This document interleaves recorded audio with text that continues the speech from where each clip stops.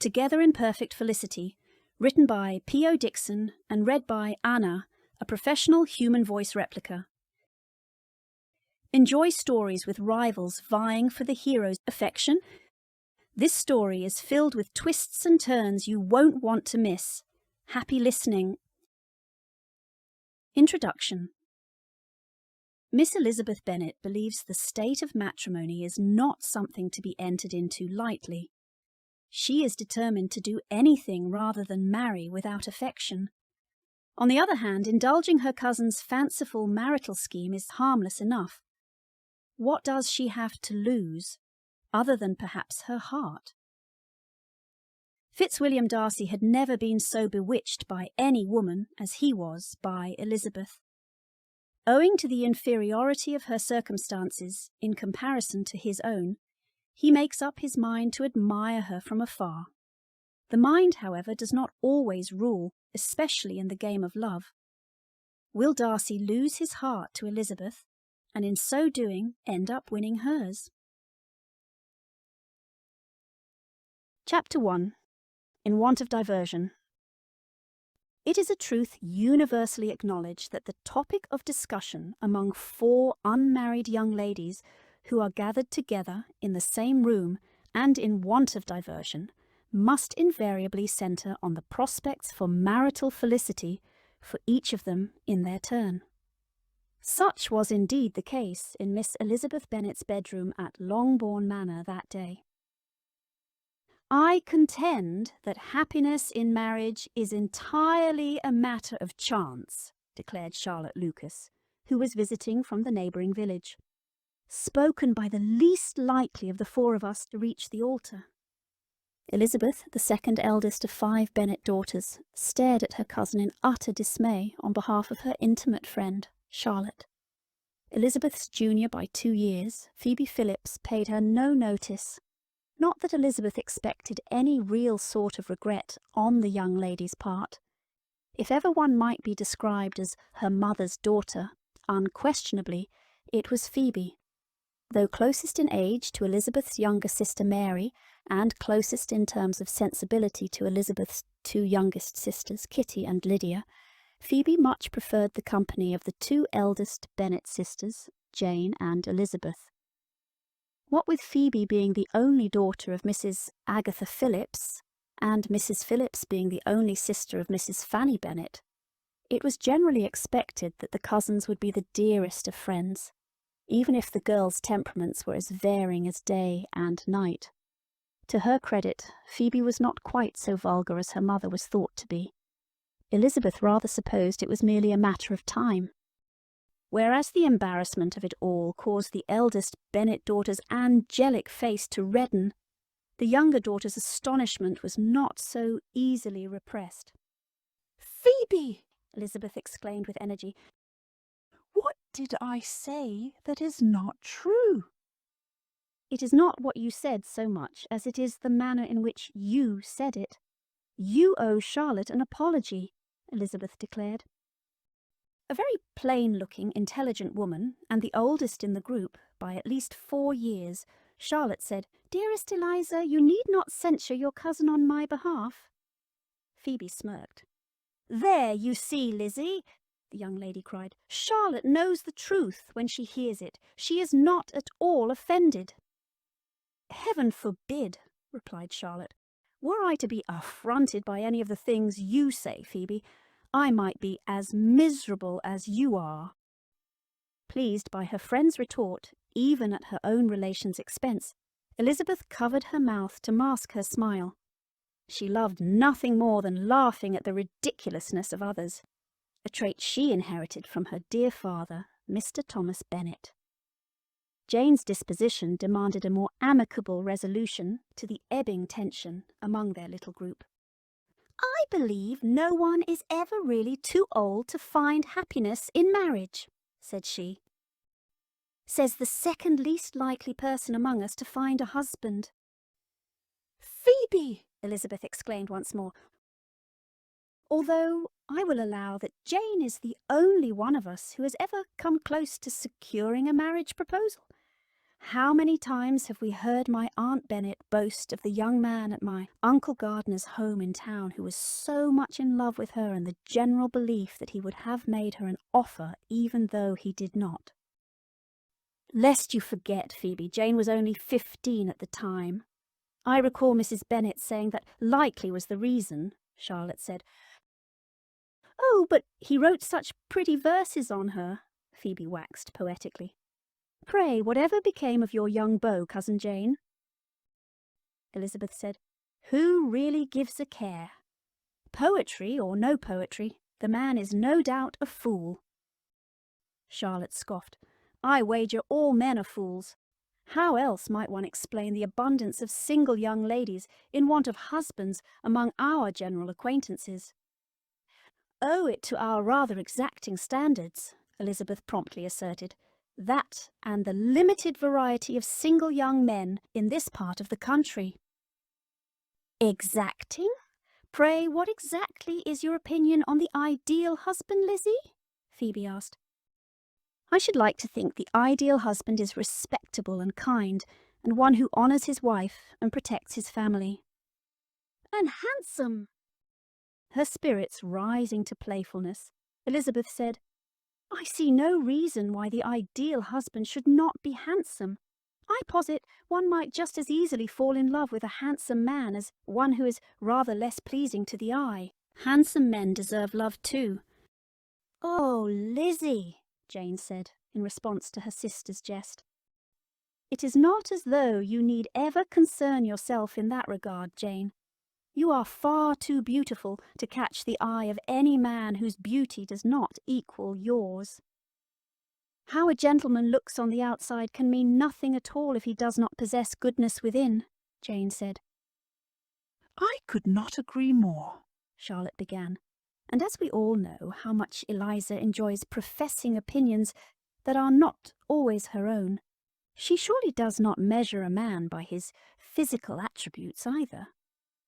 Indeed, Elizabeth said, reaching out to take her friend by the hand and giving it a gentle squeeze in solidarity. You know me very well. Releasing her friend's hand, she continued, But that is enough about me. What characteristics do you look for in a potential husband, dearest Charlotte? Charlotte shrugged. I always like to think of myself as being a very sensible woman.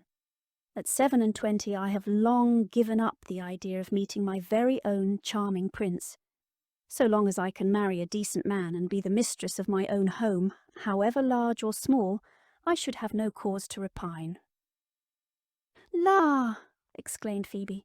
Decent, respectable, handsome. If neither of you is willing to say what is the most important characteristic of the ideal husband, then I surely will. What else is there? Jane asked. Why, the gentleman must be rich, of course. Surely you have heard it said that money does not buy happiness, Phoebe, Elizabeth said. I have heard it said time and time again, and I simply do not believe it. And on the off chance it is true, what does it signify, especially since one might just as easily fall in love with a rich man as a poor one? Says the youngest of the four of us, Elizabeth responded. If by that you mean to say I am merely young and foolish, perhaps I am, but I shall not be deterred from my opinion. Besides, as Charlotte said, happiness in marriage is purely a matter of chance. I prefer to take my chances with a rich man. I wish you nothing but the best of luck, Elizabeth said. Laugh at me if you dare, Cousin Lizzie, but I seriously doubt there is one among us who would refuse the hand of a wealthy gentleman, regardless of his character. Elizabeth did not mean to be cruel, but she could not help but laugh a little. She threw a quick glance to her right, and then another to her left. In spite of your strong resolve, your assertion is one that will no doubt go unproven. It is not as though there is an abundance of wealthy young men in want of wives in our midst. Phoebe clutched a soft pillow to her bosom. Surely you are aware that particular dilemma is soon to be resolved. Are you speaking of the imminent arrival of Mr. Charles Bingley, the young man who recently let Netherfield Park? Jane inquired. Indeed, I am. To be more precise, the young man of large fortune from the north of England. He is said to have £5,000 a year, and he is also said to be handsome, which must surely count for something with you, Lizzie. But wait until you hear the best part of it all. Mr. Bingley will be accompanied by a rather large party when he returns. He is single, after all, and where there is one single man, there is bound to be another, and another, and another. What can the size of Mr. Bingley's party have to do with any of us? Cried Jane. The greater the number of single men in his party, the better are our chances of meeting our potential husbands among them, Phoebe cried. She tilted her head in a moment of contemplation, and then continued, Oh, I have a brilliant idea. What say you, ladies, that we make a pact that the four of us will do everything in our power to find husbands during the course of the next 12 months? Even if what you propose were viable, marriage is a serious commitment. I do not know that I would be comfortable approaching such a consequential endeavour in such a frivolous, dare I say tactless, manner as you are suggesting. For heaven's sake, Lizzie, it is not as though I have suggested a wager or anything of the sort. I am merely suggesting that we seize control of our own destinies. If not now, then when? None of us is getting any younger, and who is to say? One of us might very well succeed. Think about it, Charlotte, Jane, Lizzie. What is there for any of us to lose? Chapter 2. In Due Time. London, England, Darcy House, 1811. Brother, may I be allowed to travel with you to Hertfordshire? I promise you will scarcely be aware of my presence. Fitzwilliam Darcy laid his newspaper aside, thus giving his younger sister his full attention. Georgiana, you know how much it pains me to cause you displeasure, but in this case I fear I have no other choice. What would be the harm in my joining you and the Bingleys? Are you concerned about my age? Do you still consider me too young to be out in society? You are far too young to be out in society. However, that fact has nothing to do with my belief that now is not the time for you to travel to Hertfordshire. You are unfair, brother. Georgiana, you have never expressed an interest in travelling with me before. What is the reason for your sudden change of heart? Well, as you may or may not know, Miss Bingley and I have grown rather fond of each other of late, and she thinks this trip would provide the perfect excuse for me to get better acquainted with her brother. Darcy drew a quick breath. Does she now? You need not pretend the thought of an alliance between me and your friend Mr. Bingley has not crossed your mind. Do you deny it? Frankly, Darcy had no wish to deny it. Neither did he wish to confirm it. His young sister was only 6 and 10, far too young to entertain thoughts of marriage. He held firmly to that view, despite having interceded on her behalf some time earlier to prevent her from eloping with the one man in the world whom Darcy thought of as his worst enemy, George Wickham. He knew how much the discovery that Wickham's primary motive in the scheme was her dowry of £30,000 had pained his young sister.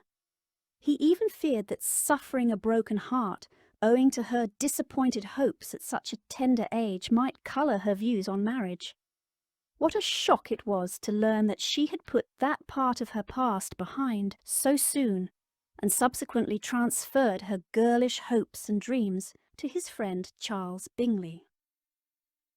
I will only say that Miss Bingley ought not to place the burden of an alliance between our families, which she so desperately covets, on your shoulders.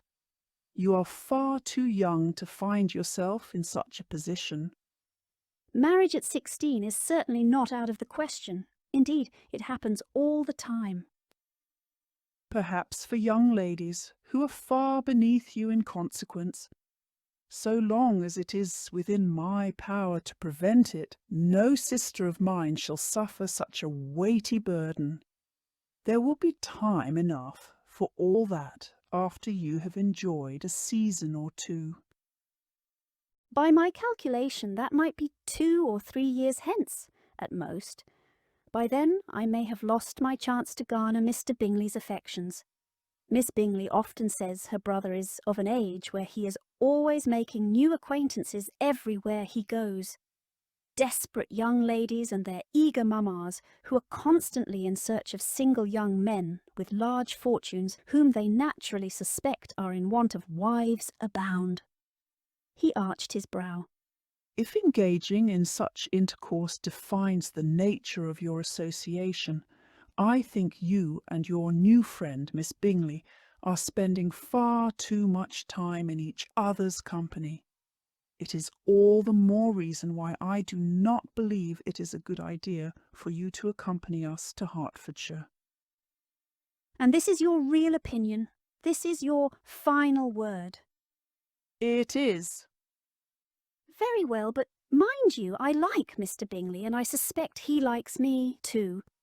I will not be dissuaded in my quest to become Mrs. Charles Bingley some day. So long as some day is several years in the making, I shall have no cause to repine. It is good to know that I have your blessing. With that, Georgiana stood in preparation to quit the room. Good day, brother. Where are you going? I think I should like to call on Miss Bingley this morning. Who is to say how long she and I will be separated, what with your upcoming departure for Hertfordshire? Perchance I shall see her brother as well. I shall be happy to convey any message to him that you might wish. You will remember to ask Mrs. Annesley to join you, I trust, and you will remain in her company at all times. Mrs. Annesley had been employed by Darcy to be his sister's companion in the aftermath of the discovery that her former companion, a Mrs. Young, had been complicit in the Wickham debacle at Ramsgate. In subjecting Mrs. Annesley to a thorough investigation before hiring her, Darcy intended never to make such a mistake again. His sister meant everything to him. Indeed, I would never dream of doing otherwise. The young lady was gone directly, leaving her brother alone with his thoughts. Still a bit taken aback by the candid discussion with a sister more than a decade his junior, Darcy sat at his desk, barely attending to the mounds of paperwork he needed to get through in preparation for his upcoming trip. I have no one to blame other than myself for Georgiana's belief that an alliance between Bingley and her would meet with my approval.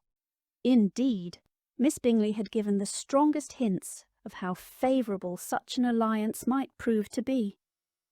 As it was, on the heels of Georgiana's thwarted elopement scheme with George Wickham, his former friend and current nemesis, Darcy had said nothing to dampen the young lady's enthusiasm. At the time, he was more concerned about how London society might react should his young sister's actions be discovered.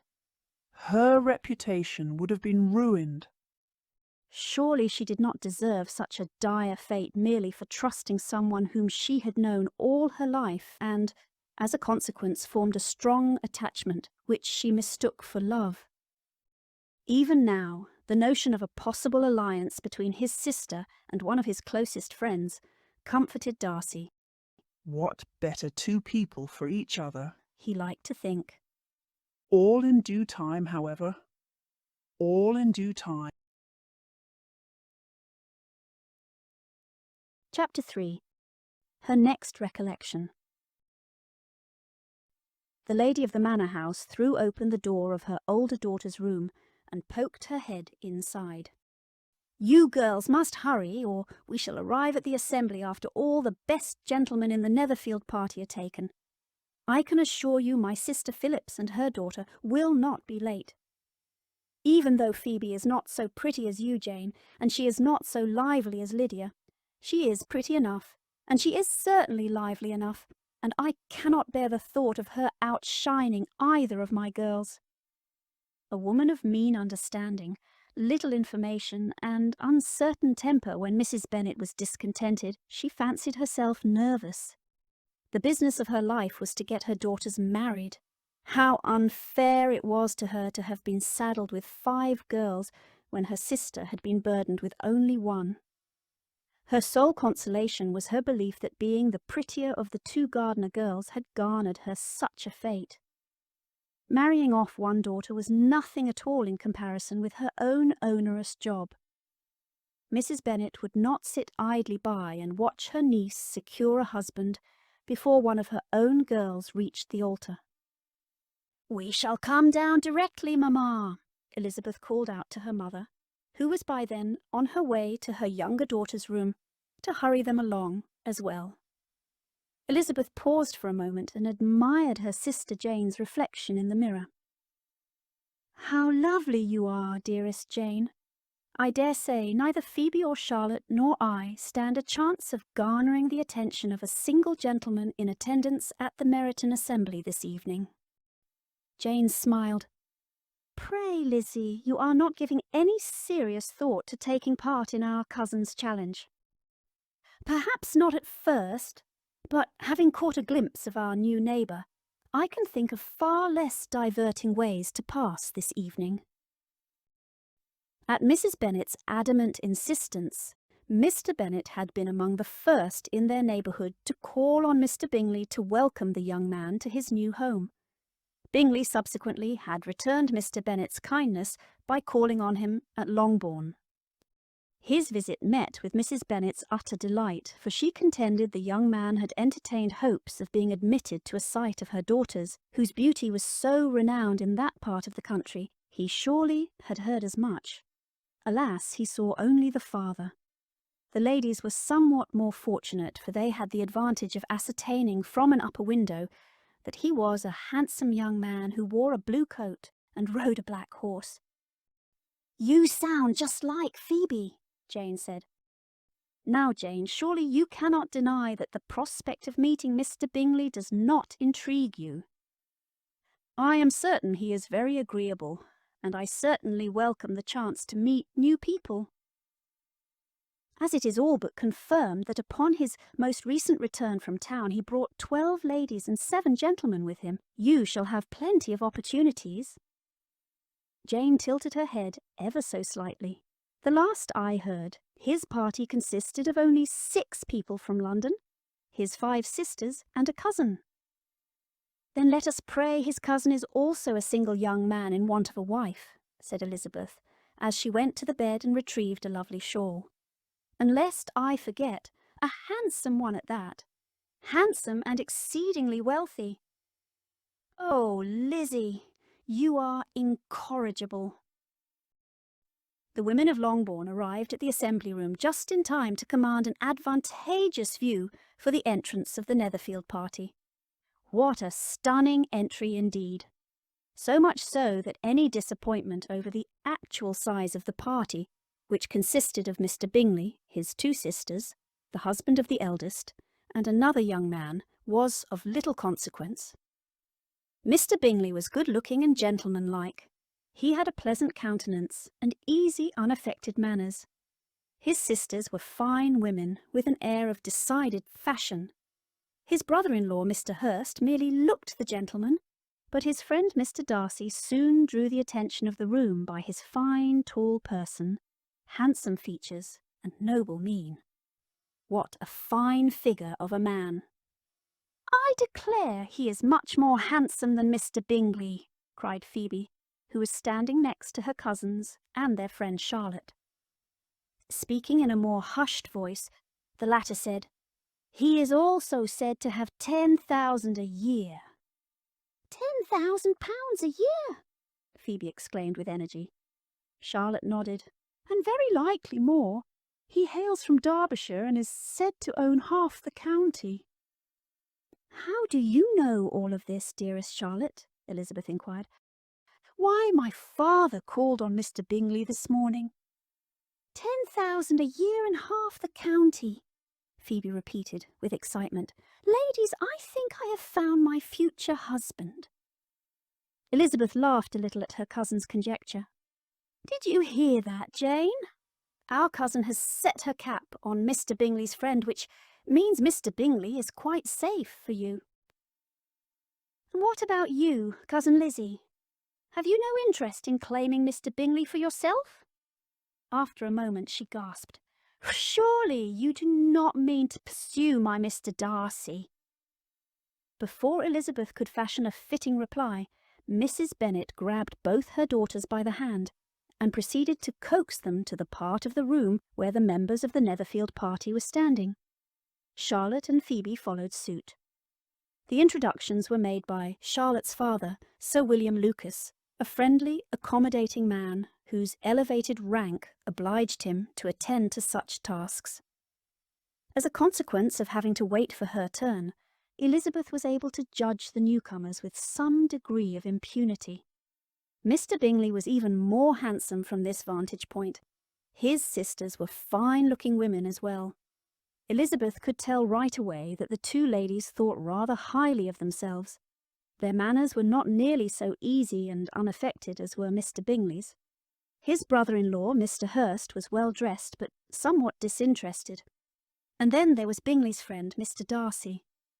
Elizabeth did not like to stare, but it was almost impossible not to stare at a gentleman so abundantly endowed with all the best parts of beauty. My cousin is correct. Mr. Darcy is so much more handsome than Mr. Bingley. His voice was so deep, so melodic and even sensuous that Elizabeth almost did not notice his haughty air. Almost. Her cousin, in her eagerness to meet the gentleman, stole Elizabeth's place in line at the last moment and offered her hand to the gentleman. His dark, brooding eyes grew even more foreboding as he reluctantly accepted it and bowed almost imperceptibly. How rude! True, her cousin's display could almost be described as vulgar, but surely the gentleman was no stranger to such a reception from an eager young girl. Not that young Phoebe was put off by Mr. Darcy's cold reception. She merely drifted away as though she had touched the hand of Adonis himself. It was then Elizabeth's turn to meet everyone. The bright smiles she bestowed upon his friend Bingley, and even the polite smile she bestowed upon Bingley's sisters, she promptly dropped when she stood before Mr. Darcy.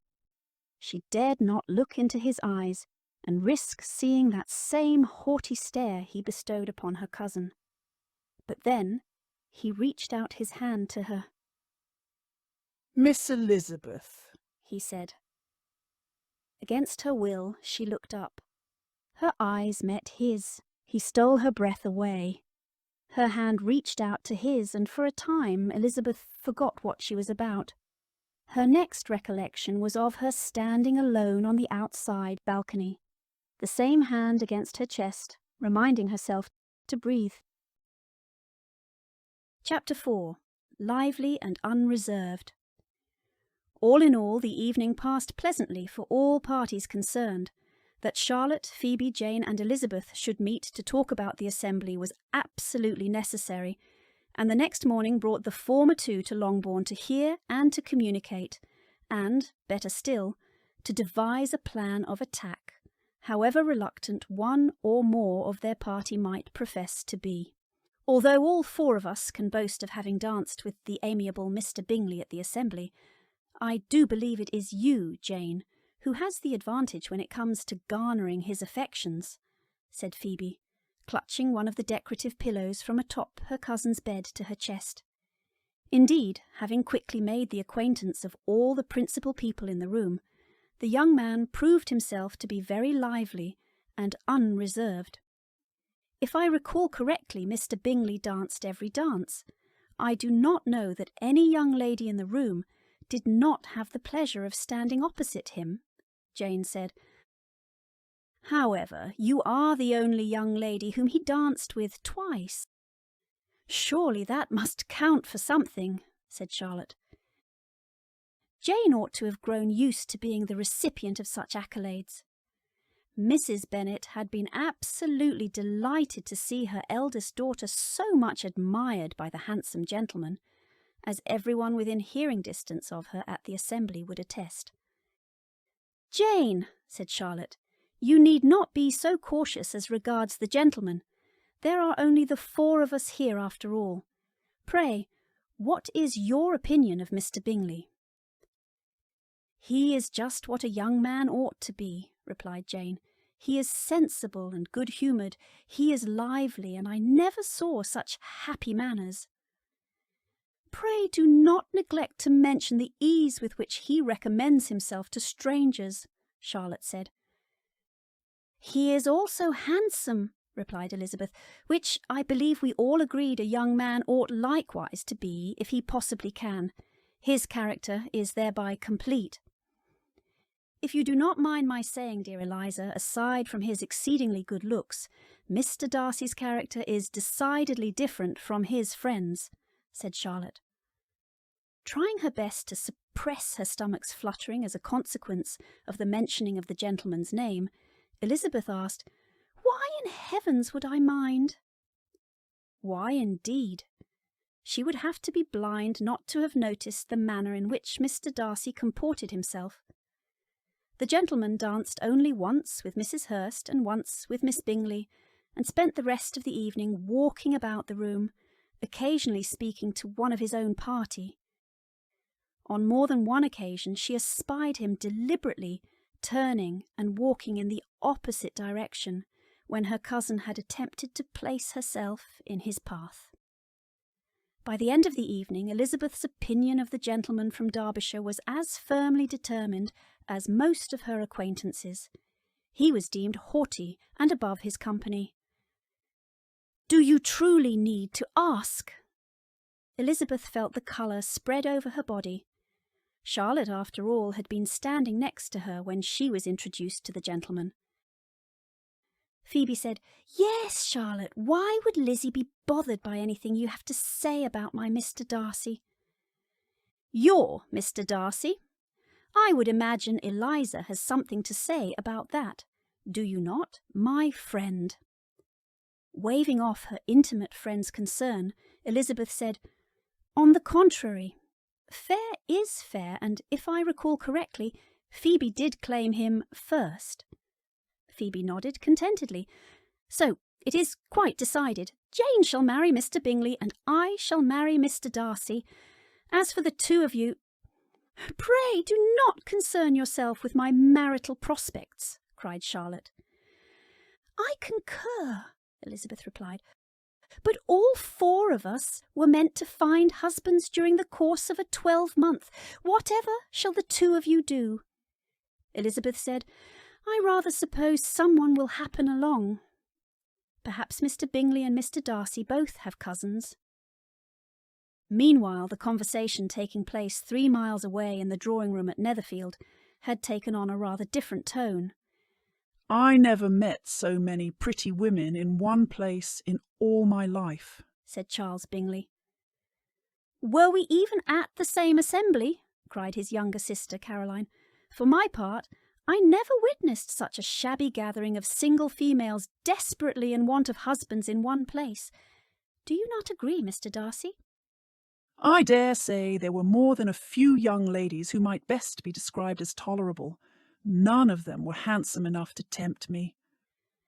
"I did notice you walking about looking rather stupid for the better part of the evening," Charles declared, "refusing to dance with anyone other than my sisters.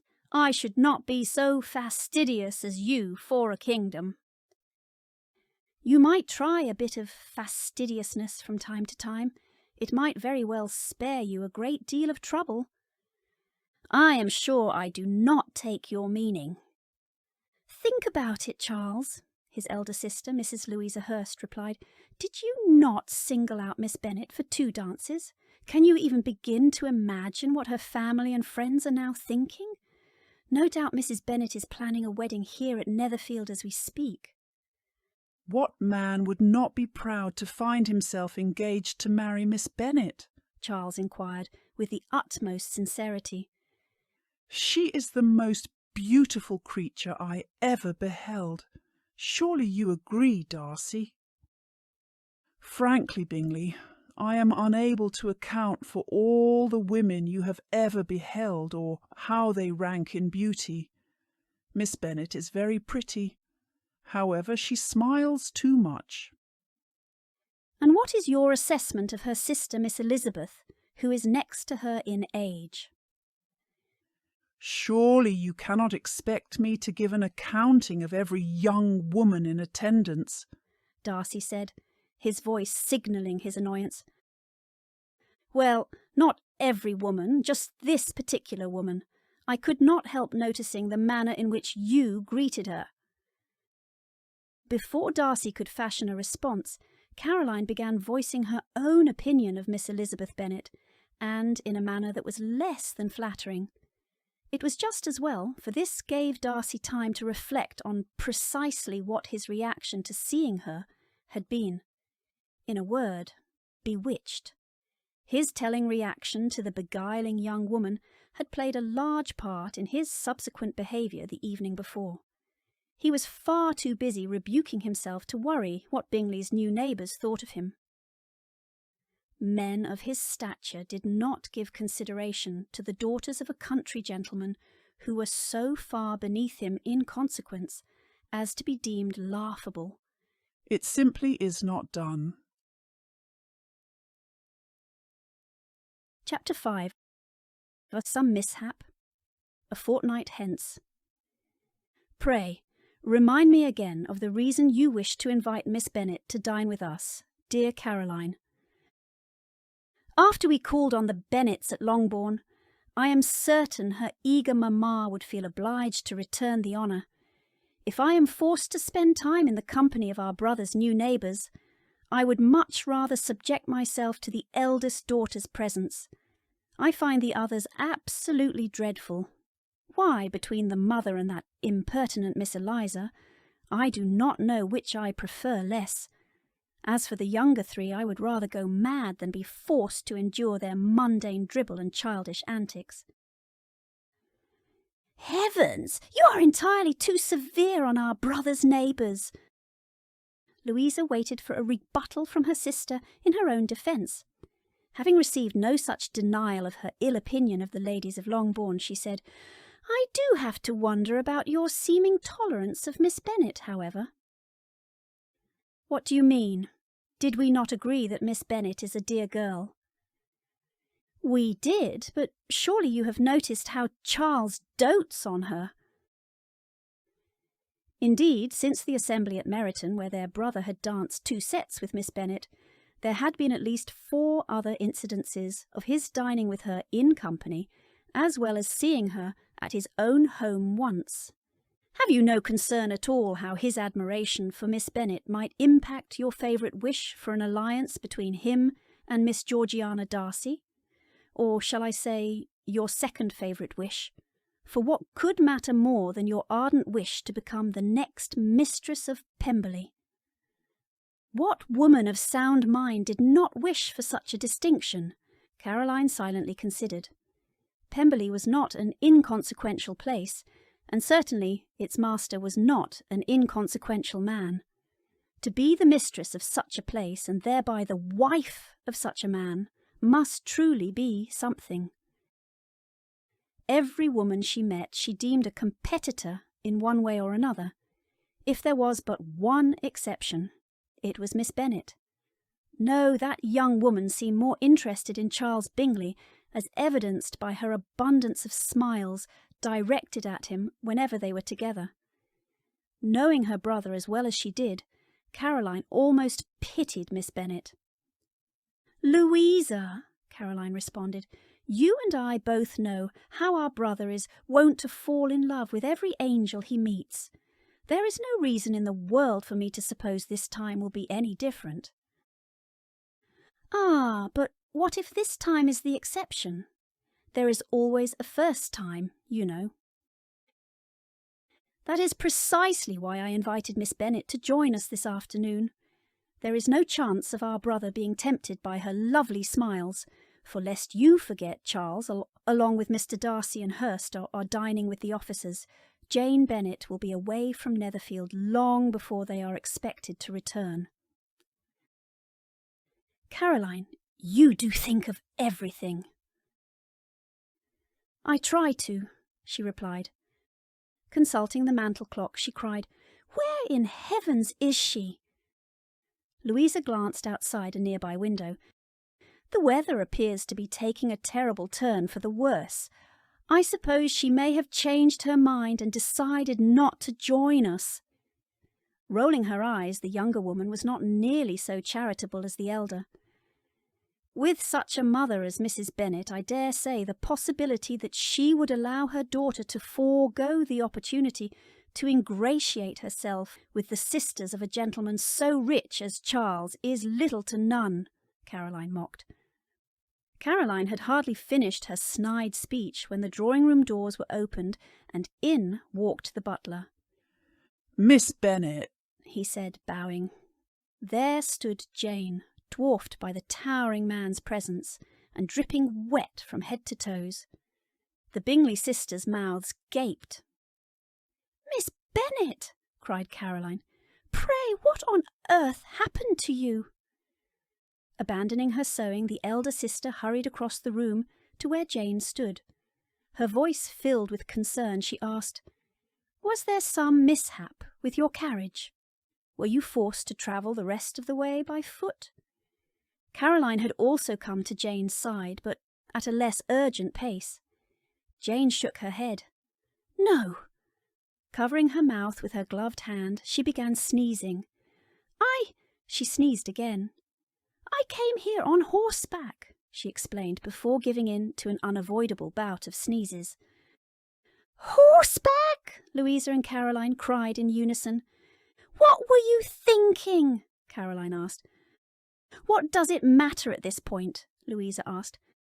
"Come, Miss Bennet, we must see that you remove your wet clothing before you catch your death of cold." The three ladies were quickly on their way up the stairs, the elder clearly concerned for the guests' well-being, and the younger no doubt puzzled by the guests' sensibility. "Horseback," she silently mouthed for her sister's benefit alone. "Are these people too poor to afford a carriage?" Both sisters merely shrugged. The Bingley sisters were considerate enough to remain by Jane's side until she was settled comfortably in a nice warm bed in one of the guest apartments. Concerned about a gradual turn toward the worse in Jane's condition as the evening progressed, the decision was made to have Mr. Jones, the local apothecary from Meryton, come and examine Jane early the next morning. The gentleman's prognosis upon examining the sick lady was met with a mixture of relief and trepidation on the part of the two sisters. Relief that Jane suffered a cold and nothing graver, and trepidation because Jane was commanded to remain in bed at Netherfield for several days, so as not to risk a worsening of her condition. "Several days!" cried Caroline to Louisa, once Mr. Jones was gone, and the ladies were at liberty to speak in private. "I dare say Netherfield will be overrun by Bennets before we know. How on earth are we to endure?" Chapter 6. Sight to behold. Desperation accompanied Elizabeth on her solitary journey that morning. Earlier she had received a letter from her sister Jane, who had fallen ill while visiting her friends at Netherfield Park. The words in Jane's letter, though meant to be reassuring, had failed miserably in easing Elizabeth's distress upon reading them. "My dearest Lizzie," the letter had begun, "I find myself very unwell this morning, which, I suppose, is to be imputed to my getting wet through yesterday. My kind friends will not hear of my returning till I am better. They also insisted on my seeing Mr. Jones. Therefore, I implore you, do not be alarmed if you should hear of his having been to me. I believe it a bit much, for excepting a sore throat and headache, there is not much the matter with me. Yours, etc." Elizabeth knew her sister too well not to be concerned. Jane is too good to complain about anything, even her own health. My sister needs me. Elizabeth's steps grew even more impatient. What was my mother thinking in insisting that Jane travel from Longbourn to Netherfield on horseback, when the skies above threatened a torrential downpour. Of course, Elizabeth knew precisely what her mother was thinking. She had meant to play matchmaker between Jane and Mr. Bingley, knowing full well that Jane would be forced to stay the night should the weather prognostication hold true. Having navigated any number of hills and stiles successfully, Elizabeth underestimated the width of a puddle in her path. She jumped, but she did not jump far enough, and instead of landing on her feet, she found herself lying flat on her back, her bonnet, her spencer, her gown, her everything covered in mud. What a wretched sight to behold! How shall I possibly arrive at Netherfield looking like this? Even Jane might find my appearance objectionable, and Jane never thinks badly of anyone. The sound of approaching horse hoofs caught her wholly unaware, and before she knew what she was about, Elizabeth was staring up into the eyes of the last person she wished to see. Giving no mind to what his own appearance would be, the gentleman quickly dismounted and extended his gloved hand. "Miss Elizabeth," he said, "are you quite all right?" Before Elizabeth could reply, he said, "Take my hand." Without hesitation, she did exactly as she was told, although she did not like finding herself in such a position one bit. After all, she was not one of those helpless females she often read about in romance novels. She was quite sure that she could manage quite well on her own, had he not come along when he did. Once she was standing upright, albeit drenched in mud, she told him as much. "That may very well be, but I am here, and thus I am obliged to see that you arrive at your intended destination safely.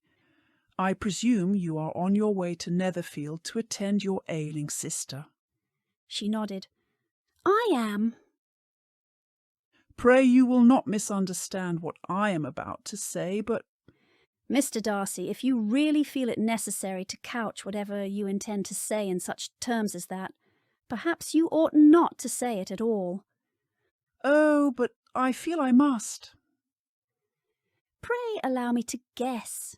You find the idea of my arriving at your friend's home in such a dreadful state as this completely intolerable."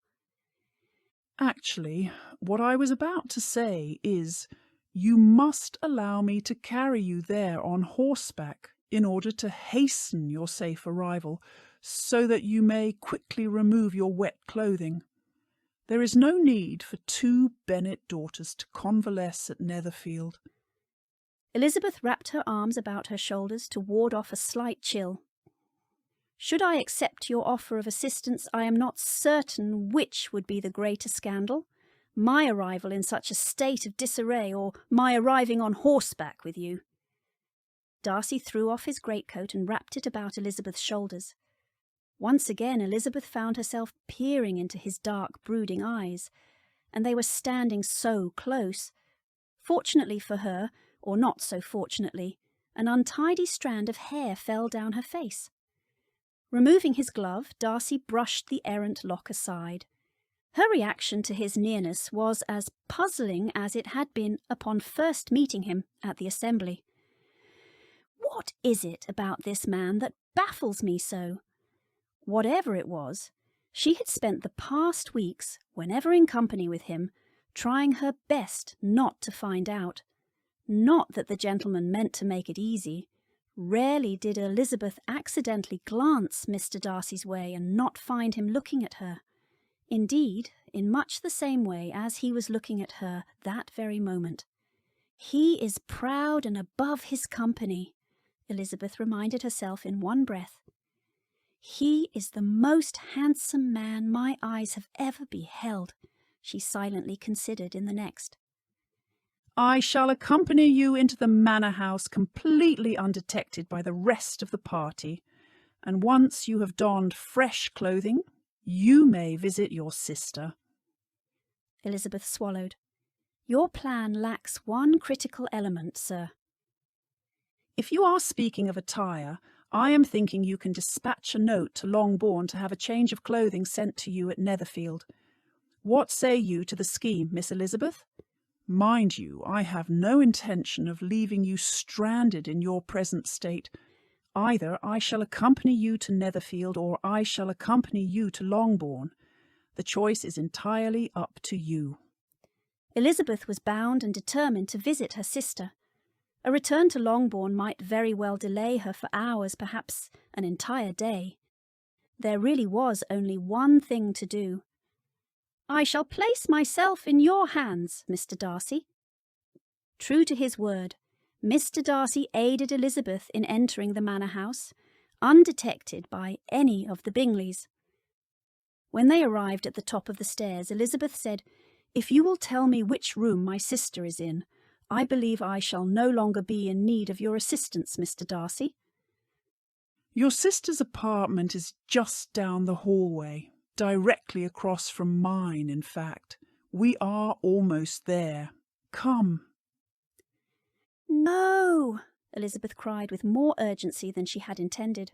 She had almost forgotten she was still draped by the gentleman's coat.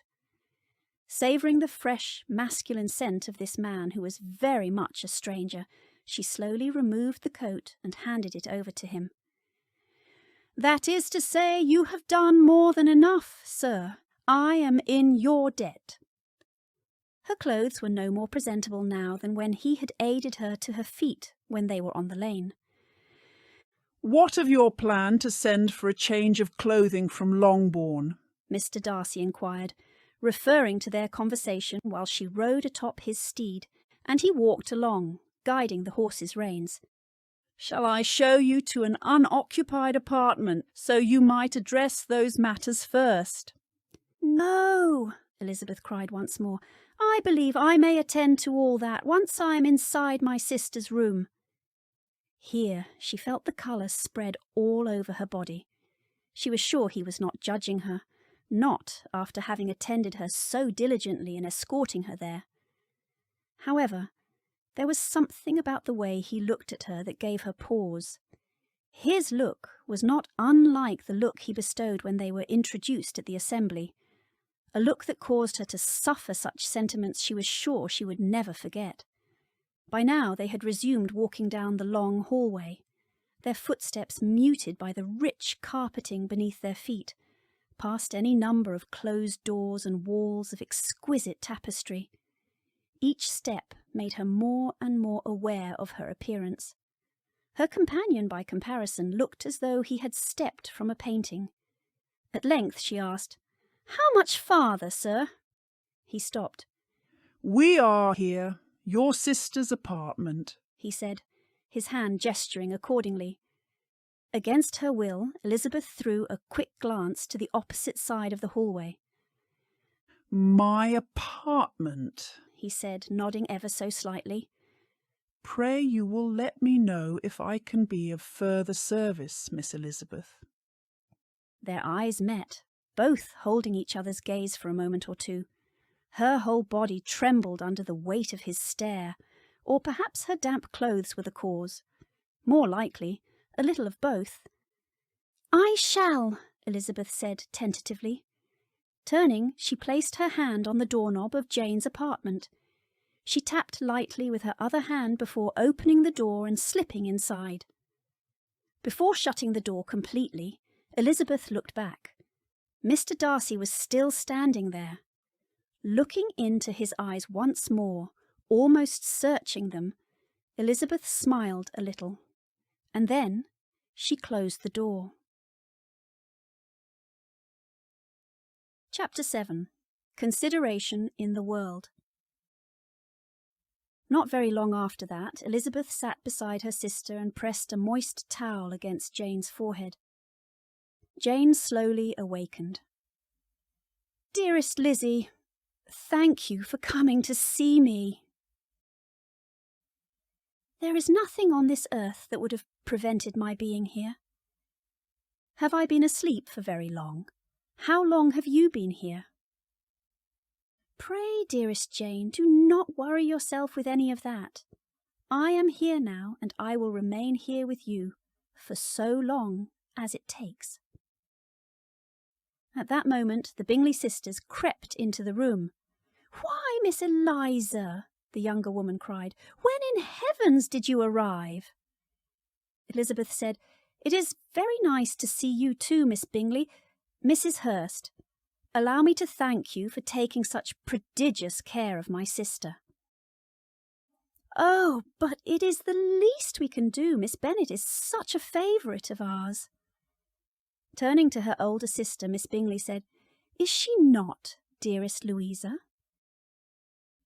Twisting a strand of pearls draped around her neck, the other lady nodded. "She is, indeed. It is our pleasure to have her.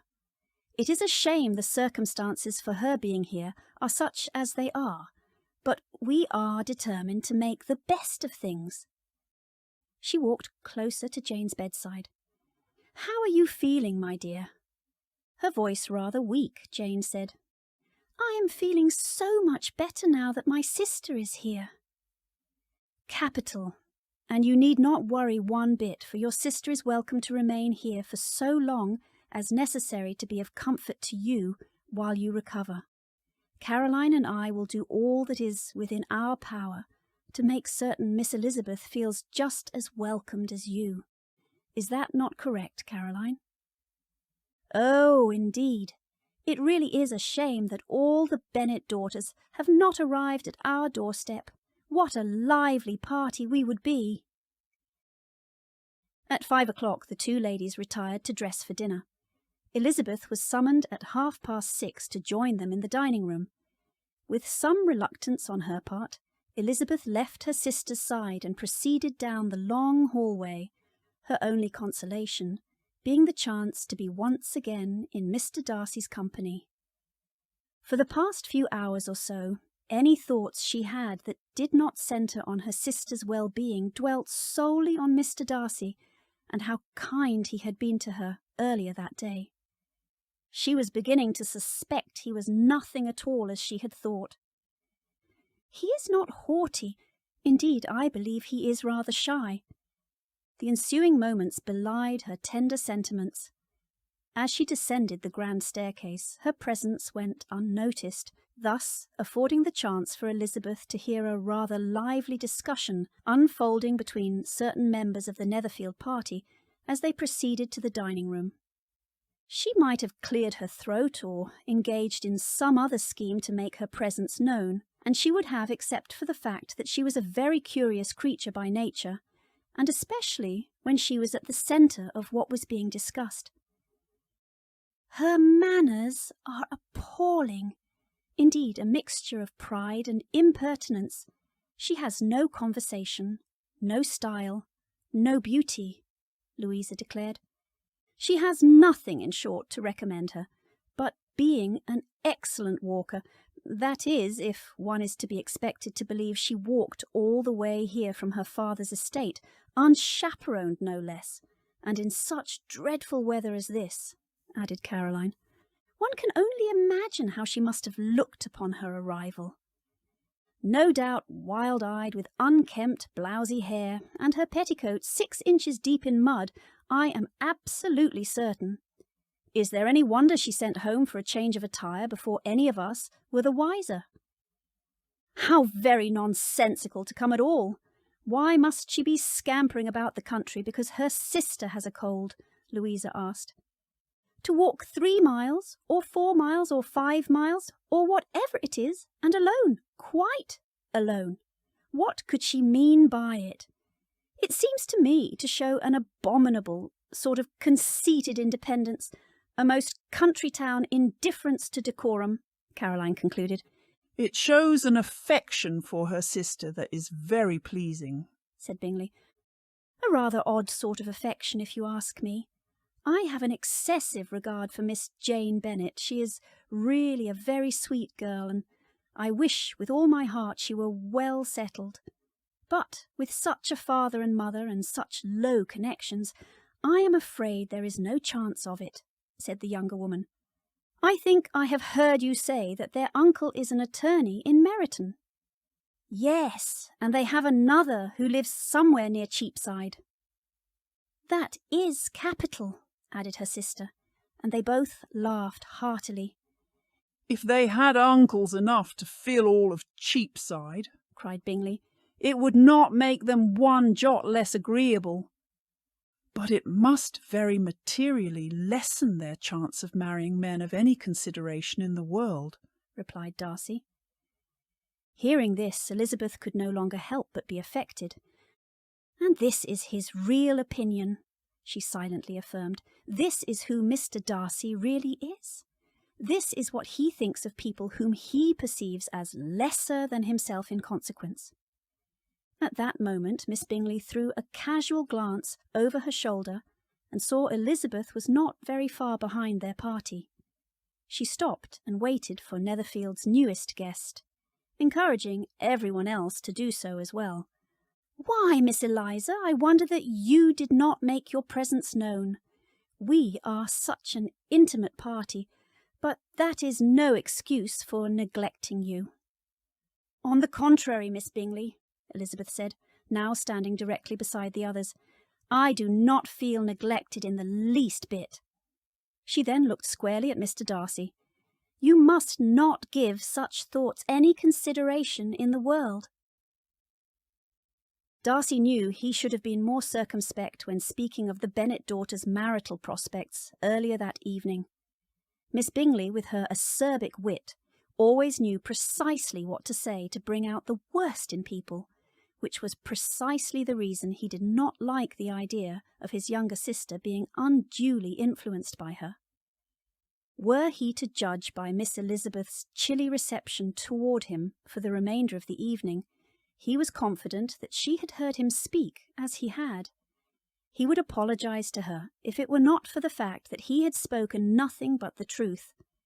Admittedly, he knew nothing at all about the Bennet daughters of Longbourn, the size of their fortune or lack thereof, or even their connections, their being so intimately connected with people in trade by way of their mother being a tradesman's daughter and her two brothers, one a merchant in town who lived near his warehouses, and the other a lawyer in the nearby town of Meryton, was all he needed to know. Miss Elizabeth's situation in life did not, indeed could not, keep thoughts of her from accompanying him to sleep that night, however. A most satisfying slumber had not been long in the making, before Mr. Darcy knew everything a man of sense and education, with knowledge of the world, could ever wish to know about a woman.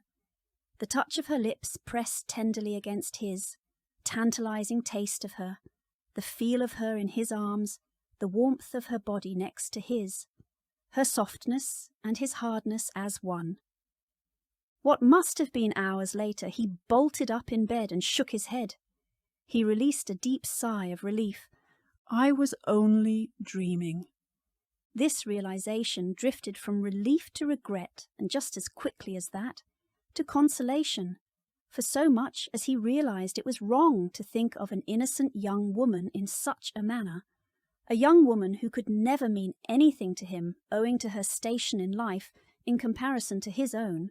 He could certainly enjoy her charming wit and bewitching dark eyes by day, and dream of cherishing her with her oh so pleasing figure and tantalizing lips by night, for so long as he remained in Hertfordshire.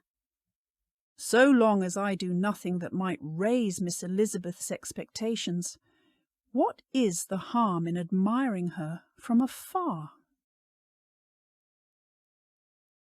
Chapter 8. An obvious ploy. Though the events of the previous evening had thoroughly cemented Elizabeth's opinion of the members of the Netherfield party, each of them, in their turn, she felt it absolutely necessary to acknowledge the Bingleys' benevolence towards Jane by accepting the invitation to dine with them in the breakfast-room. She now knew and understood the younger woman was nowhere nearly so delighted by her presence as was her brother, Mr. Bingley, which made being there all the more uncomfortable, albeit oddly satisfying. However, nothing could have prepared Elizabeth for what happened just as their party adjourned to the drawing-room. A footman formally attired in livery more suited to a king's servant entered the room. Miss Phoebe Phillips, he declared. Seconds later, Elizabeth's cousin waltzed into the room, adorned in a light blue muslin gown, a dark blue spencer, and a lovely bonnet, which Elizabeth knew to be recently purchased. "Phoebe, what on earth are you doing here?" Elizabeth could not help but exclaim. "My question exactly," Miss Bingley uttered. After acknowledging each of the occupants of the room with a slight curtsy, and no doubt disappointed by Mr. Darcy's absence, Phoebe said, "Why, Cousin Lizzie, you know how fond I am of my dear, dear cousin Jane. Why, I simply could not sleep a wink until I saw firsthand how she is getting along. One can never take anything for granted where these things are concerned. Even a trifling cold has the possibility of taking a turn for the worse."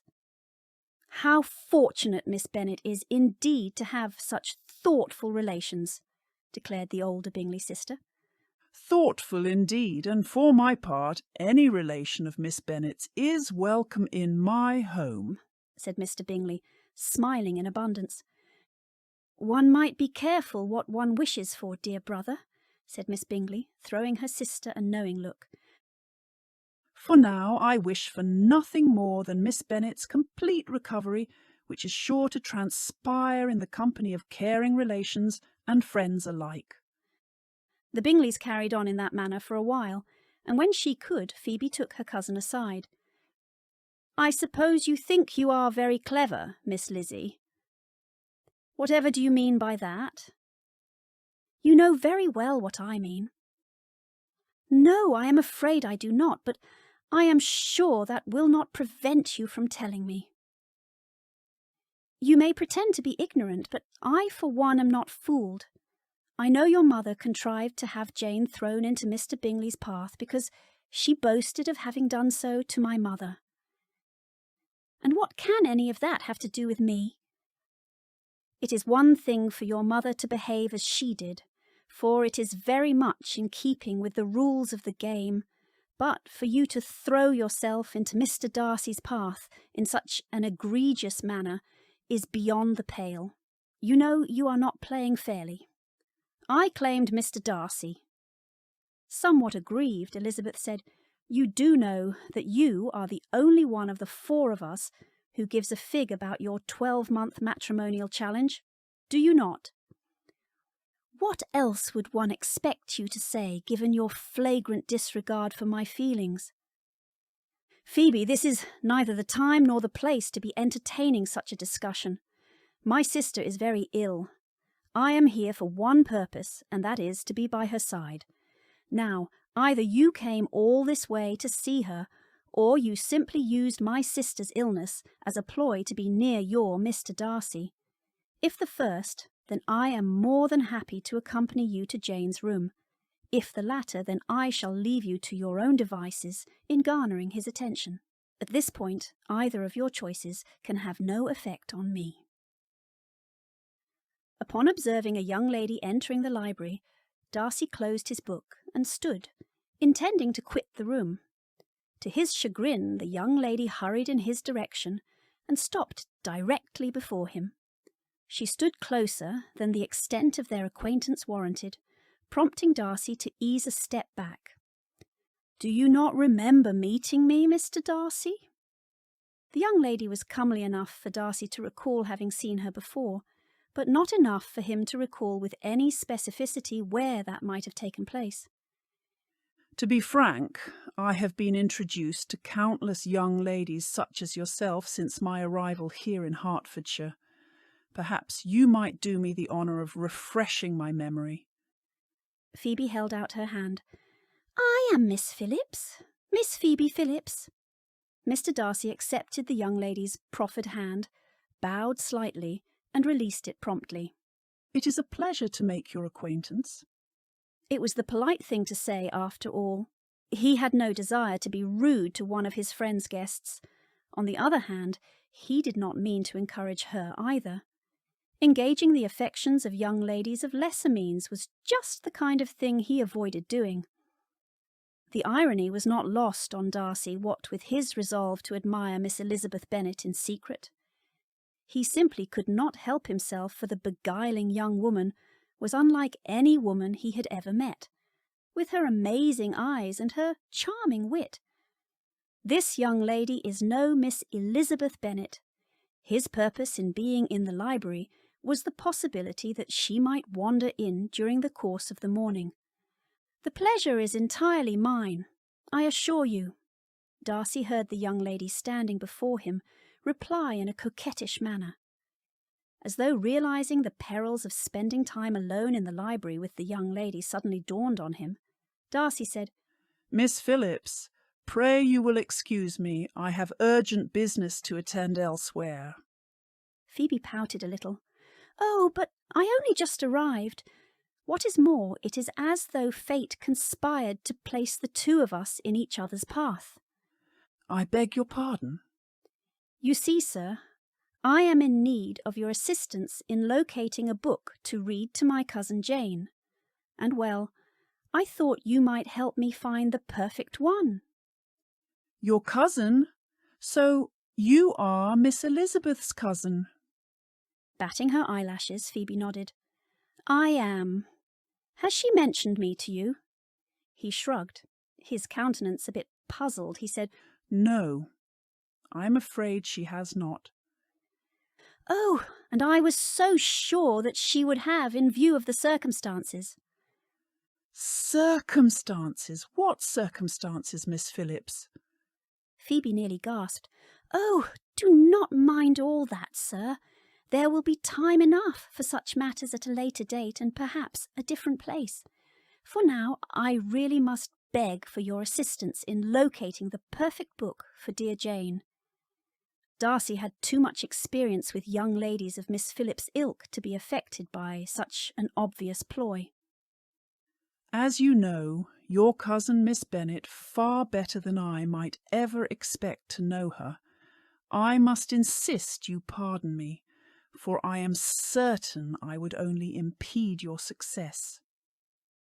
"I rather disagree. In fact, I have a fair knowledge of the books in this library, having visited Netherfield on more than one occasion before it was let by your friend Mr. Bingley. I believe the perfect book is just over there." Phoebe walked swiftly to the stacks and scurried up the ladder. Her boldness seemed to ebb when she reached one of its higher rungs. "Oh, Mr. Darcy!" she cried. "I do not know what has come over me. Why, I completely forgot I am deathly afraid of heights." "Stay where you are," Darcy declared before proceeding to walk across the room in the opposite direction. Seeing this, Phoebe exclaimed, "Sir, I need your help. Pray, where are you going?" "To summon a footman, of course." After doing just that, Darcy said, "There, help is on the way." He bowed. "Good day, Miss Phillips." Darcy was gone directly. Chapter 9. Such a pleasing manner. Feeling somewhat put upon, Elizabeth was not sure which vexed her more, her cousin Phoebe's impertinent visit, or Elizabeth's mother and sister's visit the very next day. All Elizabeth knew was her sister Jane had recovered enough for the two of them to soon be taking their leave of Netherfield. She could hardly wait. Making matters worse, she had been prevailed upon by her mother's antics to stand up for Mr. Darcy time and again throughout her visit. In so doing, Elizabeth had inadvertently led Miss Bingley to view her as a rival for Mr. Darcy's attention, an unenviable position indeed, considering how Elizabeth felt about the couple and their games of cat and mouse. He had frequently engaged Elizabeth in conversation for the better part of the evening, to Miss Bingley's exclusion as well as her dismay. Elizabeth did not like being used in such a manner, and she meant to tell the gentleman how she felt as soon as she had a chance. The day after Mrs. Bennet's visit proceeded in much the same way as the day before. Mr. Darcy's attention toward Elizabeth did not abate. After a half-hour or so of being chased around the room by Miss Bingley, Mr. Darcy decided to apply to the overzealous young lady and Elizabeth for an indulgence of some music. Miss Bingley moved with some alacrity to the pianoforte. After a polite request that Elizabeth would lead the way, which Elizabeth politely declined, she seated herself. Mrs. Hurst sang with her sister, and while they were thus employed, Elizabeth could not help observing, as she turned over some music books that lay on the instrument, how frequently Mr. Darcy's eyes were fixed on her. After playing some Italian songs, Miss Bingley varied the charm by a lively Scotch air, and soon enough Mr. Darcy drew near Elizabeth. "Do not you feel a great inclination, Miss Bennet, to seize such an opportunity of dancing a reel?" She smiled, but made no answer. As though surprised by her silence, Mr. Darcy repeated the question. "Do not you feel a great inclination, Miss Bennet, to seize such an opportunity of dancing a reel?" "Oh," said she, "I heard you before, but I could not immediately determine what to say in reply. You wanted me, I know, to say yes, that you might have the pleasure of despising my taste, but I always delight in overthrowing those kinds of schemes and cheating a person of their premeditated contempt. I have, therefore, made up my mind to tell you that I do not want to dance a reel at all. Now despise me if you dare." "Indeed, I do not dare."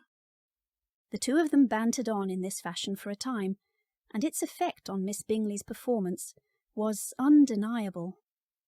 Abandoning the pianoforte altogether, the young lady hastened to place herself directly between Mr. Darcy and Elizabeth. Welcoming the reprieve, Elizabeth escaped their little group as soon as she could, and returned to the solitude of her book. Finding herself between Mr. Darcy and his most ardent admirer, Miss Bingley, was the last thing in the world Elizabeth wished for. Still, she could not help but be entertained by the prospect of Mr. Darcy's anguish. That was, until Mr. Darcy managed once again to draw Elizabeth back into the heart of their discussion. "Miss Elizabeth," he said, "takes an eager interest in reading. I have always considered the constant improvement of one's mind by extensive reading to be the hallmark of an accomplished woman." Elizabeth wanted to say something, anything to dissuade such a speech, but before she could fashion a fitting response, Miss Bingley cried, "Oh, reading no doubt has its place, but a truly accomplished woman must possess a certain something in her air and manner of walking, the tone of her voice, her address and expressions. Otherwise the word will be but half deserved, and one must not neglect the importance of physical beauty, else the more discerning among us might find an otherwise accomplished woman to be merely tolerable." "I am given to believe that beauty is in the eyes of the beholder." "You would say that," said Miss Bingley in a manner which suggested his remark held a broader context known only between the two of them. How Elizabeth wished both of them would just go away and leave her to her book. At length a servant entered the room and handed Miss Bingley a note. Upon reading it, the young woman quit the room in quite a rush. Elizabeth seized the chance to speak to Mr. Darcy with impunity. "Miss Bingley has left the room, sir." "I beg your pardon?" "She is gone now. You no longer need to behave as though I am of any consequence. Your earlier pretense worked." "Is that how you see me, Miss Elizabeth? As one who would make sport of one young lady merely to disappoint the hopes of another?" Elizabeth shrugged. "I do not know that I would have stated it so delicately as that, but as the words are your own—" "Forgive me." Taken aback by his unexpected declaration, Elizabeth cried, "Pardon me." "Forgive me, Miss Elizabeth, if I gave you cause to think my desire to get to know you better was merely a ploy to frustrate Miss Bingley." "Then you do not deny that was your intention?" "I do not deny that frustrating Miss Bingley is not without its own rewards," Mr. Darcy responded, moving closer to Elizabeth, as close to her as he had ever been throughout the entirety of their acquaintance. How she bewitched him! Gazing into her dark eyes, he added, "However, in spending the greater part of the evening in such a pleasing manner as I did, I believe I was thinking only of you." Chapter 10. the best parts of beauty. Other than the addition of a rather unwelcome guest at Longbourn, a distant cousin and the estate's heir apparent, Mr. William Collins, the days that marked the Bennet sisters' return from Netherfield, had been rather uneventful. Save the middle Bennet daughter, Miss Mary, a most welcome surprise awaited the Bennet girls and their cousin Phoebe that particular day, in Meryton, when their attention was caught by a young man, whom they had never seen before, of most gentlemanlike appearance, walking with another officer on the other side of the way. One was an officer, a Mr. Denny, a favourite of the youngest girls, Kitty and Lydia, who had recently returned from London. He bowed as they passed. All were struck with the stranger's air, and all wondered who he could be. Determined to find out, Kitty and Lydia led the way across the street, under the pretence of wanting something in an opposite shop. Soon enough, all the young ladies in the party stood face to face with the two gentlemen. Mr. Denny addressed them directly, and entreated permission to introduce his friend, Mr. Wickham, who had returned with him the day before from town, and he was happy to say had accepted a commission in their corps. In the younger sister's estimation, this was exactly as it should be, for the young man wanted only regimentals to make him completely charming. His appearance was greatly in his favour. He had all the best parts of beauty, a fine countenance, a good figure, and a very pleasing address. The introduction was followed up on his side by a happy readiness of conversation, a readiness at the same time perfectly correct and unassuming, and the whole party was still standing and talking together very agreeably when the sound of horses drew their notice, and Darcy and Bingley were seen riding down the street. On distinguishing the ladies of the group, the two gentlemen came directly towards them and began the usual civilities. Bingley was the principal spokesman, and Miss Bennet the primary object. He was then, he said, on his way to Longbourn with the purpose of inquiring after her. Mr. Darcy corroborated his friend's declaration with a bow, and then his eyes were suddenly arrested by the sight of the stranger. Elizabeth, happening to see the countenance of both as they looked at each other, was all astonishment at the effect of the meeting. Both changed colour. One looked white, the other red. Mr. Wickham, after a few moments, touched his hat, a salutation which Mr. Darcy just deigned to return. What could be the meaning of it? It was impossible to imagine. In another minute, Mr. Bingley, without seeming to have noticed what passed, took leave and rode on with his friend. Seemingly undaunted by Mr. Darcy's puzzling behaviour, Phoebe's spirits were lively, although the gentleman had done nothing to stoke her affections, and when the ladies were parted from the pleasant company of Mr. Denny and Mr. Wickham, she pulled Elizabeth away from all the other members of their party. "Cousin Lizzie," Phoebe said, "is not Mr. Wickham almost everything the ideal husband ought to be?" She clasped her hand to her bosom. "He is tall, he is amiable, and best of all, he is exceedingly handsome." "Phoebe, do you mean to say, after one look at Mr. Wickham, Mr. Darcy has now somehow diminished in your esteem? How fickle you are!" "Oh, no, you mistake my meaning. I am not suggesting Mr. Wickham is ideal for me. I believe he is the perfect husband for you." Elizabeth would have been lying if she said Mr. Wickham was not a handsome gentleman. Indeed, he was blessed with all that was pleasing to a lady's eye. Impeccable dress, perfect hair, smouldering eyes, and a charismatic smile. She dared not encourage her cousin's whims, and thus she said nothing. Elizabeth's silence Phoebe must have considered acquiescence. She said, "Oh, I knew you would agree with me. Is this not divine? Now, if only there were a man for our dear Charlotte." After a brief pause to gather her thoughts, she said, "I have a brilliant idea. I know your cousin, Mr. Collins, is intended for one or the other of either you, Jane, Mary, Kitty, or Lydia.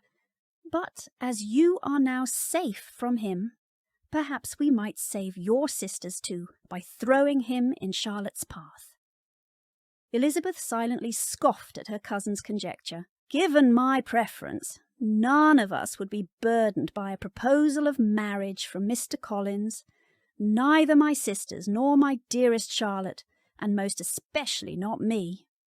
Having been compelled to be in his company since she and Jane returned to Longbourn from Netherfield, Elizabeth could rightfully say the man was ridiculous, self-important, and sycophantic. Her father had taken her aside on the heels of their first evening with the gentleman to explain his purpose in visiting Longbourn. "Prepare yourself for something dreadful," Mr. Bennet had advised. What could be more dreadful than the prospect of spending time in Mr. Collins's company for the foreseeable future? "I received a letter from him not too long ago, which goes into some detail about his motives for coming here, or, should I say, expectations. Indeed, being fully aware of the hardship to his fair cousins owing to the entail, and being cautious of appearing forward and presumptuous, he wanted to assure me that he has come prepared to admire you and your sisters." A rather odd mixture of quick parts, sarcastic humour, reserve, and caprice, Mr. Bennet had concluded. "I can only imagine which of my daughters will be the happy bride." "I dare say everyone would be happy with the arrangement," Phoebe continued, recalling Elizabeth to the present. "Our Charlotte wants nothing more than a home of her own, and that Mr. Collins can surely provide. For heaven's sake, she might one day be mistress of Longbourn." Elizabeth's pulse quickened, as it often did whenever anyone spoke of the entail on her father's estate, even when spoken in jest. Nothing was more natural than death, but the thought of what her father's passing meant was no laughing matter. Added to her grief would be the loss of everything she held dear. My mother, my sisters, and I may very well be thrown into the hedgerows. The irony of her family's situation and her cousin's marital scheme aroused in Elizabeth no little degree of dissonance. It is imperative that at least one of us marry, and marry well at that. And you, dear Lizzie, by your own accord seek a handsome man as the ideal husband, and save Mr. Darcy, of course, Mr. Wickham is by far the most handsome man we know. Phoebe, pray do not ascribe such a superficial attribute to me. Why, I am only repeating your own words. Words mentioned in jest, if I recall correctly. Phoebe shrugged. Nevertheless, so much as she did not wish to be an active party to her cousin's scheme of marital felicity for the next 12 months. Later, when Elizabeth was alone and at liberty to reflect on the events of the day, she could not help but think about her new acquaintance, Mr. Wickham. The disdainful manner in which Mr. Darcy had regarded Mr. Wickham had been impossible not to discern. No doubt the two of them are acquaintances from the past. Even someone as haughty as Mr. Darcy would not show such a degree of disdain toward a complete stranger. Elizabeth at once felt a bit ill at ease, having thought of Mr. Darcy in such unflattering terms. The morning he came to her aid after her muddy mishap while on her way to Netherfield Park, he had been the perfect gentleman, offering her kindness when he might easily have derided her. Of course, he had quickly reverted to the gentleman she recalled meeting at the assembly when he was once again in the company of his friends, the pernicious Bingley sisters. Such varying emotions suffered on account of one particular man puzzled Elizabeth exceedingly. Mr. Bingley, she felt she understood perfectly well. In essentials, the difference between Mr. Darcy and Mr. Bingley were akin to the differences between autumn and spring.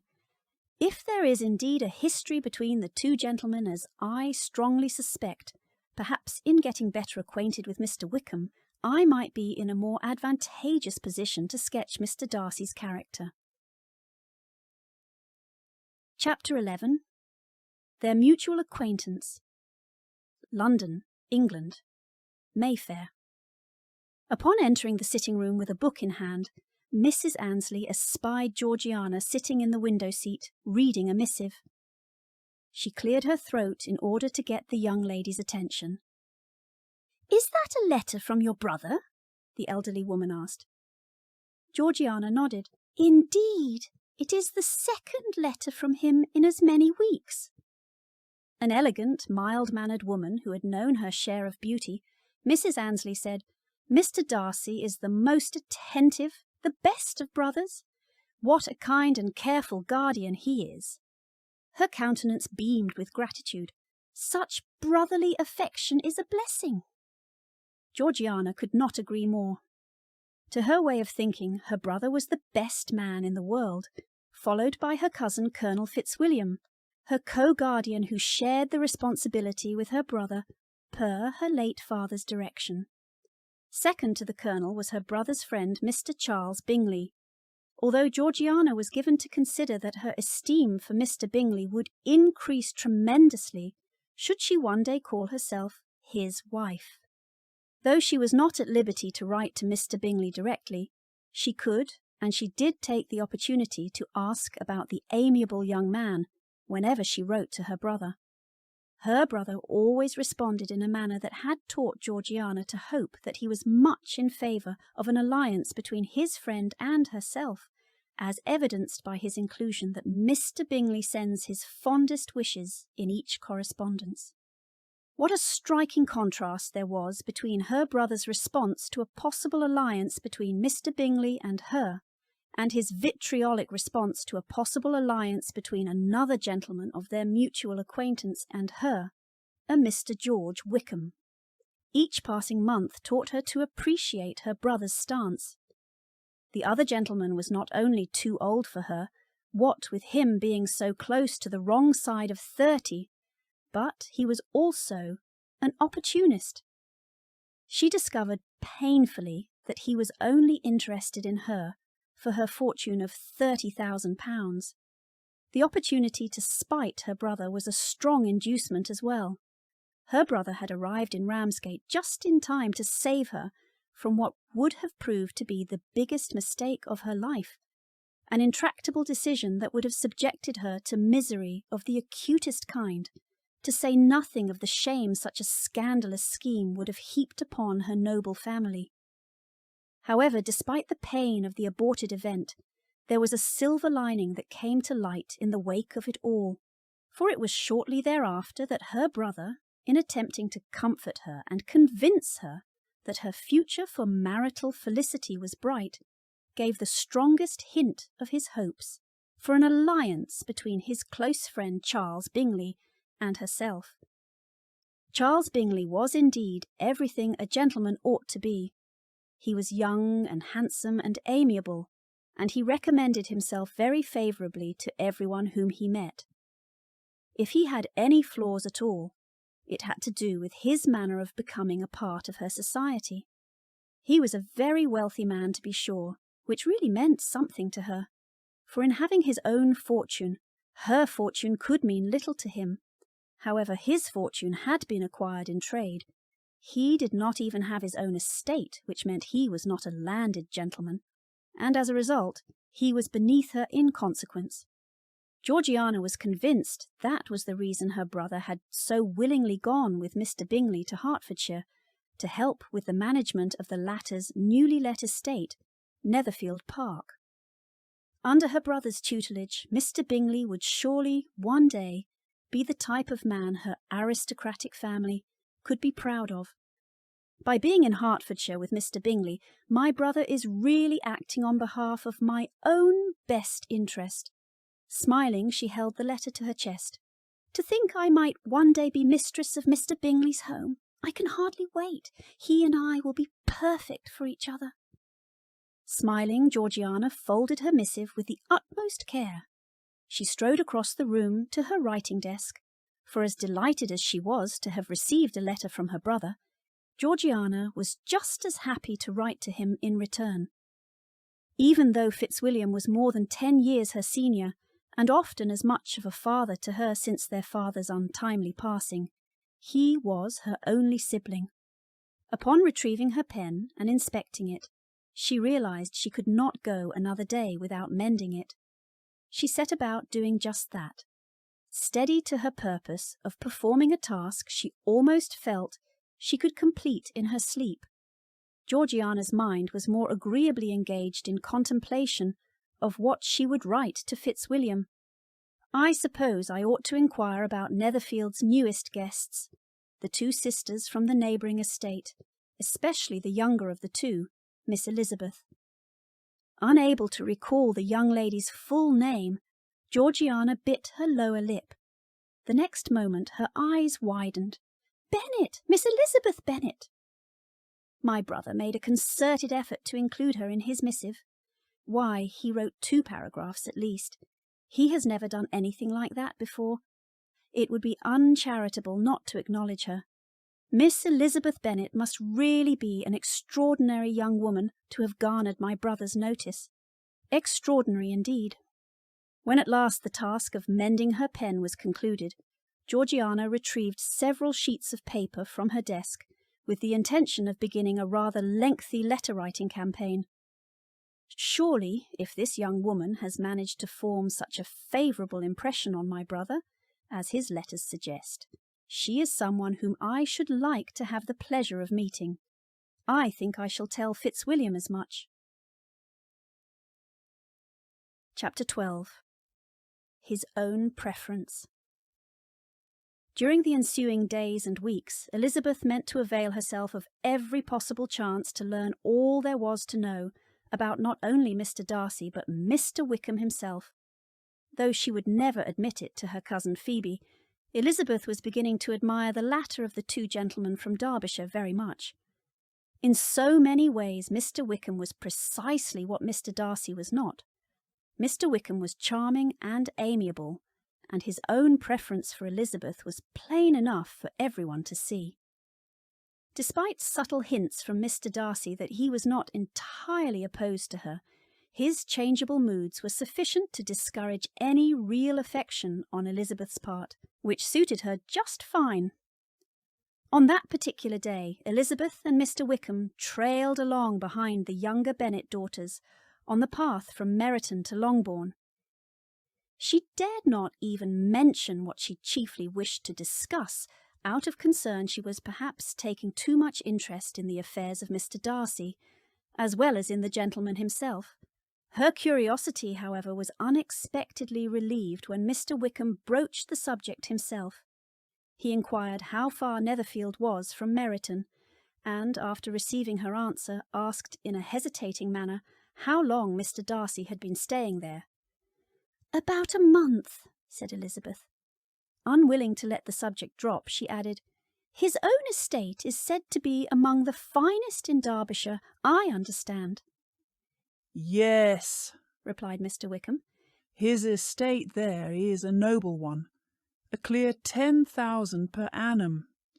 You could not have met with a person more capable of giving you certain information on that head than myself, for I have been connected with his family in a particular manner from my infancy." Elizabeth could not help but look surprised upon hearing this new information, for despite knowing both gentlemen hailed from Derbyshire, she had no reason to suspect a familial connection. "You may well be surprised, Miss Bennet, at such an assertion after seeing, as you probably might have, the very cold manner of our meeting the other day. Are you much acquainted with Mr. Darcy?" "A little," cried Elizabeth. "I have spent several days in the same house with him." After a pause she said, "I'm afraid there are more than a few people who have met him who think him very disagreeable." Wickham nodded knowingly. "And what of your own opinion?" "Let me just say that I have yet to understand his character well enough to form a true opinion." Again her companion nodded. "I have no right to give my opinion as to his being agreeable or otherwise. I am not qualified to form one. I have known him too long and too well to be a fair judge. It is impossible for me to be impartial." It was now Elizabeth's turn to nod. "Well, as I said, he is not at all liked by many in Hertfordshire. So many are disgusted with his pride." "I cannot pretend to be sorry," said Wickham after a short interruption. that he or that any man should not be estimated beyond their deserts. But with him, I believe it does not often happen. The world is blinded by his fortune and consequence, or frightened by his high and imposing manners, and sees him only as he chooses to be seen. I should take him, even on my slight acquaintance, to be a man of a rather uneven temperament. Wickham only shook his head. I wonder, said he at the next opportunity of speaking, whether he is likely to be in this country much longer. I do not at all know, Elizabeth replied. I heard nothing of his going away when I was at Netherfield. I hope your plans will not be affected by his being in the neighbourhood. Oh, no, Wickham asserted. It is not for me to be driven away by Mr. Darcy. If he wishes to avoid seeing me, he must go. We are not on friendly terms, and it always gives me pain to meet him. But I have no reason for avoiding him, but what I might proclaim before all the world, a sense of very great ill-usage and most painful regrets at his being what he is. His father, the late Mr. Darcy, was one of the best men that ever breathed, and the truest friend I ever had. I can never be in company with this Mr. Darcy without being grieved to the soul by 1,000 tender recollections. His behaviour to myself has been scandalous, but I verily believe I could forgive him anything and everything rather than disgracing the memory of his father. Elizabeth found her interest in the subject increase and listened with all her heart, but the delicacy of it prevented further inquiry. Mr. Wickham, as it turned out, needed no such inducement, for in continuing his speech about the circumstances which brought him to Hertfordshire in general, and his joining the militia, specifically, Mr. Darcy's hand in the travesty could not help but be revealed. I have been a disappointed man, and my spirits will not bear solitude. I must have employment and society. A military life is not what I was intended for, but circumstances have now made it eligible. The church ought to have been my profession. I was brought up for the church, and I should at this time have been in possession of a most valuable living, had it pleased the gentleman we were speaking of just now. Indeed. Yes, the late Mr. Darcy bequeathed me the next presentation of the best living in his gift. He was my godfather, and excessively attached to me. I cannot do justice to his kindness. He meant to provide for me amply, and thought he had done it, but when the living fell, it was given elsewhere. Good heavens! Cried Elizabeth. How could that be? How could his will be disregarded? Why did you not seek legal redress? There was just such an informality in the terms of the bequest as to give me no hope from law. A man of honour could not have doubted the intention, but Mr. Darcy chose to doubt it, or to treat it as a merely conditional recommendation, and to assert that I had forfeited all claim to it by extravagance, imprudence, in short, anything or nothing. Certain it is that the living became vacant 2 years ago, exactly as I was of an age to hold it, and that it was given to another man. And no less certain is it that I cannot accuse myself of having really done anything to deserve to lose it.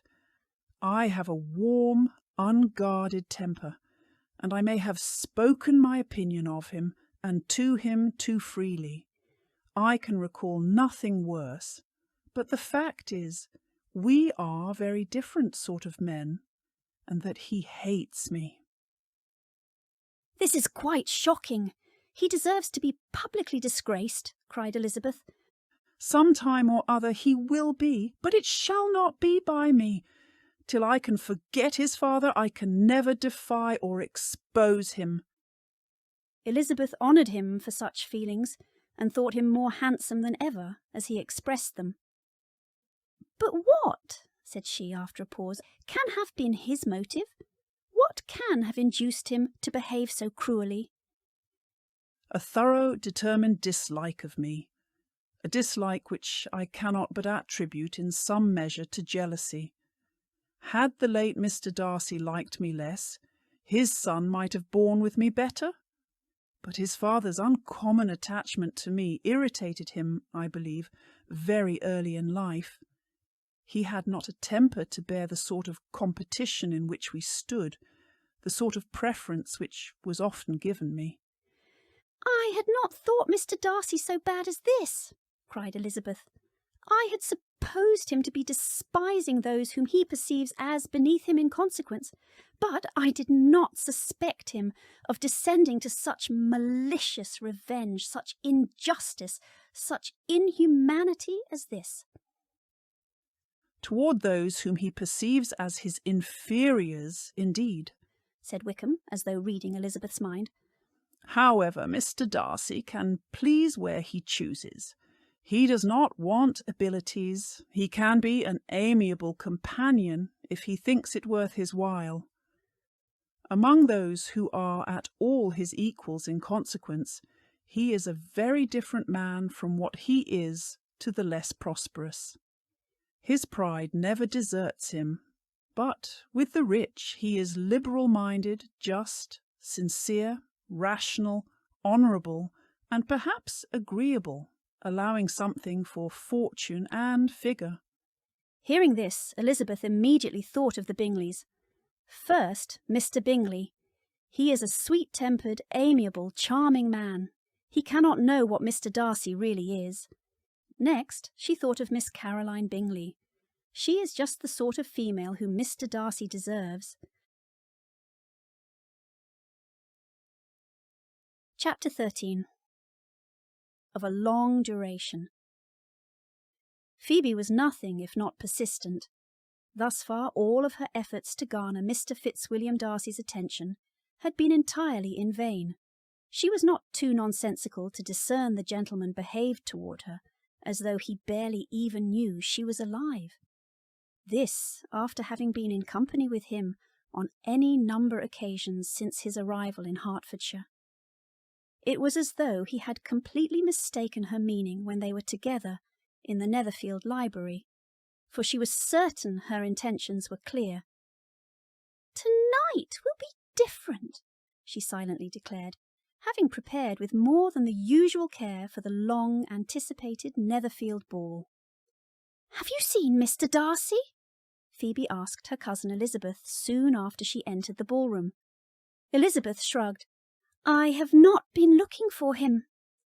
"But you are looking for someone, no doubt," said the other young lady, her brow arched. "Why would you say that?"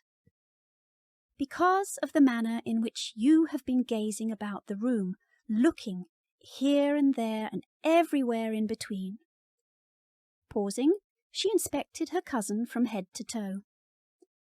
"You do look quite lovely this evening, no doubt in hopes of conquering all that remains unsubdued of your lover's heart. I shall spare you the trouble of passing the entire evening in such a lovelorn way. Your Mr. Wickham is not here. He is gone to London." "How do you know that?" Elizabeth asked, her expression a little less cheerful than it had been before Phoebe's revelation. "His friend, Mr. Denny, told my papa as we arrived together. I can tell by your dour expression my news meets with your disappointment, but you need not to be too terribly vexed, for there are a great many handsome dancing partners gathered about from whom to choose." Phoebe giggled. "I might even be prevailed upon to spare a set with my Mr. Darcy." "My Mr. Darcy, indeed." Elizabeth silently mocked her cousin's silly appellation for the gentleman. "I should be surprised if he dances with anyone at all save the pernicious Bingley sisters. Heaven forbid he might stand opposite young ladies whom he perceives beneath him in consequence." Supposing he was the cause of Mr. Wickham's absence, her ire she scarcely suppressed. Had he not taken enough from Mr. Wickham? Did he mean to deny him the pleasure of a ball too? At that moment the object of Phoebe's fascination entered the room. What a striking contrast he was to all the other gentlemen with his tall, handsome person and noble mien. His impeccable attire only added to his appeal. Not that Elizabeth was affected, she promptly reminded herself. "Oh, Cousin Lizzie," Phoebe cried, "I have a very good feeling about tonight. Pray, wish me good luck." She was about to escape her cousin's side when Elizabeth took her by the arm. "Phoebe, where are you going?" "Why, to speak with Mr. Darcy, of course. It has been far too long since I saw him last." "But you cannot merely walk up to a man of his consequence and embark upon a conversation as though you were acquaintances of a long duration. He will think of it as an impertinence." "For heaven's sakes, Lizzie, if I did not know better, I would say you were jealous." "I most certainly am not." "Then pray stop behaving as though you are." Saying that, Phoebe jerked her arm away from her cousin's grip and stole away, intent on putting herself directly in Mr. Darcy's path. Whether Mr. Darcy had deliberately thwarted young Phoebe's scheme, Elizabeth could not rightfully say. Perhaps it was merely a coincidence that no sooner than Phoebe was close enough to the gentleman to commence a conversation, he turned and walked away. Elizabeth breathed a sigh in relief, for at least her cousin was too sensible to trail along behind him, and for that Elizabeth was grateful. She rather pitied Phoebe, owing to her cousin's foolish pursuit of the gentleman. Later that evening Phoebe got her second chance. "Pray do not look too eager, ladies, but Mr. Darcy is coming our way," Phoebe said. Upon approaching Charlotte, Elizabeth, and Phoebe, the gentleman bowed. The ladies curtsied. Despite what appeared to be her best effort to appear calm and collected, Phoebe's enthusiasm was evident. Not that Mr. Darcy would have noticed. It seemed he only had eyes for Elizabeth. "Miss Elizabeth," he began, "may I have the next set?" Elizabeth threw a quick glance at her cousin, who had nearly gasped out loud in the wake of her favourite's slight. What was Elizabeth to do? Break her poor cousin's heart, or forego her own felicity for the rest of the evening? Not that she was very happy about the gentleman damaging her cousin, even if unintentionally done. Elizabeth swallowed. "Yes, you may, sir," she heard herself say. With that, Mr. Darcy bowed again, and then turned and walked away. "Lizzie, how could you?" Phoebe cried. "I am sure I shall never forgive you for such a blatant betrayal." Before Elizabeth could fashion a response in her own defence, Phoebe hurried off. Elizabeth meant to follow her cousin, but Charlotte seized hold of her hand. "Let her go," Charlotte beseeched. "Oh, Charlotte, what have I done?" "You did the only thing you could do given the situation. Had you refused Mr. Darcy, you would have been obliged to eschew dancing for the rest of the evening. Trust me, Phoebe will realise you had no other choice in the matter soon enough. It is not only Phoebe's wounded pride that concerns me, but rather my own sentiments toward the gentleman that trouble me as well. How am I to endure standing opposite Mr. Darcy after what he has done?" "What has he done?" Charlotte begged. "Charlotte, you know very well how much Mr. Darcy and Mr. Wickham dislike each other. I have learned over the course of the evening that Mr. Darcy is the reason Mr. Wickham is not in attendance this evening. What can any grievances between the two of them have to do with you?" "How can you even ask me such a question? Who that knows of Mr. Wickham's misfortunes as a consequence of Mr. Darcy's ill-treatment would not side with the former? Men of Mr. Darcy's ilk are far too eager to wield their power at the expense of the less fortunate." "Eliza, you must allow that there are two sides to every story, and thus far you have only been privy to the so-called injured party's account. If Mr. Darcy is innocent of Mr. Wickham's charges, then let him come forth and defend himself. Unless and until he does, I shall stand by the more amiable of the two."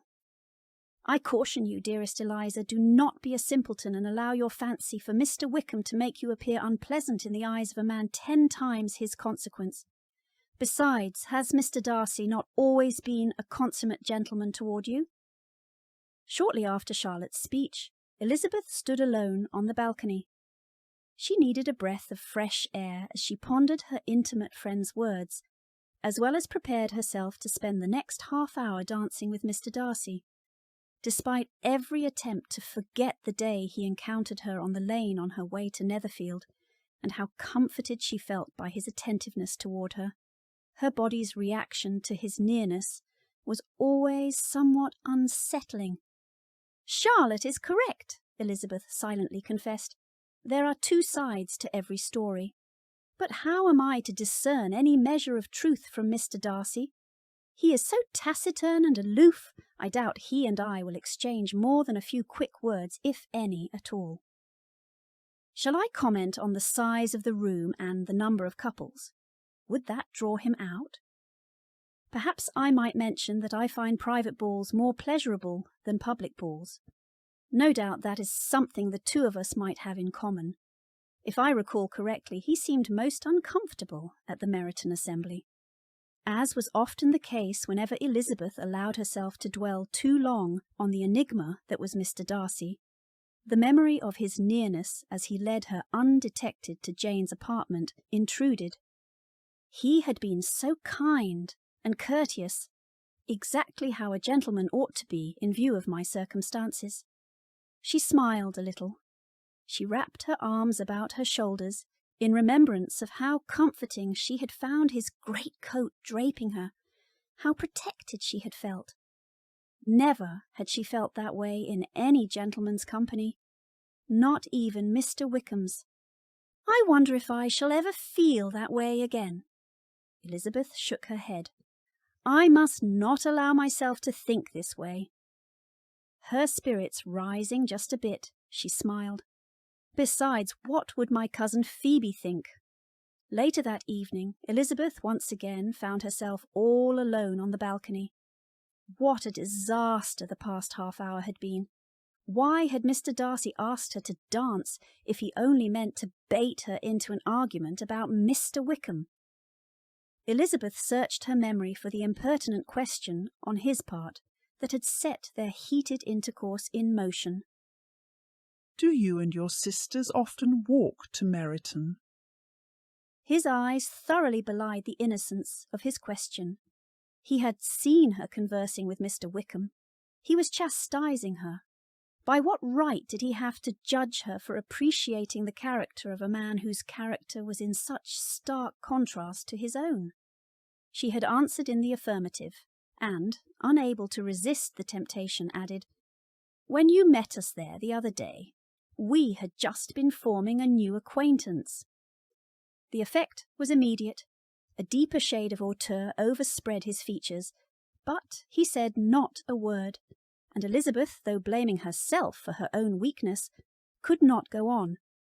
At length Darcy said, in a constrained manner, "Mr. Wickham is blessed with such happy manners as may ensure his making friends. Whether he may be equally capable of retaining them is less certain." "He has been so unlucky as to lose your friendship," Elizabeth had replied with emphasis, "and in a manner which he is likely to suffer from all his life." A timely interruption by Sir William Lucas served to diffuse the increasing ire between them. However, the resulting reprieve did not last long. His surprising attempt at pleasant, albeit threadbare talk of books had resulted in yet another contentious discussion of Elizabeth's attempt to sketch his character. "And what is your success?" Mr. Darcy had inquired. "I do not get on at all," Elizabeth had replied, shaking her head. "I hear such different accounts of you as puzzle me exceedingly."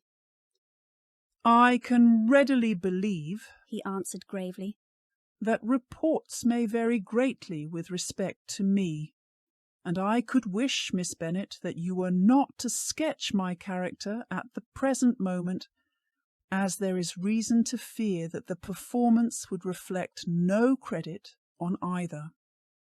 But if I do not take your likeness now, I may never have another opportunity." "I would by no means suspend any pleasure of yours," he had coldly replied. Gazing at the moon high above, Elizabeth pursed her lips. "I would by no means suspend any pleasure of yours." What did Mr. Darcy mean in speaking to me in such a fashion? Tidying her hair just a bit in preparation to rejoin the ballroom gaieties, Elizabeth released a frustrated sigh. Why am I even thinking about any of this? Mr. Darcy's reason for asking me to dance more than likely was meant to frustrate Miss Bingley. Those two are so much alike, I begin to wonder why he does not marry her, and in so doing answer her prayers.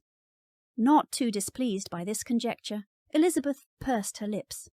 Of course, my cousin Phoebe would be terribly upset, but I, for one, would rejoice in his reaping such a prize as Miss Caroline Bingley as his bride after everything he has done to poor Mr. Wickham. Chapter 14. An equal share of benefit. From complete embarrassment as a consequence of her family's unseemly behaviour at the ball, to the mortification she suffered in her own home an hour or so earlier, Elizabeth was certain she did not deserve even a smidgen of the anguish she had endured. Her younger sisters, Kitty and Lydia, had made themselves entirely ridiculous with their girlish antics in pursuit of the officers in attendance. Her sister Mary had garnered the censure of all the other young ladies in the room with her lacklustre exhibition on the pianoforte. Her own father had rendered poor Mary's humiliation complete by interrupting her performance with what should have been a gentle admonishment, but in effect had rendered his daughter heartbroken. Then there was the unseemly behaviour of Mr. Collins, which further cast a disparaging pall on Elizabeth's family, for upon learning of the connection between his noble patroness, Lady Catherine de Bourgh, and Mr. Darcy, her cousin, embarked upon a most sycophantic attack of the latter. By then Elizabeth was certain the evening could not get any worse, but alas, it did. Mrs. Bennet, who never really liked Mr. Darcy from the start, owing to his haughty nature and ill-mannered treatment of her neighbours, seemed to delight in the idea of boasting aloud that her daughter Jane and the handsome and amiable Mr. Bingley were soon to be married. While this was undoubtedly the favourite wish of Elizabeth, she was not so nonsensical as to voice her opinion out loud in such a setting and within hearing distance of someone who, for reasons of his own, might not relish such a prospect. She could not help frequently glancing at Mr. Darcy throughout her mother's uncouth discourse, and every glance convinced her of what she dreaded, for although he was not always looking at her mother, she was convinced that his attention was invariably fixed by her. The expression of his face changed gradually from indignant contempt to a composed and steady gravity. The only comfort Elizabeth had subsequent to the exchange was her belief in Mr. Bingley's love for her dearest sister Jane. Surely a man who was so much in love with Jane as Mr. Bingley was would never allow the deficiencies in her family to discourage his affections. The deep sigh of relief that Elizabeth exhaled was rendered mute by the gasp of abhorrence that escaped her some hours later. "Believe me, my dear Miss Elizabeth, that your modesty, so far from doing you any disservice, rather adds to your other perfections. You would have been less amiable in my eyes had there not been this little unwillingness. But allow me to assure you that I have your respected mother's permission for this address. You can hardly doubt the purport of my discourse. However your natural delicacy may lead you to dissemble, my attentions have been too marked to be mistaken. Almost as soon as I entered the house, I singled you out as the companion of my future life." Elizabeth could not believe it. She would not believe it. Her father had warned her that Mr. Collins had come to Longbourn with the purpose of choosing a wife. What have I done to garner such an undesirable distinction other than ignore the man and pretend he does not exist? This little unwillingness, indeed, even if she had felt anything other than utter revulsion for the ridiculous man, a proposal such as he then put forth would never suit. In response to Elizabeth's adamant refusal of his offer of marriage, Mr. Collins had further insulted her thusly.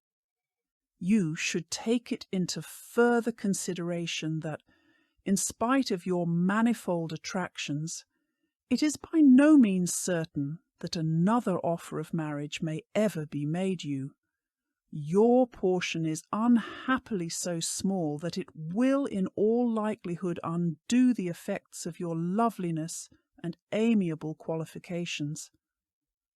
As I must therefore conclude that you are not serious in your rejection of me, I shall choose to attribute it to your wish of increasing my love by suspense according to the usual practice of elegant females. All of her further protests fell on deaf ears, leaving Elizabeth but one alternative, that being to flee the man's presence. Even as she hastened toward the door, she heard him say, "When I do myself the honour of speaking to you next on the subject, I shall hope to receive a more favourable answer than you have now given me." Having immediately after that sought and received her father's blessing on her decision to refuse her cousin's hand, Elizabeth found her sister Jane in the garden. By now the entire household was in an uproar over Elizabeth's behaviour, and thus, little by way of an explanation of what all had been said and done was needed. And as Elizabeth was not designed for being discontented, she put forth a lighter view of her present dilemma. "Pray Phoebe does not soon hear of what I have done, for she will surely regard it as a sign that I am in love with her, Mr. Darcy," Elizabeth said. "Well, Lizzie, he did dance with you at the ball. I do not recall seeing him standing opposite Phoebe on the dance floor." The discomfort she had felt in being an unintentional party to her cousin's slight caused Elizabeth's pulse to quicken. "Jane, what are you saying?" Elizabeth asked, hoping Jane did not see how those words had affected her. "All I am saying is, perhaps Phoebe does have cause for concern." She reached her hand out to her sister. "Not that you would deliberately set out to disappoint our cousin's hopes, but as for Mr. Darcy, I dare say he behaves as though he does not even know our cousin is alive." Elizabeth shrugged. "I am afraid you are correct. However, I have to believe that her interest in the gentleman is largely a consequence of her little matrimonial scheme. If she really knew what Mr. Darcy is like, I suspect she might not be nearly so enamoured of him." "I confess that Mr. Darcy has not made the most favourable impression on our acquaintances, but those who know him best. Mr. Bingley, Miss Bingley, Mr. and Mrs. Hurst, all of them think very highly of him." "And what of Mr. Wickham's opinion? Are his feelings to be completely disregarded?" "I must confess that there is a history between the two of them which none of us completely comprehend, not even Mr. Bingley, but I am rather inclined to rely upon the good opinion of the many to the ill opinion of the one." "Dearest Jane, that is because you are too generous to think meanly of anyone, and while I have been accused of being far too apt to wilfully misunderstand, in such a case as this, I believe I understand both Mr. Darcy and Mr. Wickham well enough to know which of the two to side with. I say you ought to keep an open mind and give both gentlemen an equal share of benefit as well as doubt." Elizabeth said, "And I say this conversation is much too consequential after the morning I have suffered. I would much rather talk about you and your Mr. Bingley. I do not mind confessing that I spent a fair amount of time admiring the two of you at the ball. I think he loves you very much. As much as I do not wish to sound like mamma, especially after the horrendous spectacle she made of herself in front of Mr. Darcy at supper. I do believe she may be on to something." "What did Mamma do?" "Oh, other than alienate the gentleman, perhaps forever, she did nothing for you to worry about. So long as Mr. Bingley is in love with you, that is to say, and I am convinced he is."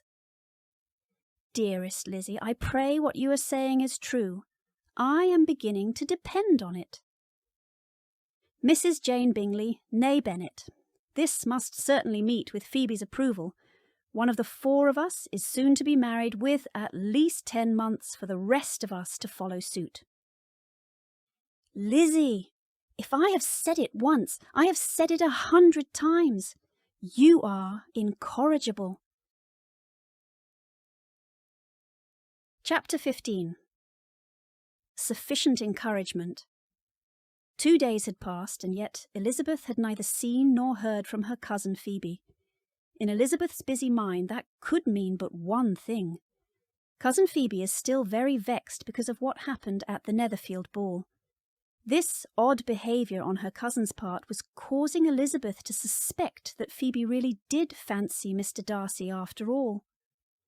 What a shame if such were indeed the case, Elizabeth thought to herself, having since learned from Mr. Wickham that Mr. Darcy was intended for his cousin, a Miss Anne de Bourgh, the only child of the gentleman's noble aunt, Lady Catherine de Bourgh.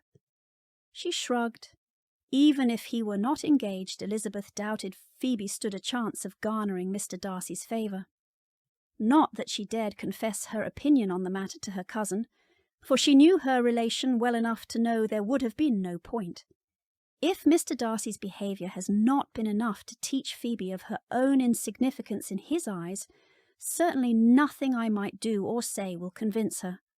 Phoebe is young and fanciful, and as an only child she is spoiled and used to having her way. I truly believe she will finally see the truth for herself, once she believes it, and not a moment before. A disquiet soon took over the halls of Longbourn, and sent Jane racing past Elizabeth, ignoring all entreaties to explain what had unfolded, up the stairs and into her room. Elizabeth immediately set off behind her sister. Pushing the door open, Elizabeth espied Jane sitting by the window, staring blankly outside and clutching a letter in her hand. Jane, having no desire to keep her dearest sister in further suspense, handed the letter over. "It is from Caroline Bingley, written in part on behalf of her brother." Elizabeth accepted it at once. Before she could open it, Jane said, "What it contains has surprised me a good deal, for by now the entire party has left Netherfield, and with no intention of coming back again." In heightened dismay, Elizabeth began reading the letter in silence, not wishing to subject her sister to any further pain in having to hear the words aloud. "When my brother left us, he imagined that the business which took him to London might be concluded in 3 or 4 days. But, as we are certain, it cannot be so, and at the same time convinced that when Charles gets to town, he will be in no hurry to leave it again, we have determined on following him thither, that he may not be obliged to spend his vacant hours in a comfortless hotel. Many of my acquaintances are already there for the winter. I wish that I could hear that you, my dearest friend, had any intention of making one of the crowd, but of that I despair. I sincerely hope your Christmas in Hertfordshire may abound in the gaieties which that season generally brings, and that your beaux will be so numerous as to prevent your feeling the loss of those of whom we shall deprive you." "Here," Elizabeth scoffed. "She never did care for Miss Bingley, and now she cared for the lady even less." Jane said, "You may as well read what she says aloud." "Are you certain, Jane?" Jane nodded, encouraging Elizabeth to read aloud. "Mr. Darcy is impatient to see his sister, and to confess the truth, we are scarcely less eager to meet her again. I really do not think Georgiana Darcy has her equal for beauty, elegance, and accomplishments, and the affection she inspires in Louisa and myself is heightened into something still more interesting from the hope we dare entertain of her being hereafter our sister. I do not know whether I ever before mentioned to you my feelings on this subject, but I will not leave the country without confiding them, and I trust you will not esteem them unreasonable. Here Elizabeth paused. Jane, surely you do not believe a word of this. Jane merely shrugged, which was sufficient encouragement for Elizabeth to read on. My brother admires her greatly already. He will have frequent opportunity now of seeing her on the most intimate footing. Her relations all wish the connection as much as his own, and a sister's partiality is not misleading me, I think, when I call Charles most capable of engaging any woman's heart. With all these circumstances to favour an attachment, and nothing to prevent it, am I wrong, my dearest Jane, in indulging the hope of an event which will secure the happiness of so many? Mrs. Bennet's appalling behaviour immediately sprang to mind. Could Mr. Darcy be complicit in any of this? Was he just as anxious to separate Mr. Bingley and Jane as was Caroline Bingley? A part of her desperately hoped such was not the case. That part of her that had decided to allow him the benefit of the doubt. Convinced mainly that this was Caroline's doing, and Caroline's alone, Elizabeth folded the letter and said, I believe you ought to go to town as well. I am certain our uncle and Aunt Gardiner will be delighted to have you. Once you are there, you must do all in your power to let Mr. Bingley know you are in London. Only then will you be in the position to expose his sister's lies and half-truths for what they are.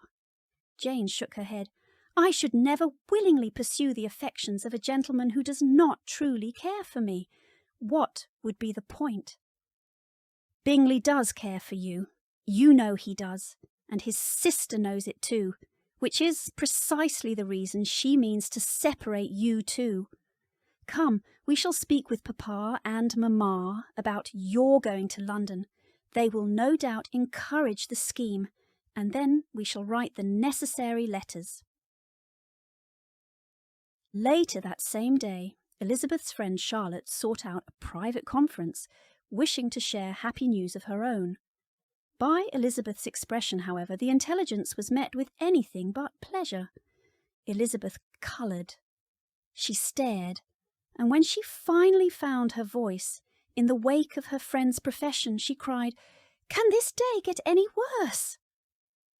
Taken aback, Charlotte said, That is not very charitable of you. I knew you would be surprised by what I have come to say, perhaps even a little disappointed, but I did not expect you to be uncivil. Oh, Charlotte, pray you will forgive me. I did not mean to give offence. Truly, I did not. Of course I am surprised, but I know you are acting according to your own best interest. I will not judge you too severely as a result.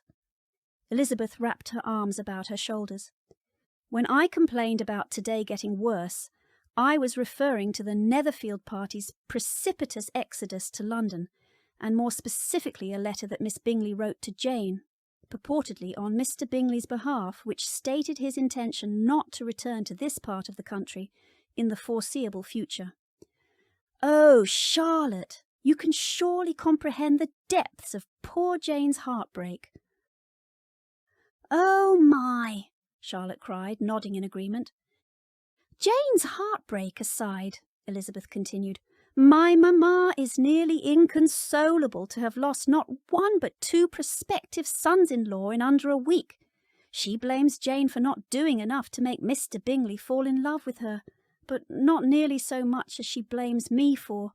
Well, surely you know what transpired between Mr. Collins and me. She reached out her hand to her friend. Again, I do not bear any ill will toward you for accepting him, but the news of your engagement will surely drive Mamma to distraction. Undoubtedly, Charlotte said, and if I have any regrets at all about how my own future Felicity came to be, The implications for your mother's peace of mind are at the centre of it all." Charlotte did not stay much longer, and Elizabeth was then left to reflect on what she had heard. It was a long time before she became at all reconciled to the idea of so unsuitable a match. The strangeness of Mr. Collins's making 2 offers of marriage within 3 days was nothing in comparison of his being now accepted. She had always felt that Charlotte's opinion of matrimony was not exactly like her own, but she had not supposed it to be possible that, when called into action, she would have sacrificed every better feeling to worldly advantage.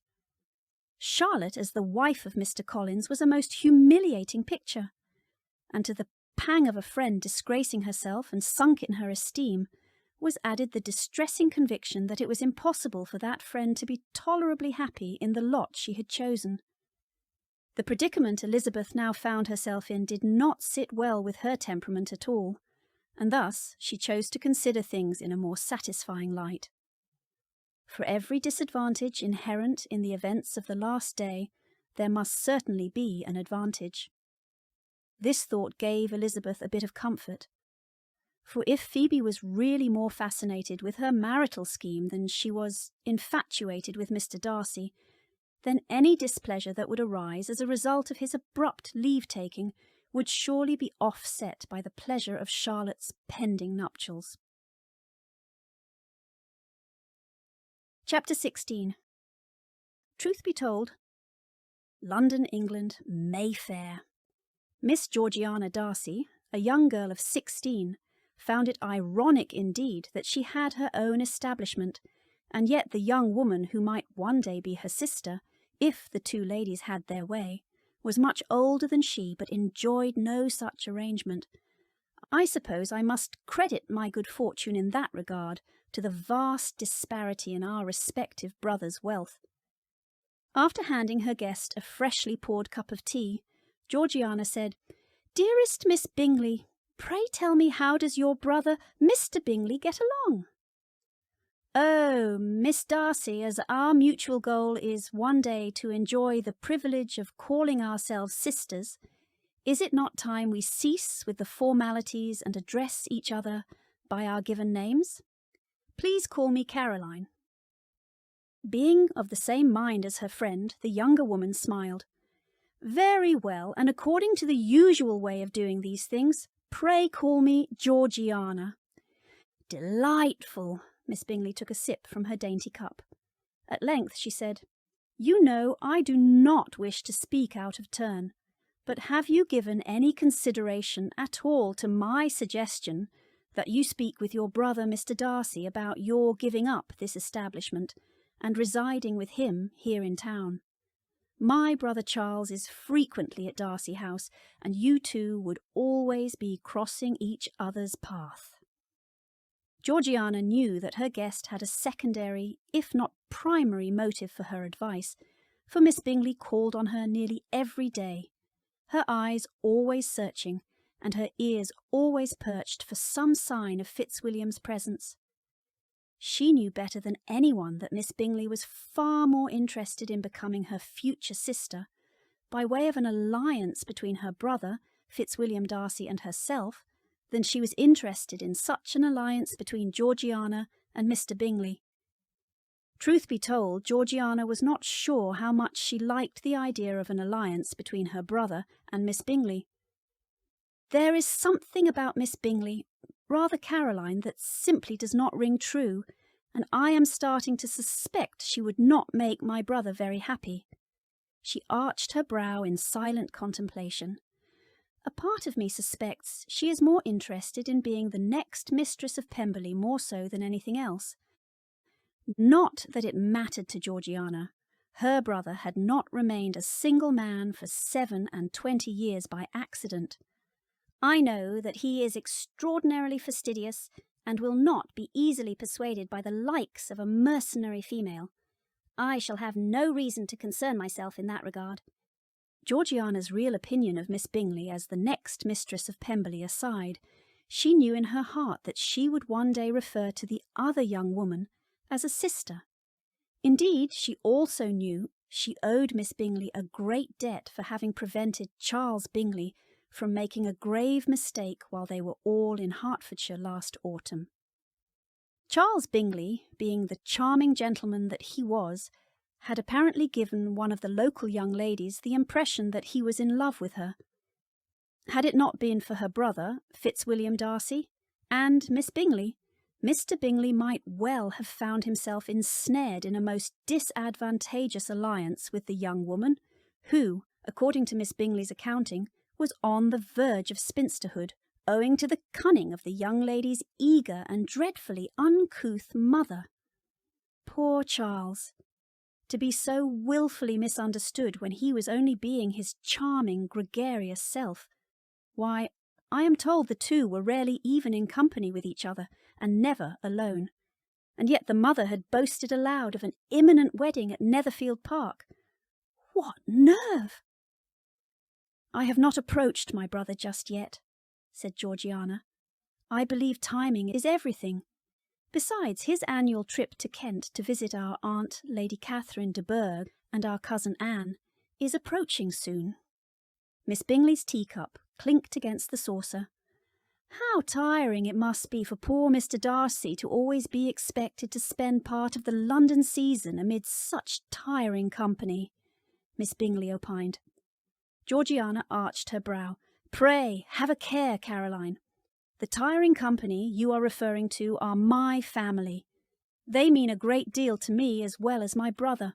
Besides, I do not believe my brother is the least bit disappointed in visiting every year, else he certainly would not do so. He is his own master, after all." "But of course you are correct," replied the other young lady knowingly. "I suppose I shall one day find myself obliged to spend part of the season in Kent as well. Until such time my brother relies upon our cousin Colonel Fitzwilliam's companionship on his annual visits." "Oh, but surely, when he has chosen a wife, who shall better afford a more lasting convenience in said regard, all of that will change. Speaking of which, I do hope your aunt has given up the hope of an alliance between Mr. Darcy and your cousin Anne." Georgiana could not help but recall Lady Catherine's favourite refrain regarding that particular matter. The engagement between them is of a peculiar kind. From their infancy they have been intended for each other. It was the favourite wish of his mother, as well as of her own, while in their cradles we planned the union. Shaking her head, she silently scoffed. "My aunt is very determined. That is one fact I dare not deny. But I am sure I would not worry about any of that if I were you." Smiling, Miss Bingley placed her cup on the saucer and set both aside on a nearby table. Reaching out to the younger woman, she seized her hand and gave it a gentle squeeze. "Dearest Georgiana, I simply cannot tell you how much hearing you say that means to me. I declare you are the kindest person I know. My brother could not wish for a more advantageous alliance than an alliance with you, and I shall do everything in my power to see that it comes about. Between your brother and me, your happiness with my brother is assured." Chapter 17. Beyond Expression. Hunsford, Spring 1812. The ensuing weeks and months had done little to calm Mrs. Bennet's vexations, as well as her complaints of being ill-used, not only by her own daughters but by her husband and Mr. Bingley too. Added to her lengthy list of lamentations was the fact the militia had decamped from the environs, taking away any chance that one of her daughters might garner the affections of one of the officers. Jane had also journeyed to town to stay with her uncle and aunt, Mr. and Mrs. Gardiner, from Cheapside. As reluctant as Jane had been to employ such measures, Elizabeth had to believe that the prospect of crossing paths with Mr. Bingley was a strong inducement.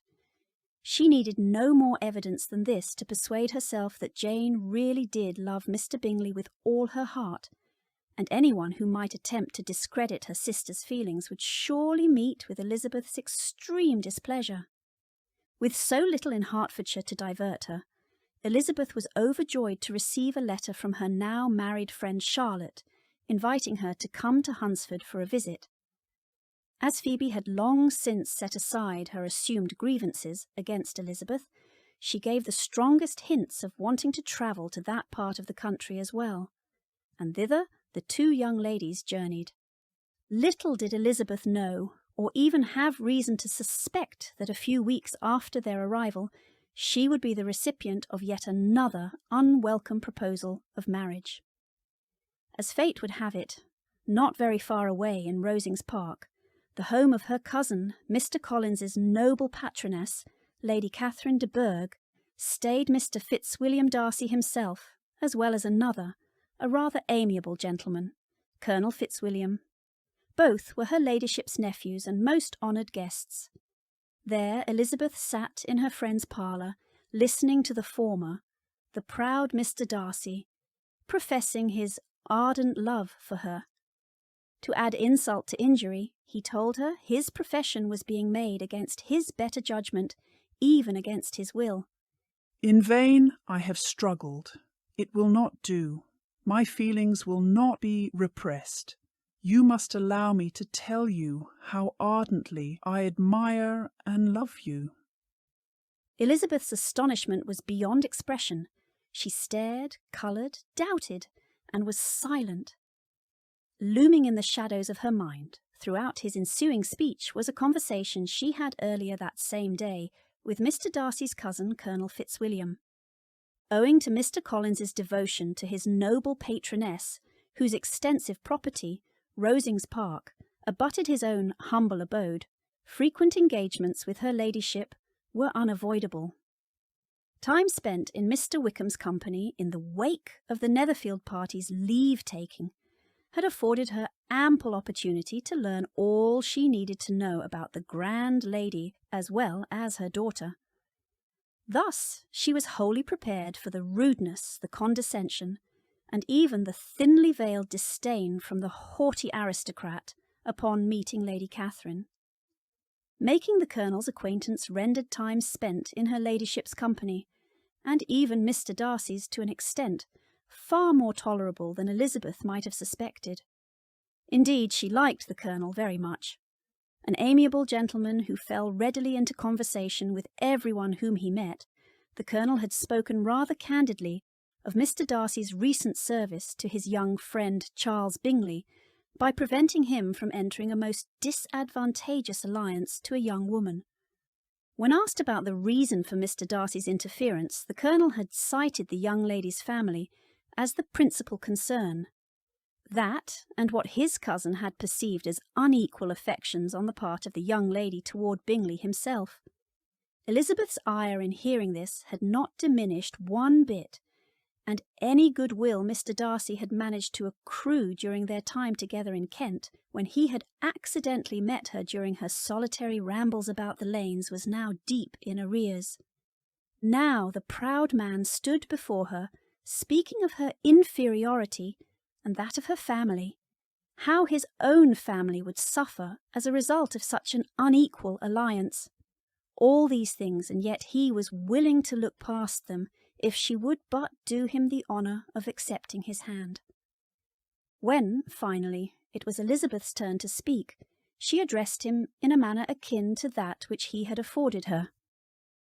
"Sir," she began, "in such cases as this, it is, I believe, the established mode to express a sense of obligation for the sentiments avowed, however unequally they may be returned. It is natural that obligation should be felt, and if I could feel gratitude, I would now thank you. But I cannot, and I shall not." Are you rejecting me? Mr. Darcy inquired in a manner which suggested he wasn't used to being denied anything. "I am sorry to have occasioned pain of any sort to you. It has been most unconsciously done." His complexion pale with anger and the disturbance of his mind visible in every feature, he needed to know why. What could possibly be her reason for rejecting his suit with so little thought and even less civility? Her temper she dared not vouch for, especially in the wake of the Colonel's confession, and Mr. Darcy's own confirmation by way of his unflattering proposal. Drawing a deep breath, Elizabeth stood and approached him. "I might as well inquire why, with so evident a desire of offending and insulting me, you chose to tell me that you liked me against your will, against your reason, and even against your character." Was not this some excuse for incivility if I was uncivil? She drew even closer, while the gentleman remained in the same attitude. "But I have other provocations. You know I have. Had not my feelings for you been indifferent, or had they even been favourable, do you think that any consideration would tempt me to accept the man who has been the means of ruining, perhaps forever, the happiness of a most beloved sister?" As though completely unaffected by Elizabeth's speech, Mr. Darcy said nothing, which only served to provoke her ire even more. "Your silence speaks volumes, Mr. Darcy." Her voice pained, she asked. "How could you do it? How dare you separate two people in love, exposing one to the censure of the world for caprice and instability, and the other to its derision for disappointed hopes, and involving them both in misery of the acutest kind?" Why would I not do everything in my power to separate my friend from your sister? Why would I not rejoice in my success? I know my friend well enough to know such an unequal alliance would redound entirely to his detriment. Toward him I have been kinder than toward myself. "Then you must congratulate yourself, or rather thank me for sparing you a fate akin to that which you saved your friend." Perhaps it would be better if we cease speaking on this matter. "I beg to differ, sir, for I have another grievance against you, one I dare not suppress any longer than I have already." It was now Mr. Darcy's turn to close what little distance there was between them. "And what, pray tell, is that?" "It is the matter of your ill treatment of Mr. Wickham, one with whom you cannot deny having shared an amiable past, and yet your actions toward him have proved to be deplorable." "Wickham!" Mr. Darcy repeated, his voice filled with disdain. "You take an eager interest in that gentleman's concerns. Who that knows what his misfortunes have been can help feeling an interest in him?" "His misfortunes!" repeated Darcy contemptuously. "Yes, his misfortunes have been great indeed." She dug her nails into her palms. "And of your infliction," cried Elizabeth with energy, "you have reduced him to his present state of poverty. You have withheld the advantages which you must know to have been designed for him. You have deprived the best years of his life of that independence which was no less his due than his desert. You have done all this, yet you can treat the mention of his misfortune with contempt and ridicule." "And this," said Mr. Darcy, "is your opinion of me. This is the estimation in which you hold me. I thank you for explaining it so fully. My faults, according to this calculation, are heavy indeed." Unbeknown to either Mr. Darcy or Elizabeth, the two of them were not alone, not entirely, for Phoebe had also escaped Rosings, where all of the Hunsford party save Elizabeth were having tea, soon after Mr. Darcy abruptly took his leave. There she had stood just outside the slightly ajar parlour door for the better part of the very unsuspecting couple's contentious intercourse. Having heard more than enough, Phoebe had raced up the stairs to the room she shared with her cousin. Breathless, she did not know what had alarmed her more, that the man whom she had fancied for so long had not proposed to her but to her cousin, or that her cousin had been foolish enough to refuse him. A refusal that was not even born out of Lizzie's loyalty to me, but out of her affection for Lieutenant Wickham. Phoebe had arrived just in time to hear Mr. Darcy speak the words that cut her deeply. "You must allow me to tell you how ardently I admire and love you." The entirety of all she heard played out in her mind. The gentleman's words, though eloquently spoken, had been riddled with disparagement about her cousin and others whom she held dear.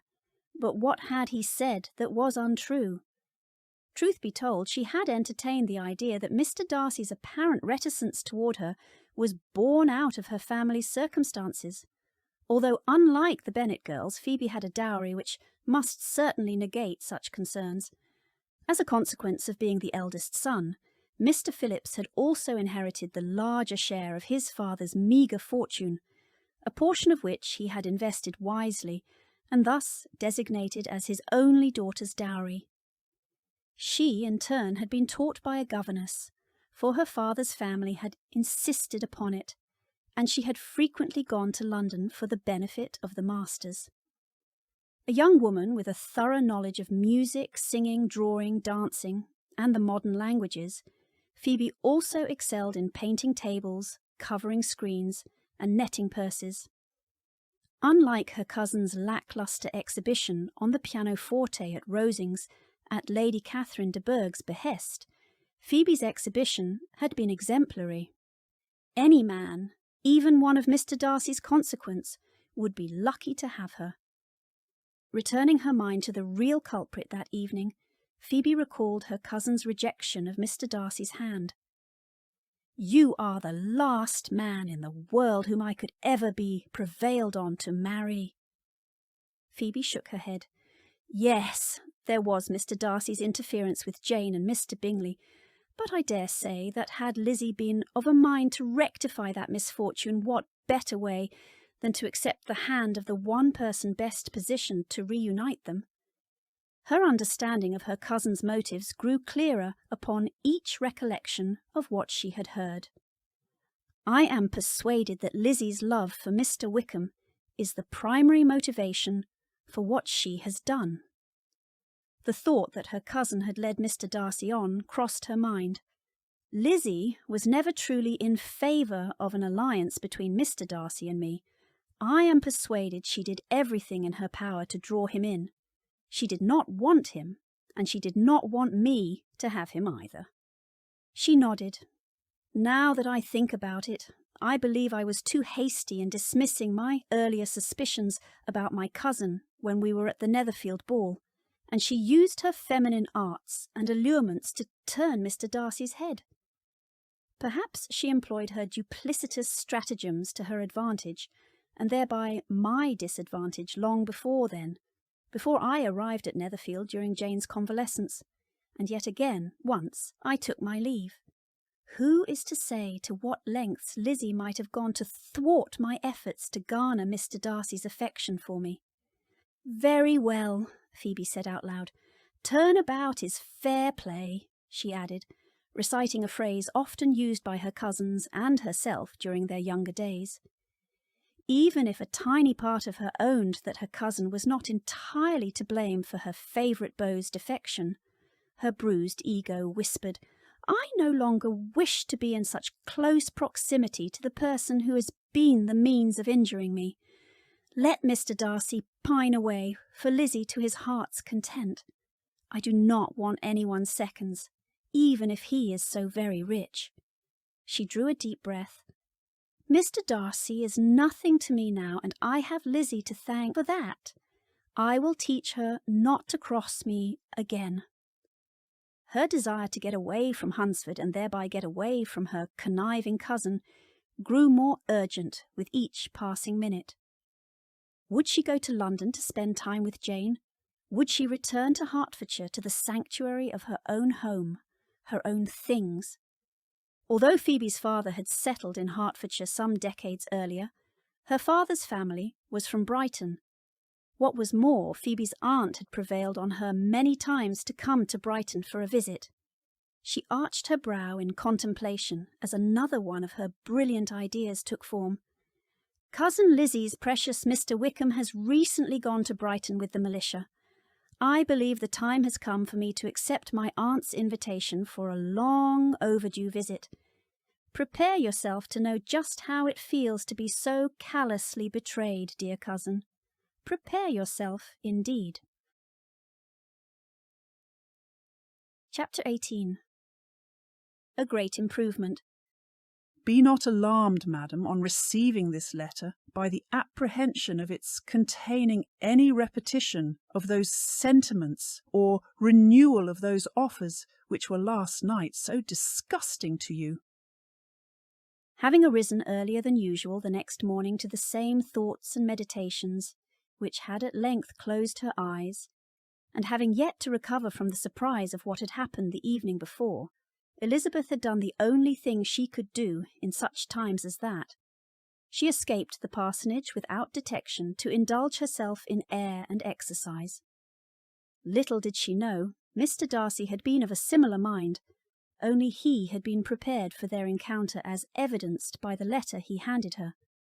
He asked her to read it, he bowed, and he immediately went on his way. Some hours later, Elizabeth was in a fair way of memorizing everything he had said. Once again, the letter's opening resounded in her mind. Be not alarmed, madam, on receiving this letter by the apprehension of its containing any repetition of those sentiments or renewal of those offers which were last night so disgusting to you. To have written something so eloquent, so heart-rendering and personal, and yet so final.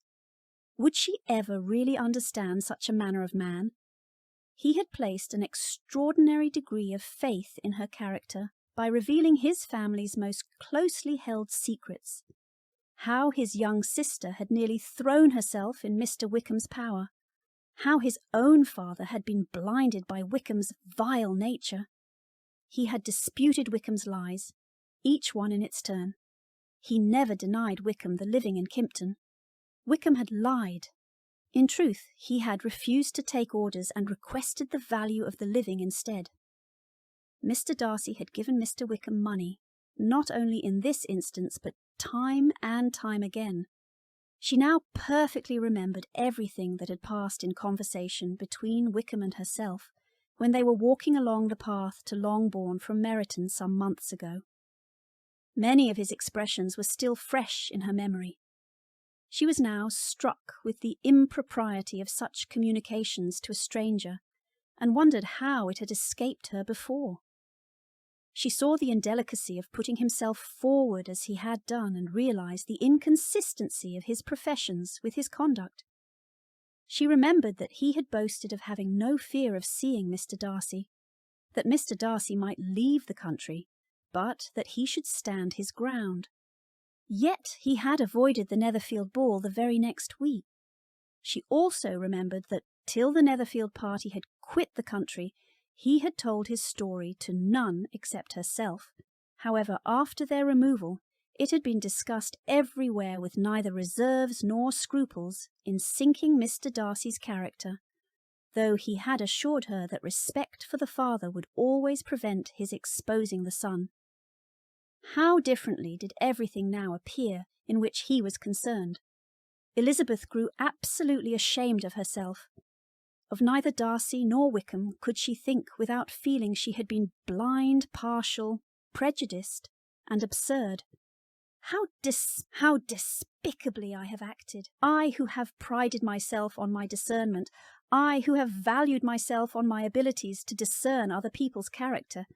Had I been in love, I could not have been more wretchedly blind, but vanity, not love, has been my folly. Till this moment I never knew myself. Her self-recriminations aside, there was the matter of Mr. Darcy's interference in Jane's concerns. He owed it to his obligation to his friend, and entirely in the absence of any malice toward Jane. He truly believed that Jane's affections toward Mr. Bingley were in complete discordance with how they ought to be. Although Elizabeth would be the first to confess that Jane rarely showed her true feelings to anyone, she would not completely accept Mr. Darcy's explanation, insisting still that it was not his place to decide. Some hours later, when Elizabeth arrived at the parsonage house, her friend Charlotte met her at the gate. "Eliza, my dear, you will be disheartened to learn that you have just missed our morning callers." Elizabeth supposed it was just as well, for the last thing she wanted to do on that particular morning was sit with people she barely knew and feign politeness when her mind was so busily engaged with the events of her last encounter with Mr. Darcy in the Grove, when he handed her the telltale letter. Remembering herself, she said, "No doubt it was one of the parishioners calling to seek favour from Mr. Collins." "In this case you are mistaken, for the guests I am speaking of were Mr. Darcy and Colonel Fitzwilliam." "Mr. Darcy!" Elizabeth responded, her voice a puzzling mixture of disbelief and surprise. Having seen the unaffected look on his face earlier, and having spent the next hours wandering the lanes in the wake of reading his letter, she had persuaded herself that she was the last person on earth he wished to see. Charlotte nodded. Yes, he and the Colonel called to say goodbye before leaving for London. "So they have left this part of the country," Elizabeth said almost in a whisper. She did not know whether she was more pleased than disappointed by this intelligence. Certainly it was a great convenience to be spared the awkwardness of seeing Mr. Darcy face to face so soon upon the heels of reading his letter. While he had promised there was to be no renewal of the sentiments that, in his words, Elizabeth had found so disgusting, a part of her whispered it would be worth while to express her regret for judging him so severely. "Indeed, I suspect they had hoped to see you. In fact, the Colonel made mention of walking out in search of you." "I suppose it is just as well that he did not," she said, still quite uncertain if he had intentionally meant to sow seeds of discord between Mr. Darcy and herself. Again she silently rebuked herself, for how could the Colonel possibly have discerned any symptom of love that his cousin harboured for her, when even she was caught completely unaware by his ardent love? You must allow me to tell you how ardently I admire and love you." Even now, Elizabeth was shocked by Mr. Darcy's declaration. "Why ever would you say that, Eliza?" Charlotte asked. "I was certain that you got along exceedingly well with both gentlemen. Surely you witnessed a great improvement in Mr. Darcy's demeanour over what it had been when we were all in Hertfordshire." Elizabeth thought for a moment that she ought to confide all that had happened between Mr. Darcy and her with her intimate friend, and then immediately thought better of it.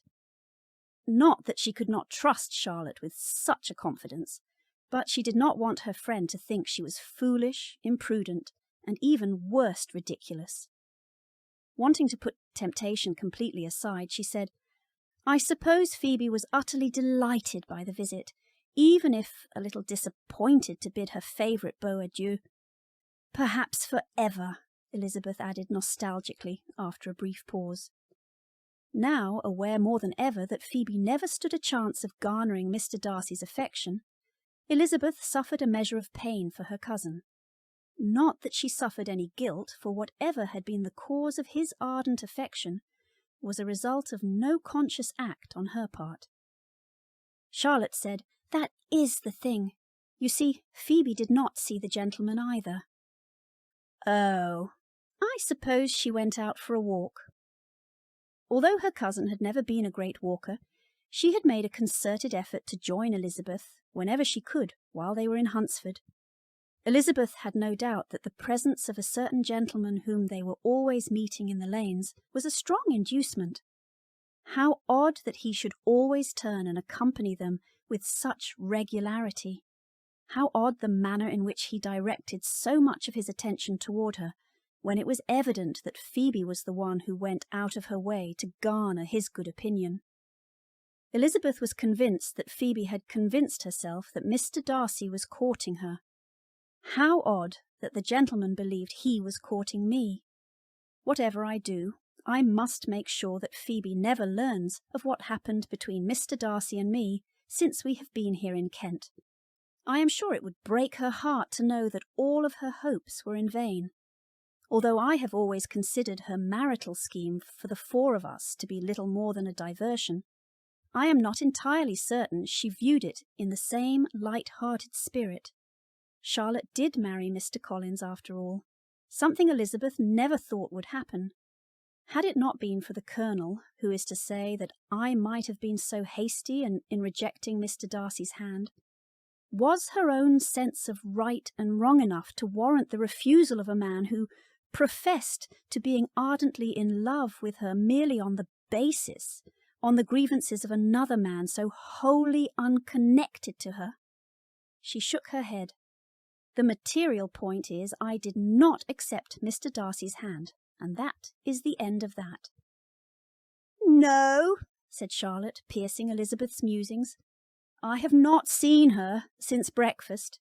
She asked about your whereabouts, and after I said you had gone out for a walk, she informed me that she would be in the bedroom embarking on a letter-writing campaign to her father, as well as her relations in Brighton." "Brighton! Is Phoebe planning to go away to Brighton?" "To visit her father's relations," Charlotte said, nodding. "It appears so." "That is rather odd. I know that she had long wanted to visit Brighton, however. But why now?" Charlotte shrugged.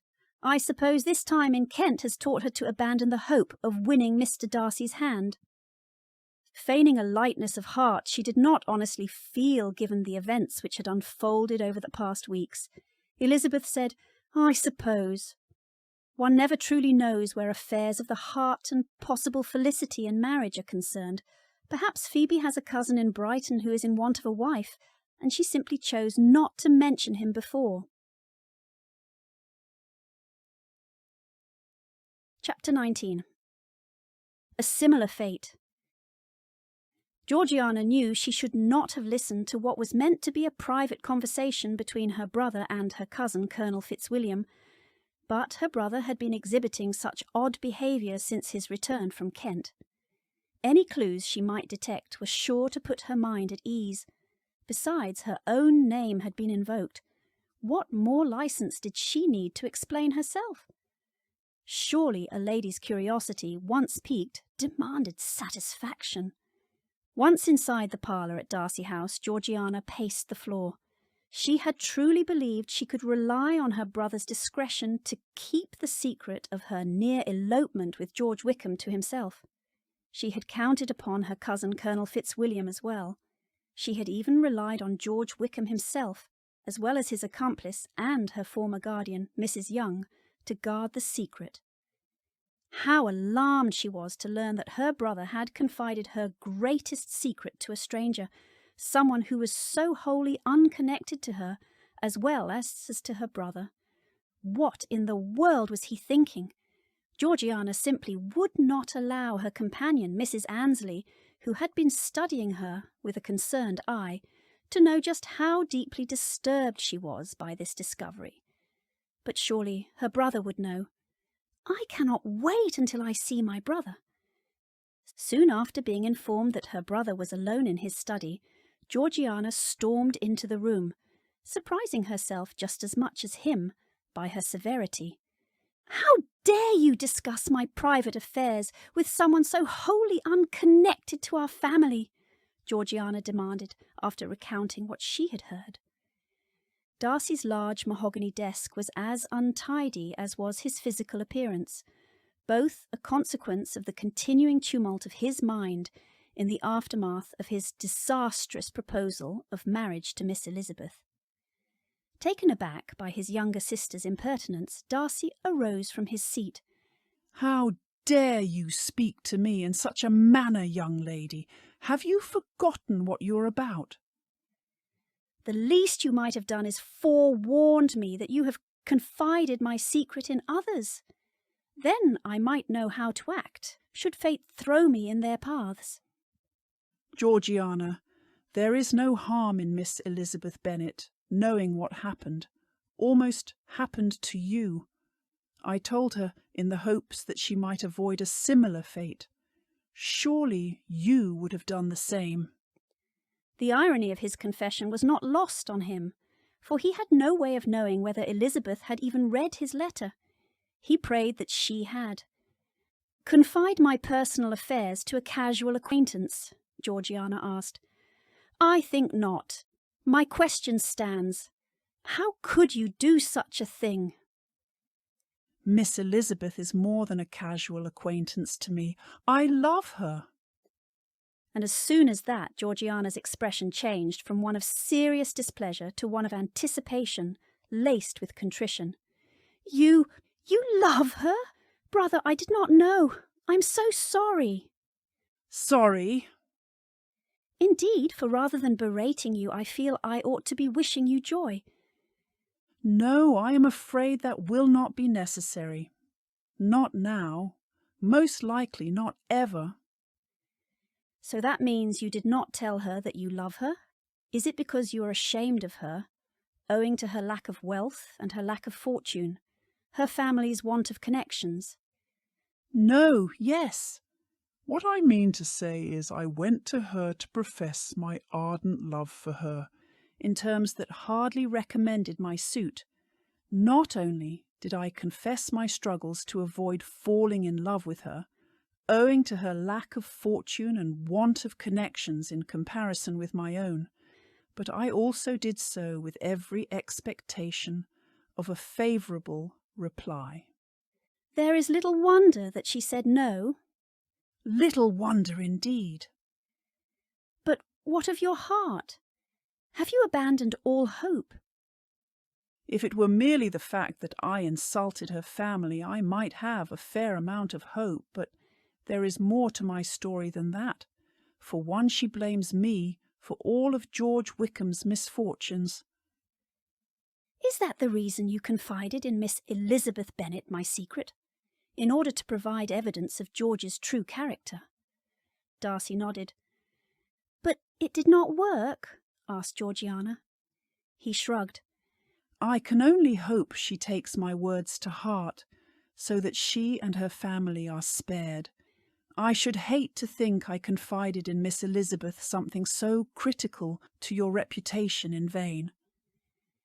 "I suspect there is more than your perceived slight against Mr. Wickham that has given you reason to abandon all hope." "There is." "What is it, if you do not mind my asking?" "It has to do with her sister, Miss Jane Bennet, and Charles Bingley. Miss Elizabeth believes that I am the reason that Charles did not return to Hertfordshire, that I am the cause of her sister's broken heart." "Are you not?" Darcy swept his fingers through his dark hair. His part in the affair in conjunction with the Bingley sisters came to mind. He was not pleased that his sister's new friend, Miss Bingley, had discussed the matter with the younger woman, but he knew he had no one to blame but himself. Disguise of any sort was his abhorrence, and yet he had willingly taken part in the scheme to keep his friend and Miss Jane Bennet apart. "I do not deny it, nor did I deny it to Miss Elizabeth. I did what I did in the interest of my friend. I never believed that Miss Bennet's feelings for him were sincere. However, Miss Elizabeth's strong stance in defence of her sister has given me reason to believe that all hope for her forgiveness is lost. For as much as she loves her sister, she would never accept the man whom she believes has been the cause of subjecting her sister to derision for disappointed hopes. Those were her expressed words." "Then, brother, you know what you must do." "What are you suggesting?" "You must do everything in your power to reunite Mr. Bingley with Miss Jane Bennet." "Georgiana, my dear, I cannot believe you would suggest such a thing. I was of the opinion that you—" "That I wanted Mr. Bingley for myself. I will not deny that was, nay, has long been my heart's greatest desire. But Mr. Bingley does not love me. I know you well enough to know that disguise of any sort is your abhorrence, and yet you purposely resorted to a scheme to separate Mr. Bingley and Miss Bennet, which tells me that you knew he was in her power. If I am to be completely honest with myself, I must confess that I do not love him, not in the way I would wish to love the man with whom I am to spend the rest of my life. I suspect after what happened in Ramsgate I was merely pacifying my wounded vanity." "I am sorry to hear you say that, for I will not deny the prospect of an alliance between the two of you would have pleased me exceedingly. I know, brother, I know. All you have ever wanted for me was that I might be happy. That is also my greatest wish for you. Now I urge you to speak with Mr. Bingley.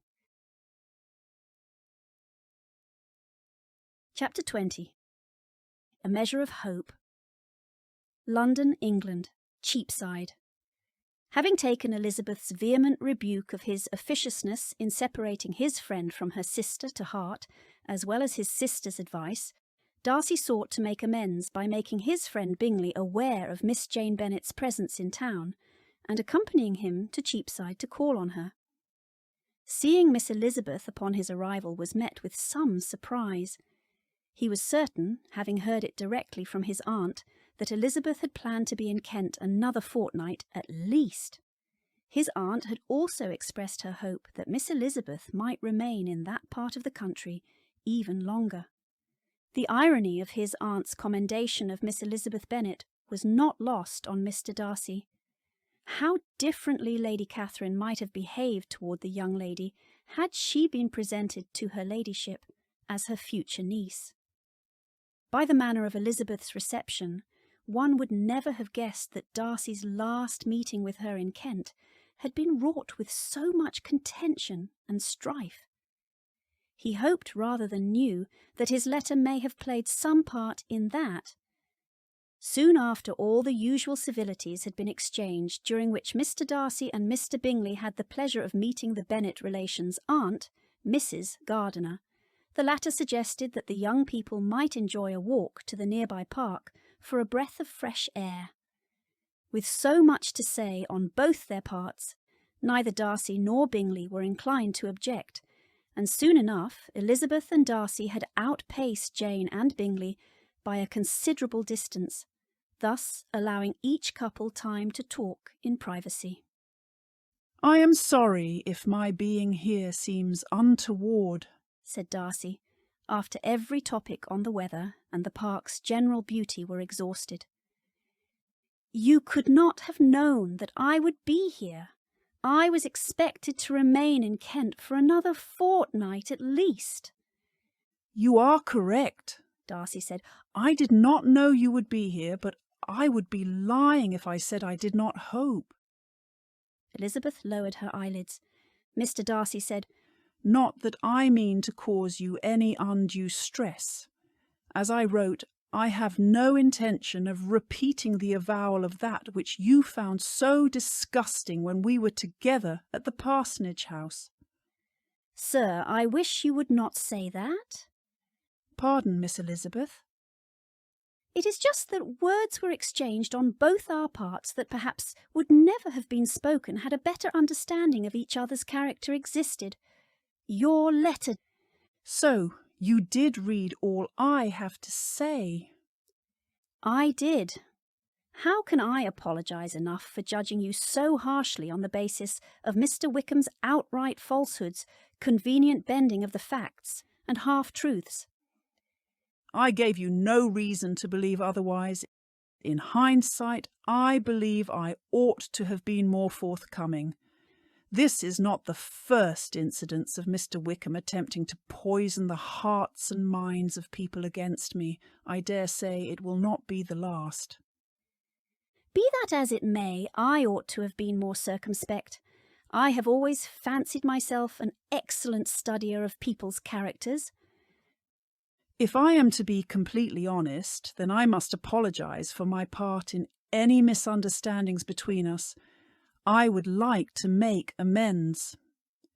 "Is not your generosity in bringing Mr. Bingley here to Cheapside to see Jane proof of your contrition?"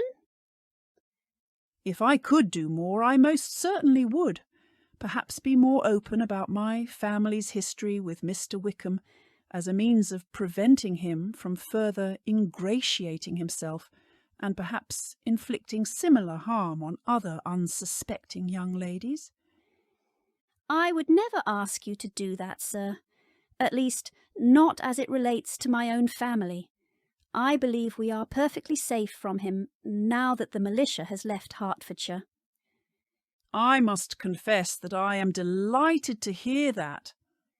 Darcy and Elizabeth exchanged a look which offered the former a measure of hope. He might not have her heart, but at least he was on his way to winning her good opinion. Whether Mr. Darcy or Elizabeth had the greater share of disappointment that their intimate intercourse was then interrupted when Jane and Bingley joined them on the lane could not be said. The very real possibility existed that they were both suffering somewhat conflicting emotions.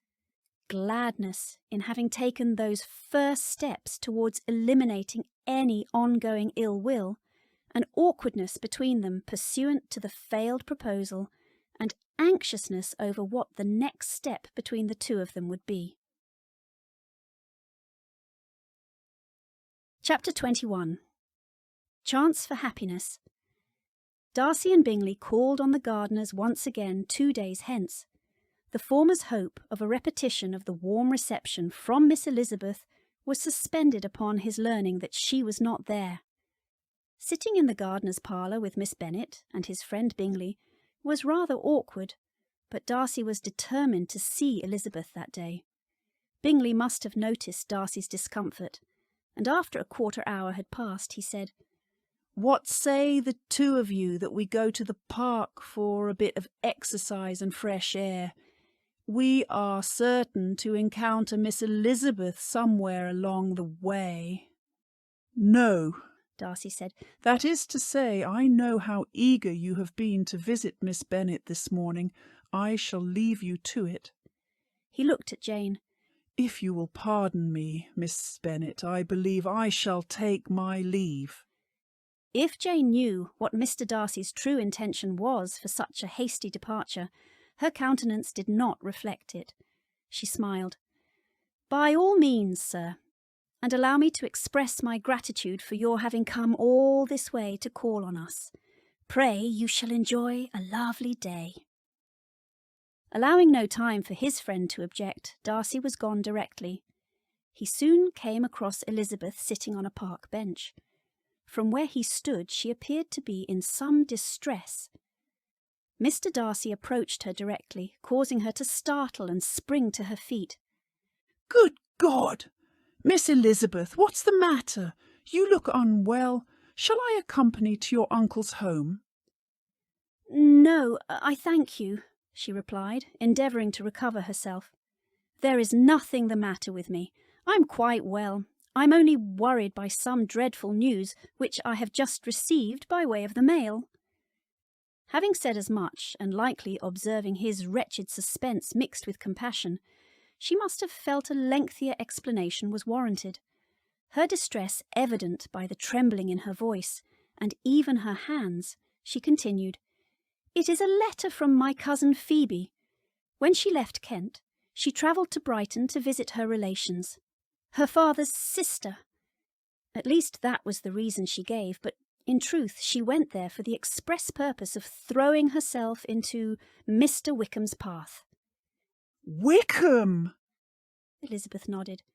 "The worst part is she did so as a means of seeking revenge against me." Elizabeth lowered her head as well as her voice. "Phoebe was at the parsonage that night. She must have heard everything.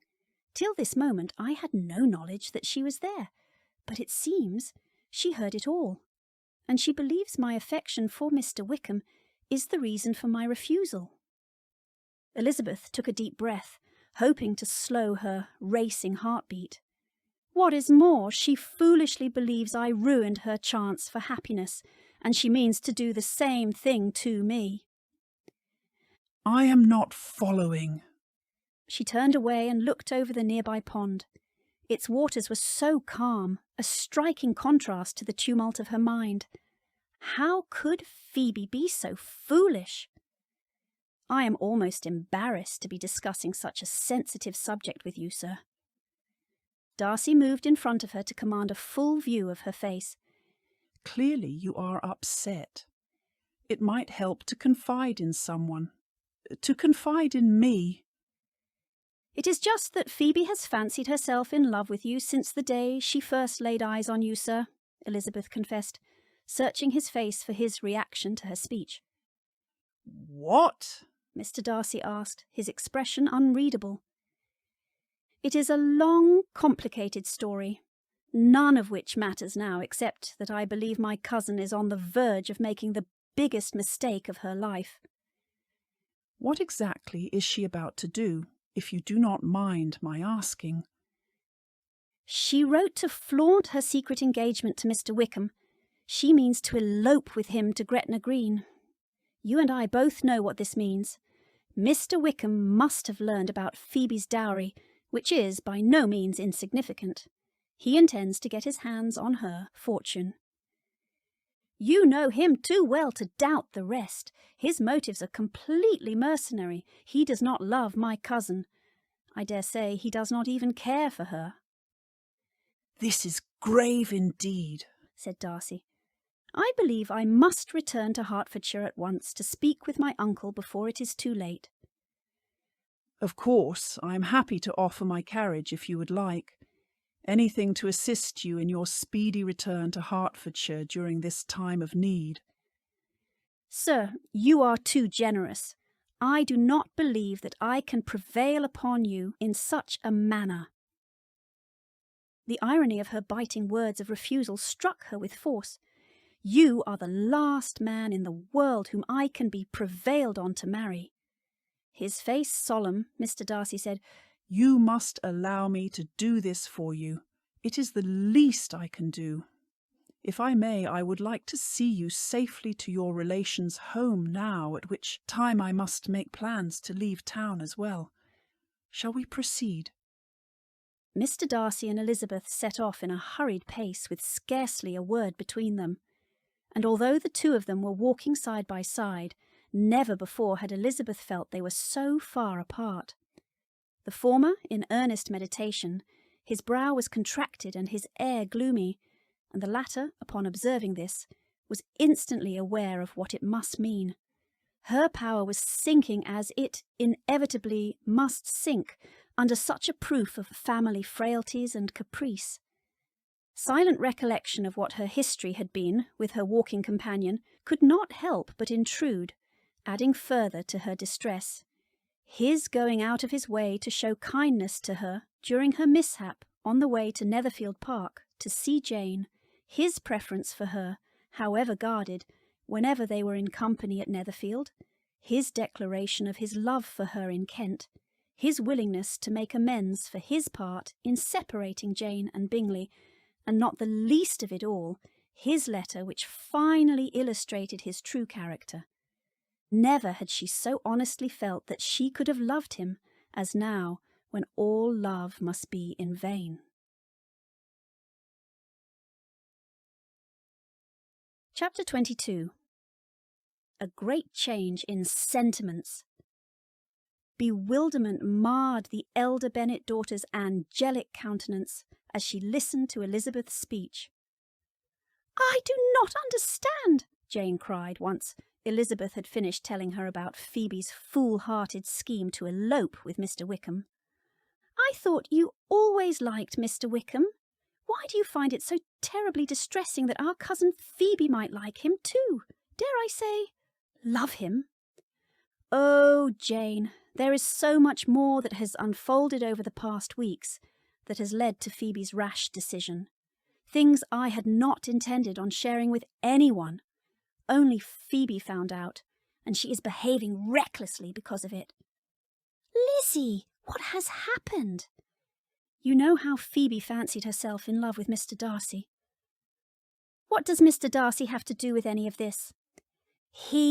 Elizabeth started. "Oh, Jane! Mr. Darcy proposed to me when we were in Kent." Jane gasped. Are you and Mr. Darcy engaged?" No, we are not. You see, I refused him for reasons I care not to discuss, owing to their rather sensitive nature. However, it appears that Phoebe heard our entire discussion, at least the worst part of it, which I might add was most of it, for some very unpleasant words were exchanged between us. Phoebe thought my reason for rejecting Mr. Darcy's hand was because of my feelings for Mr. Wickham. She means to seek revenge against me for thwarting her chances with Mr. Darcy by thwarting my supposed chances with Mr. Wickham. Lizzie, I hardly know what to say. Our cousin has always been rather high-spirited in nature, dare I even say impetuous. Still, I do not know why you're so distressed about the possibility of Phoebe marrying him. Is he not an honourable man, an officer, as well as a true gentleman? Surely you are not jealous of our cousin, or are you? Jane gasped. Lizzie, are you in love with Mr. Wickham? Heaven forbid! I believe one might safely say I detest the man. That is certainly a great change in sentiments towards someone who was clearly a favourite of yours for so long as he was. What has happened to alter your good opinion? Suffice it to say that I learned a great deal more about Mr. Wickham's true character while I was in Kent. I am not at liberty to go into the details, but everything I thought I knew about Mr. Wickham has been shown to be false.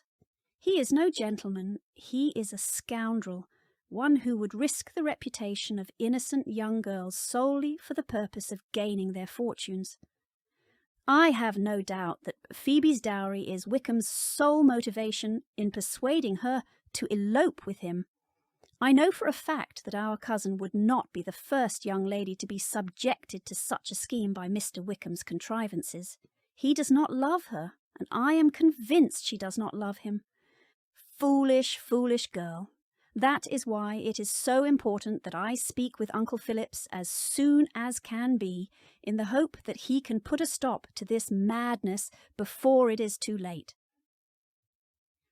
I agree, and I am grateful to Mr. Darcy for making his carriage available to you, for we have not a moment to delay, said Jane, now in possession of a better appreciation of her sister's fears. Elizabeth reached out her hand to Jane.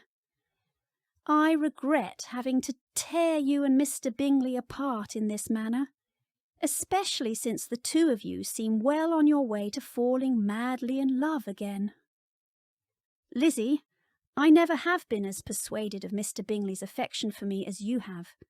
These past days in company with him have been a pleasure, but I am not so convinced it can or ever will be more than that. Perhaps too much time has passed. Nonsense, Jane. He loves you. I only pray that what has happened does not prevent him from declaring himself to you. And what of you and Mr. Darcy? I know you said you rejected his proposal, and I will not pressure you into disclosing the reason for your refusal, but surely he must care for you as much as ever, else he would not have taken it upon himself to arrange our speedy return to Hertfordshire for the sake of speaking with our uncle. I do not know precisely why he came to our aid, but I rather suspect he feels some remorse in not having exposed Wickham when he had the chance to do so in Hertfordshire. For had he, then none of this would have happened. I would not have so willingly bestowed Mr. Wickham my good opinion, and by extension my highest commendations, and Phoebe would not have thrown herself in his path with the intention of wounding me. Jane shrugged. I do not know, Lizzie. A part of me suspects Mr. Darcy's intentions are more generous than that. Jane, what are you saying? Surely you do not believe Mr. Darcy is still in love with me, and that is why he has been so helpful. Do you not? It was now Elizabeth's turn to shrug. Even if a part of me suspected such a thing, surely it no longer signifies. If you could but have seen his face when we parted, he looked as though he could not wait to get away from me, and why would he not, in the face of my family's deficits? In so many ways, Phoebe is more like a sister to me than even Mary, Kitty, and Lydia. Anyone who knows either of us is very aware there is no denying our connection, nor would I ever wish it. I fear whatever my wishes might be, Mr. Darcy is lost to me forever. Chapter 23. All the usual civilities. Though saddened by the thought of what more time in London might have meant for her sister Jane as well as herself, Elizabeth was not designed for ill humour. Upon her arrival home she dared not delay visiting her Meryton relations for fear of being too late to save her cousin from her own impetuous self. There she sat across from Mr. and Mrs. Phillips, her letter inside her pocket, if needed, as corroboration of her story. "No, we have not heard from our dear Phoebe for quite a while," Mrs. Phillips replied when Elizabeth broached the topic after all the usual civilities were exchanged. "But you know how your cousin is. She never has any time to write. She is always so happily engaged in meeting new people. I understand that Brighton can be quite diverting at this particular time of the year, especially with the militia being there. You are aware that the militia went to Brighton when they left Meryton, are you not?" Elizabeth said, "Oh yes, of course, I am very aware. That is precisely the reason for my being here. Dear Uncle and Aunt Phillips, prepare yourself for something dreadful, for you see I have recently received a letter from my cousin Phoebe. I am quite devastated by what she has to say, and when you hear it for yourselves, I am sure you will be equally devastated. Pray, Lizzie, how dare you keep us in suspense? What does our dear Phoebe have to say?" Elizabeth asked that both of her relations take a seat, although she chose to pace the floor as, line by line, she recounted to her aunt and uncle what Phoebe had said, that she had gotten herself engaged to be married to Mr. Wickham. What happened next stunned Elizabeth. To say that Mrs. Phillips was ecstatic would be a great understatement. While it was true that it was every young woman's greatest wish to be happily married, it was also true that the young lady ought to be sensible in her choice when she was able to be so. And certainly Phoebe, with all of her manifold attractions, as well as her handsome dowry, was more than capable of attracting a gentleman of consequence. How her mother could be happy about the prospect of her only child finding herself engaged to be married to a man of Mr. Wickham's low character, Elizabeth could not fathom. Of course, my aunt and uncle do not know him as I do. Dare I confide in them all that Mr. Darcy told me in the hopes that they might be persuaded to prevent their daughter from making what would undoubtedly prove to be the biggest mistake of her life? I feel I must say something. I do not believe that this course of action that Phoebe has charted for herself is a wise one, Elizabeth heard herself say. Steeling her voice with resolve, she continued, I know with certainty that she does not truly care for Mr. Wickham, not in the way that a young lady ought to care for the man with whom she plans to spend the rest of her life. How do you know, Miss Lizzie? Mrs. Phillips asked. Unless I am mistaken, the last time I saw you, you were more than a little enamoured by Mr. Wickham's charms. In fact, I believe with all my heart, had his head not been turned by Miss King, then surely you would not have surrendered him so easily as you did. Who is to say that you are not simply jealous of my Phoebe? It is interesting that you mention Miss King, for I am sure you are more than aware that she was sent to Liverpool by her family as a means of protecting her. I have it on good authority, you see, that Mr. Wickham is mercenary. Not only did he attempt to gain Miss King's fortune in return for the promise of future felicity, the likes of which he is quite incapable, but he has done it before to another wealthy young lady. No doubt Phoebe's dowry of £10,000 is his inducement once again. She looked at her uncle intently. That is why I have come to you. I implore you to do what you can to put a stop to this. Please go to Brighton or, at the very least, notify your relations in Brighton of Mr. Wickham's bad reputation, so that they might exercise whatever measures are necessary to protect Phoebe. Elizabeth talked on in this way until finally she began to see that despite her attempts to reason with her aunt, who behaved as ridiculously as a mother with a single daughter in want of a husband might be expected to conduct herself, she believed that she had reasoned successfully with Mr. Phillips.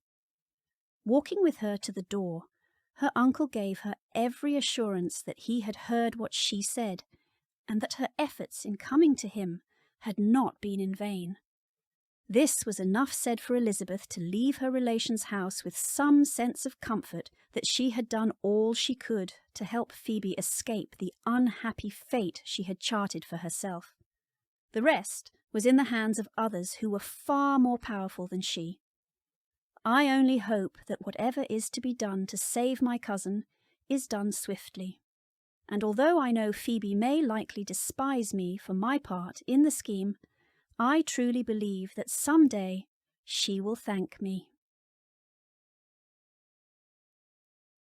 Chapter 24.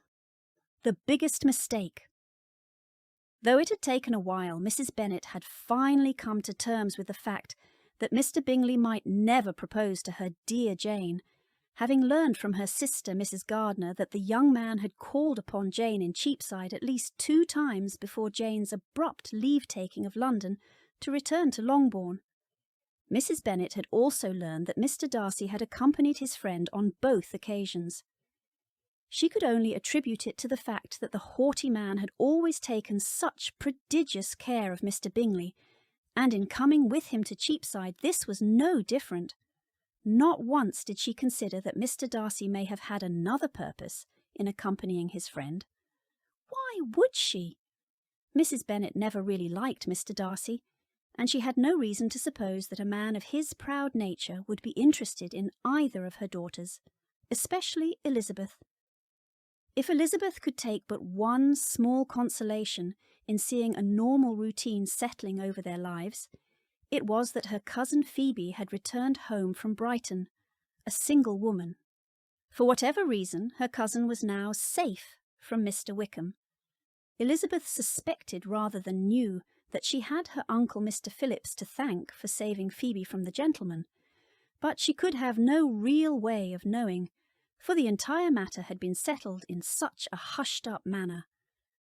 Other than Elizabeth, Jane, Mr. Phillips, and Mrs. Phillips, no one in the neighbourhood ever knew that Phoebe had fancied herself engaged to the officer.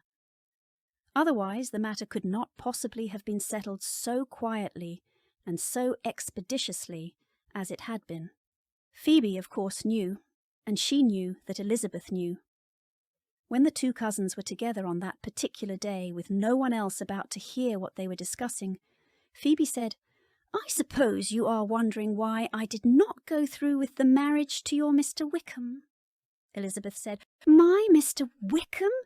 I believe you are the one who wrote to me boasting of your engagement, did you not?" "I did, indeed, and as you might as well know, I never truly intended to go so far as to marry him. I simply meant to make it impossible that the 2 of you might ever enjoy the privilege." Crossing one arm over the other, Elizabeth declared, "Then I find myself in your debt, for Mr. Wickham is indeed the last man in the world to whom I would have ever wished to be married." Raising her hand to her chin, Phoebe commenced tapping with her finger. "Let me think. When have I heard you express those words before?" Feigning astonishment, she cried, "Oh, I remember! It was when you uttered those words, or words of a similar vein, to poor Mr. Darcy." Elizabeth tossed a quick glance over her shoulder to make sure that her cousin's speech had not been overheard. "Pray lower your voice, Phoebe.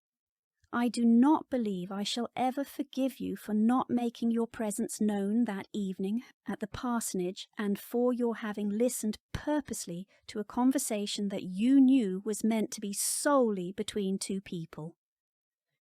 She placed her hand on her cousin's arm. "That is beside the point now, for I must ask you to keep what you heard a secret. My mother will never forgive me should she learn the truth. Surely you cannot hate me so much as to wish such a fate as my mother's endless vexation and consternation against me." Phoebe shrugged. "I do not hate you at all, even though I really should, for you knew that I had singled Mr. Darcy out as my future husband. It was wrong of you to lead him on, as you did, only to break his heart." "Lead him on? Break his heart? I did neither of those things." Forcing herself to remain calm, Elizabeth added, "I had no idea that Mr. Darcy was in love with me until he offered his hand in marriage." Hearing this, Phoebe rolled her eyes. Though she uttered not a single word, her silence spoke volumes.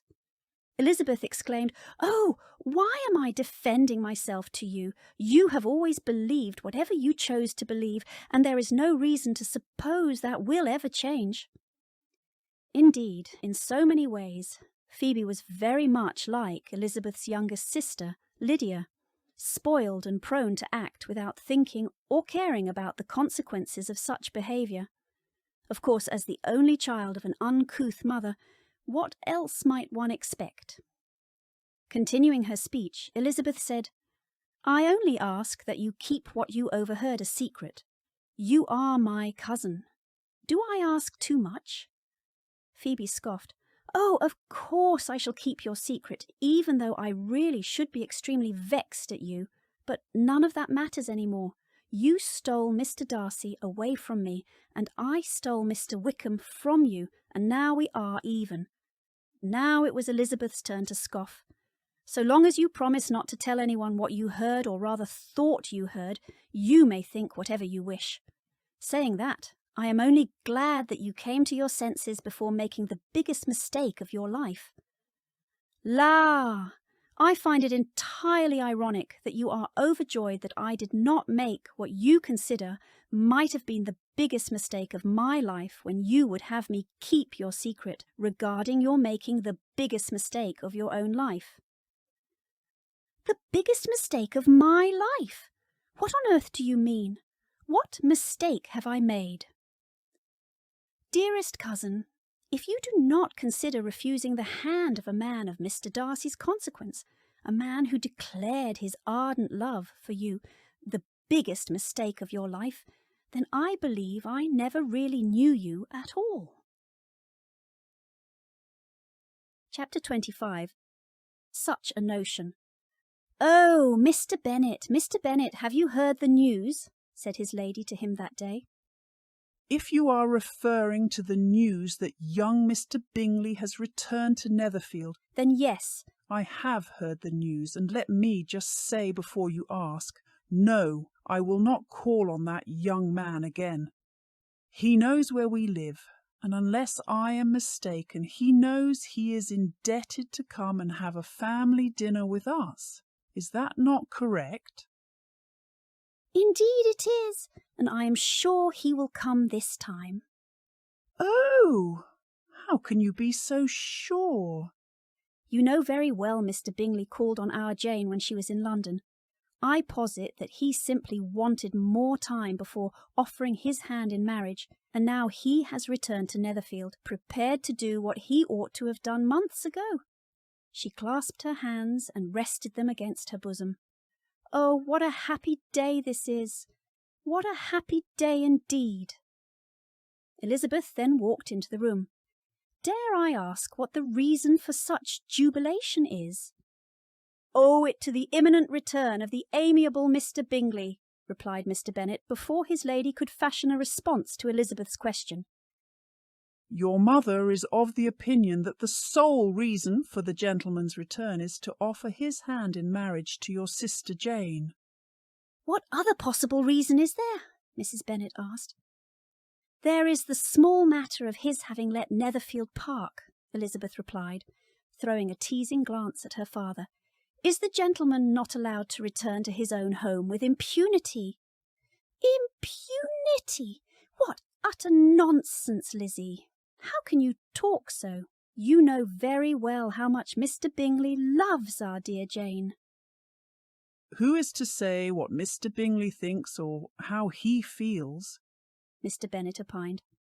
"I understand that both Jane and Lizzie had the pleasure of receiving the gentleman when they were in town.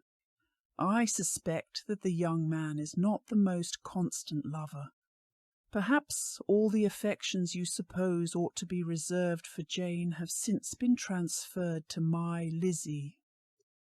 As much as Elizabeth was wont to admire her father's tendency to make sport of others, even her own mother and sisters at times, she was not so pleased by this particular conjecture.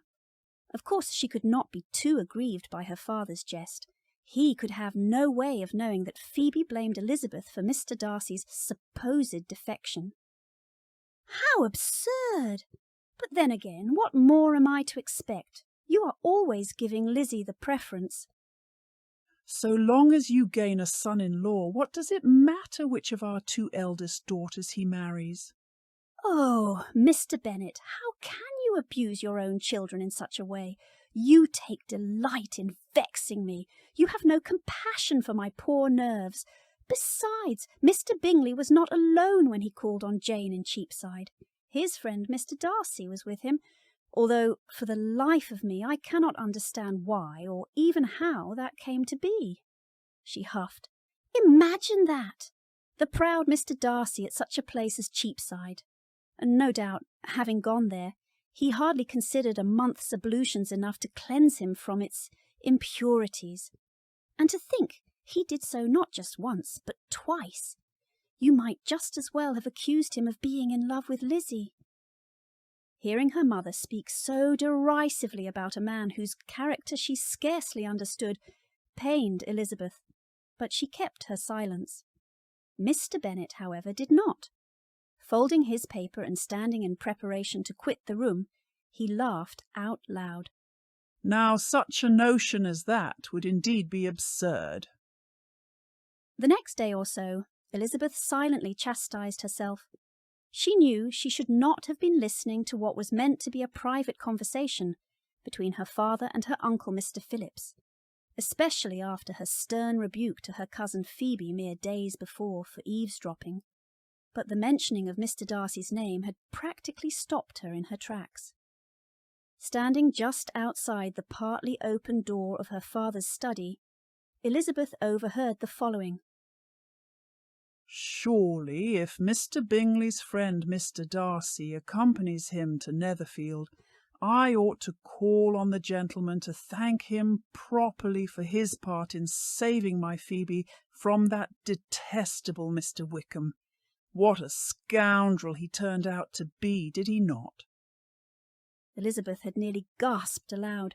She could not help but draw a little closer and listen to more of what her father and her uncle had to say. This improved vantage point also offered a glimpse inside the room, and she espied the 2 gentlemen standing by the fireplace. Mr. Bennet nodded. I must confess Mr. Wickham did a fine job of making love to all of us. I am surely thankful that young Lydia fell ill soon after I was cajoled into allowing her to travel with the head of the militia, Colonel Forster, and his young bride to Brighton, else I might have found myself in dire need of Mr. Darcy's intervention. Then you agree that I ought to thank him in person? His brow arched. Mr. Bennet replied, I do not know that I am saying that at all.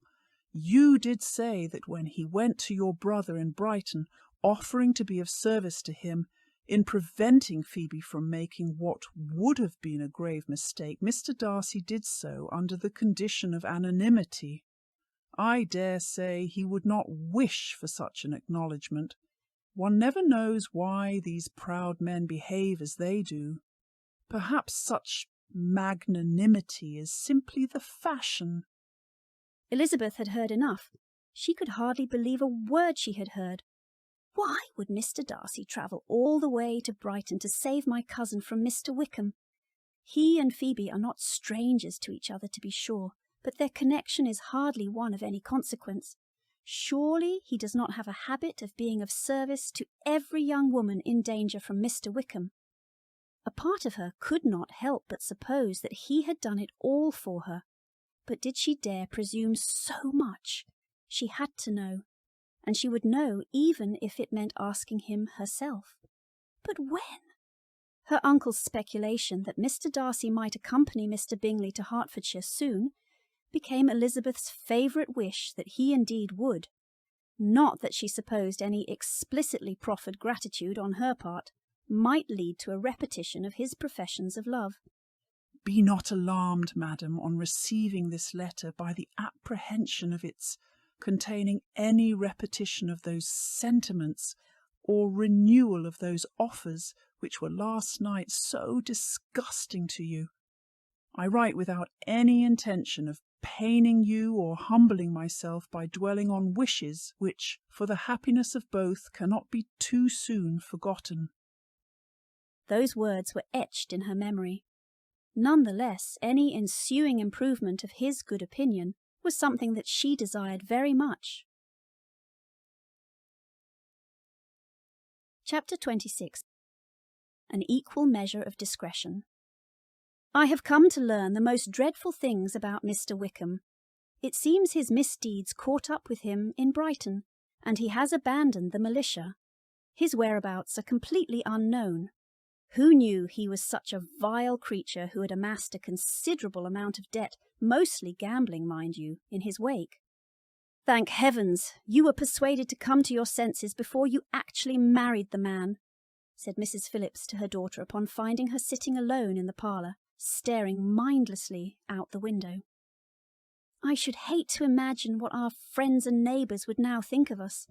To say nothing of my sister Bennet, we would be the subject of the most severe censure imaginable. Phoebe recalled Wickham having spoken of his urgency to be away from Brighton, and its being the catalyst for her silly elopement scheme. She had neither seen nor heard from him since, which suited her perfectly well. "Oh, mamma, I was never really in love with Mr. Wickham. I only pretended to be in order to exact an act of fitting revenge against cousin Lizzie after she stole Mr. Darcy away from me." "Pray do not be absurd, my child. Everyone who knows anything at all knows that Lizzie does not even like that gentleman, with all of his fancy airs, and even if he does have £10,000 a year. Which is precisely the reason I felt so betrayed. Cousin Lizzie never liked him, because she was always in love with Mr. Wickham, but that did not stop her from using her feminine arts and allurements to her best advantage to turn Mr. Darcy's head. You know your cousin would never do such a thing.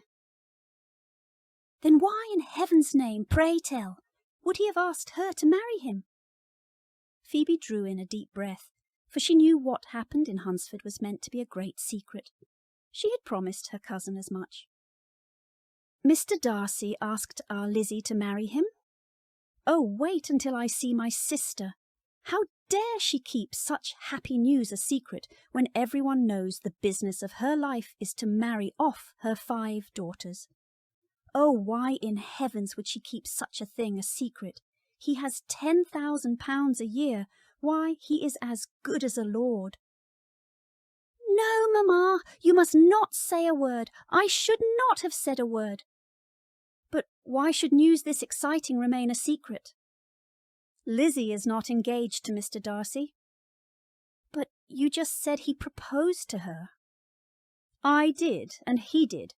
But Lizzie refused his hand, and in such terms as to ensure there will never be a repetition of his proposal, even if he does fancy her so much. For what man would dare offer his hand in marriage to a woman who has already refused him once?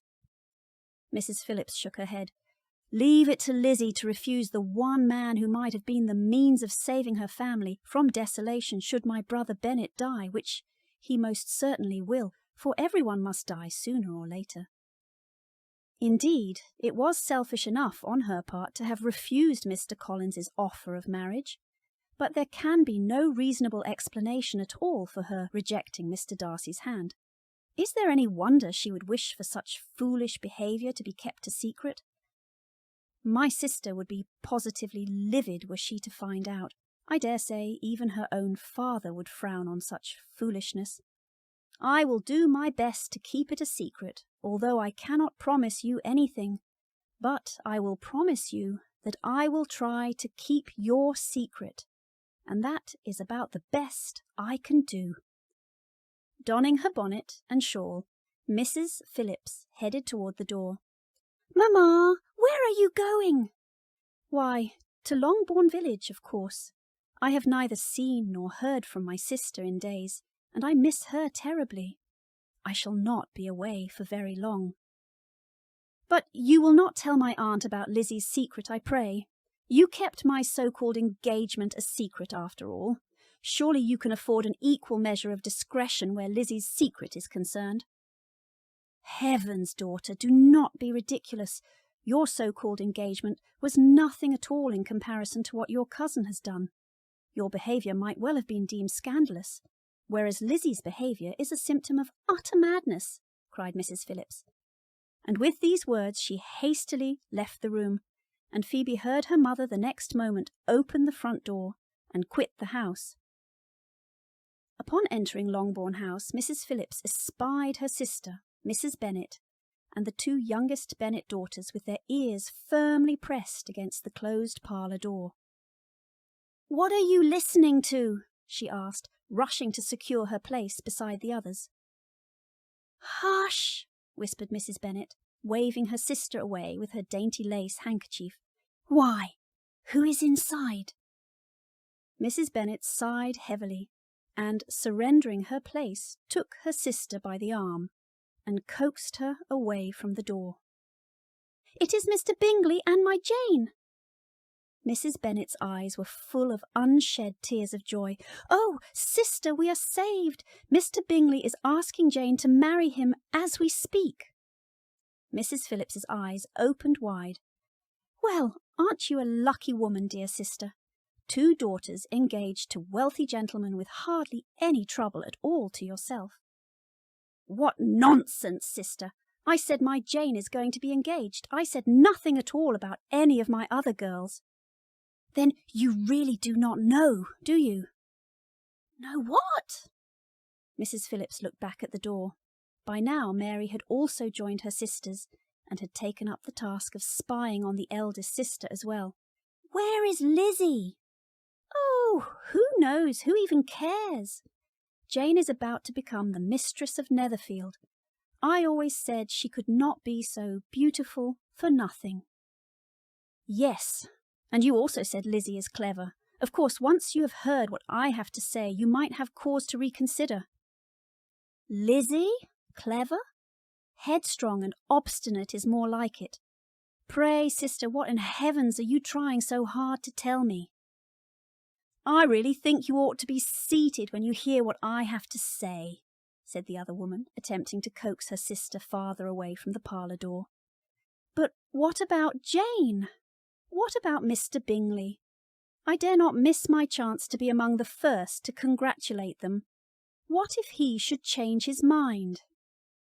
You will be wishing the 2 of them joy soon enough. By the by, I was given to believe his friend Mr. Darcy accompanied him from town." Her manner ill-tempered, Mrs. Bennet exclaimed, "Oh, that horrible Mr. Darcy! He had the audacity to come here with Mr. Bingley, but he went away soon enough to allow Mr. Bingley time to request a private audience with Jane. He could not have quit Longbourn soon enough for my taste." Still coaxing her sister along to another room, Mrs. Phillips said, "I wager you will not feel that way once you hear what I have to say. For heaven's sake, do not keep me in suspense a second longer. Say what you came here to say, or I shall go distracted." All too aware of what was likely unfolding inside Longbourn House, Elizabeth sat alone on a bench just off the gravel walk that led to the copse.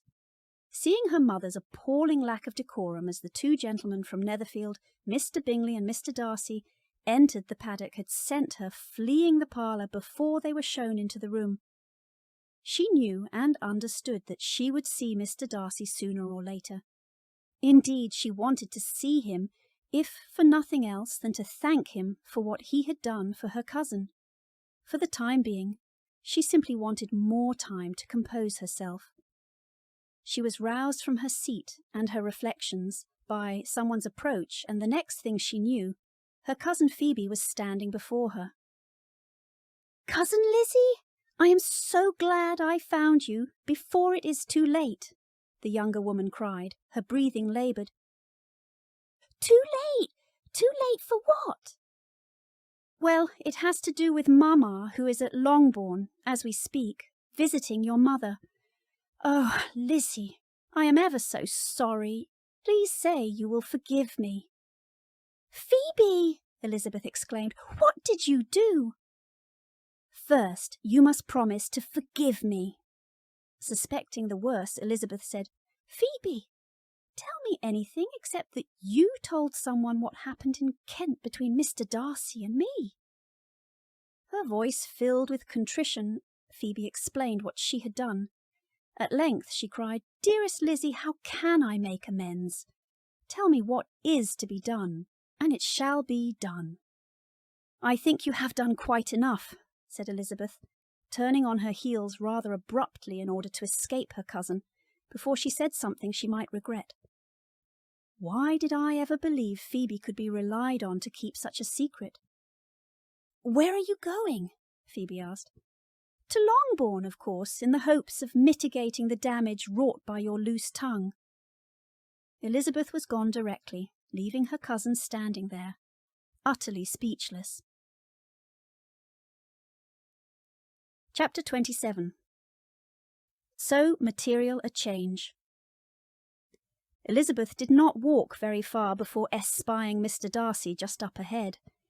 The urgency in his steps upon seeing her gave her cause to be alarmed. Did he know that his proposal to her was now a matter of public knowledge? And if he did he hate her? She needed to know. "Mr. Darcy," said Elizabeth, when the two of them were standing face to face. "Miss Elizabeth," he replied, bowing. "I have just left your home. Meeting you like this is a welcome surprise." By the looks of things he did not know. At least he did not know yet, and for that Elizabeth was grateful. It would not do for him to hear of Phoebe's lapse from another, and thus Elizabeth seized the chance to tell him herself.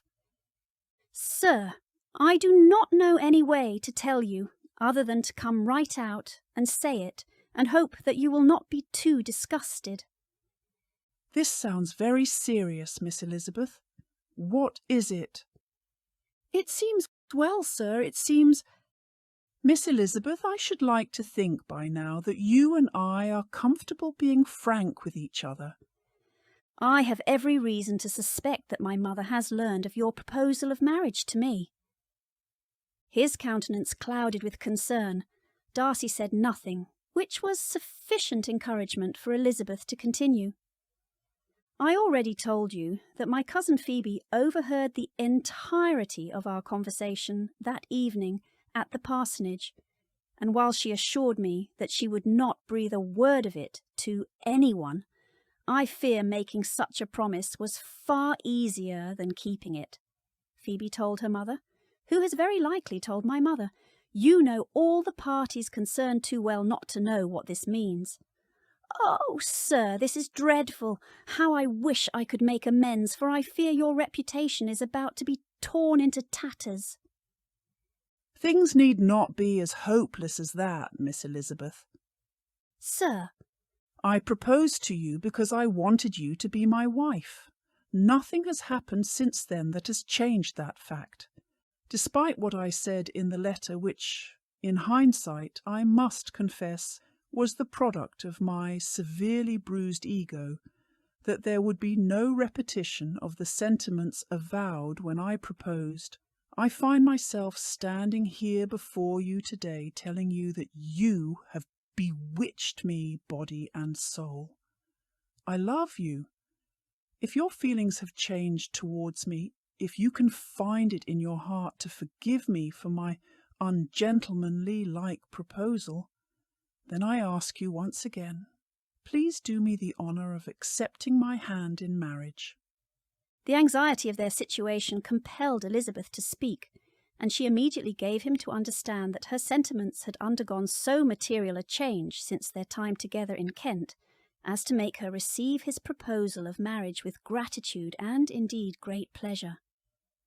The happiness which this reply produced was exactly as it ought to be, and Mr. Darcy expressed himself on the occasion as sensibly and as warmly as a man violently in love can be supposed to do. His longing, his affection, and all his hopes and dreams for their future felicity were tenderly conveyed when his lips touched her lips for the very first time, proving just how much she was loved by him. At length, the newly betrothed couple walked on, without knowing in what direction. There was too much to be thought and felt and said for attention to any other objects. Being a curious creature, it was imperative that Elizabeth find out precisely what Mr. Darcy's role had been in the Brighton affair. As his explanation was perfectly reasonable, Elizabeth thanked him for what he had done on her cousin's behalf. As neither of the young lovers was in a hurry to face the reception which no doubt awaited them at Longbourn, they continued walking. After accounting for the reasons that Mr. Darcy fell in love with her, Elizabeth wanted to know what the feelings of those who meant the most to him, specifically his sister, Miss Georgiana Darcy, would be upon learning of the engagement. Mr. Darcy said, "I had written of you many times before when we were together in Hertfordshire, as well as made mention of the fact that you were visiting your friend Mrs. Collins at Easter. I feel it is also incumbent on me to tell you that Georgiana is aware of my telling you of her unfortunate experience with Mr. Wickham." "Oh dear," cried Elizabeth, "pray she does not suffer any ill will toward you for telling me, or toward me for now knowing, that which was meant to be a closely held family secret." In truth, she was quite upset upon learning what I had done, but once I made her aware of all the particulars, she was quite eager to wish me joy.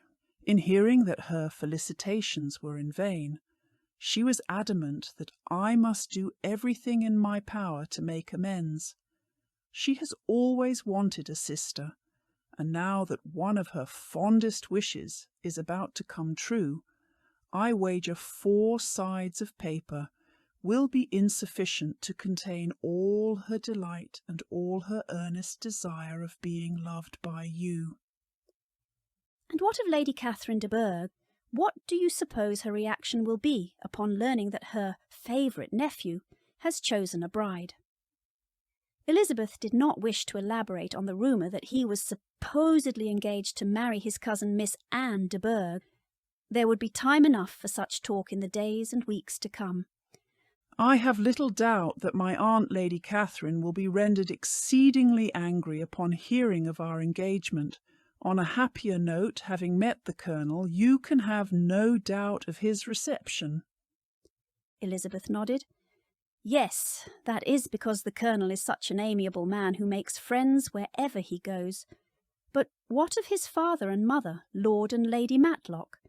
Will they be just as severe as Lady Catherine?" While it is true that both of them may have been harbouring the hope that I would choose a bride from among the ton, I have to believe that they will welcome you into our family with open arms. Although Lady Catherine is the Earl's sister, their temperaments are entirely dissimilar. "That is good to know," Elizabeth exclaimed, her spirits playful. "Everyone must look forward to at least a little support from their future relations." And what of your own family? Judging by the relief that shone on your mother's face when I took my leave of Longbourn earlier today, she will suffer some measure of disappointment. Elizabeth laughed a little at his conjecture. "Disappointment, Mr. Darcy? If you believe that, then you haven't been paying attention to my mother at all." Then you are saying she will be pleased? Mr. Darcy asked, reaching out and caressing Elizabeth's chin with his finger. Thoughts of what her mother's effusions might be danced through Elizabeth's mind. "Good gracious, Lord bless me, only think, dear me, Mr. Darcy. Who would have thought it? Oh, my sweetest Lizzie, how rich and how great you will be. What pin money, what jewels, what carriages you will have. I'm so pleased, so happy. Such a charming man, so handsome, so tall. Oh, my dear Lizzie, pray apologise for my having disliked him so much before. I hope he will overlook it. Dear, dear Lizzie, a house in town, everything that is charming, £10,000 a year. Oh, Lord, what will become of me? I shall go distracted." Elizabeth pursed her lips amid these reflections. What an embarrassment it would be should my mother greet our arrival with such exultations as this. My mother will surely be as pleased with the news as a mother of 5 daughters in want of husbands can expect to be. Does the same apply to your father? Mr. Darcy asked. Elizabeth could also imagine what her father's reaction might be. Lizzie, what are you doing? Are you out of your senses to be accepting this man? Have not you always disliked him? He is rich, to be sure, and you may have many fine clothes and fine carriages, but will that make you happy? Not that she would be too concerned, for despite wishing her former opinions had been more reasonable, her expressions more moderate, she was confident that an earnest profession of her current sentiments was all that would be required to persuade her father of her sincerest attachment to Mr. Darcy. Leaving out the first part, Elizabeth told Mr. Darcy as much. To complete the favourable impression of her family's anticipated joy, Elizabeth remarked on the pleasure her uncle and Aunt Mr. and Mrs. Gardiner would enjoy upon learning of the engagement as well. It was thus decided that everyone who mattered most to the two of them would be overjoyed by the news of the engagement, and the sentiments of those who were wont to suffer displeasure, specifically the Miss Bingleys of the world, could have no impact at all on the future Mr. and Mrs. Darcy's felicity. Chapter 28. Comfort and Elegance. The news that Elizabeth had accepted Mr. Darcy's proposal was met with all the excitement and jubilation that could be expected. Amid all the confusion brought about by 2 engagements, Elizabeth was anxious to make time for her dearest sister. I am certainly one of the most fortunate creatures that ever existed, cried Jane. Oh, Lizzie! To know you two are equally blessed means the world to me. Elizabeth smiled as warmly as could be expected. Dearest Jane, you cannot know what it means to me to see you so happy. I believe I shall love your Mr. Bingley almost as much as I love Mr. Darcy. Jane and Elizabeth merely giggled at this conjecture. Oh, Lizzie, I beg you to be serious, for I must know how it came to be that you left Longbourn with little to no discernible prospect for felicity and marriage in the foreseeable future, and you returned engaged to marry Mr. Darcy. What is more, why ever did Mamma act as though your engagement was a foregone conclusion? In a word, Elizabeth began. Phoebe. Phoebe? Indeed, Phoebe, Elizabeth replied. Suffice it to say, the entire affair is a rather tangled web. But fear not, for I shall tell you everything there is to know in due time. For now I suggest you take your place by your Mr. Bingley's side. By the looks of it, he is desperately missing you. As you will no doubt take your place by your Mr. Darcy's side, Jane said knowingly. Smiling, Elizabeth said, My Mr. Darcy. I think I like the sound of that. With 2 daughters engaged in one day, Mrs. Bennet was a happy woman indeed. On such an auspicious occasion as this, little wonder she was able to have a gathering that very evening which included family and close friends, and her 2 future sons-in-law as guests of honour. The Phillipses were sure to be there, and when Phoebe could, she went to Elizabeth and embraced her. Cousin Lizzie, allow me to be among the first to wish you joy. I declare you are the luckiest of us all, for not only is your future husband rich, but he is also handsome, which, as I recall, ranked at the very top of your list of what a future husband ought to be. Pray, Phoebe, lower your voice, Elizabeth scolded, thankful that no one was standing close enough to hear what was being said.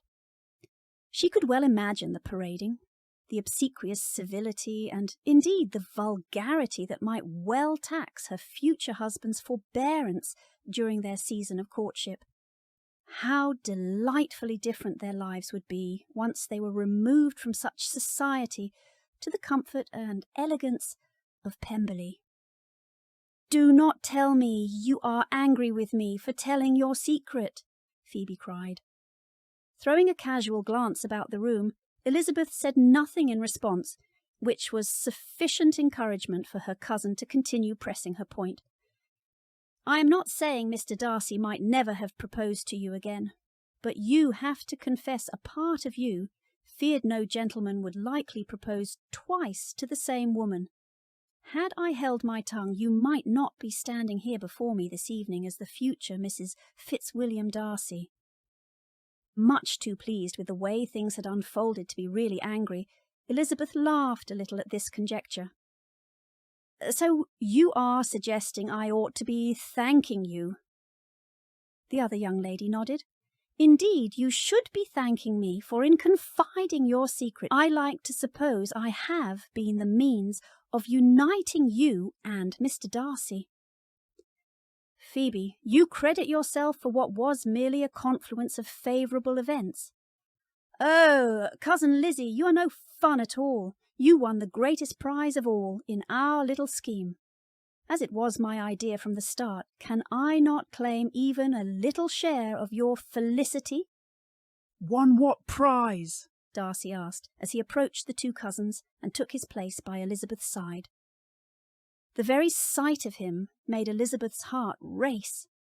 The remembrance of the liberties she had allowed him when the two of them were alone some hours earlier made it skip a beat. Elizabeth said, "I'm afraid it is a long story and one that I will gladly share with you at a more convenient time. Suffice it to say that my cousin Phoebe, despite failing to hold her tongue as she promised me she would, congratulates herself instead for being the means of uniting the two of us. She insists I ought to be thanking her." Mr. Darcy took Elizabeth's hand and raised it to his lips. Lowering her hand, he looked at Phoebe. "Then let me express our mutual gratitude to you, Miss Phillips." Phoebe beamed with pleasure in acknowledgment of Mr. Darcy's gallantry. "You see, Cousin Lizzie, Mr. Darcy bears me no ill will. You could learn a great deal from your future husband on the power of forgiveness." When Phoebe was gone, Darcy said, "That was interesting. I can hardly wait to hear more of this prize your cousin spoke of before. Perhaps you might join me outside for a rather lengthy private intercourse." Smiling, Elizabeth said, "I should be delighted to join you anywhere your heart desires, for a lengthy private intercourse, sir, but only on one condition." "And what is that?" "Talk of anything having to do with my cousin must be the last thing that crosses our lips." Leaning as close as propriety allowed in a room full of people, and speaking in a manner meant solely for Elizabeth's ears, Darcy said, "With lips as tender and sweet as yours, my dearest, loveliest Elizabeth, I am more than happy to oblige." Thank you for listening to Together in Perfect Felicity, written by P.O. Dixon and read by Anna, a professional human voice replica.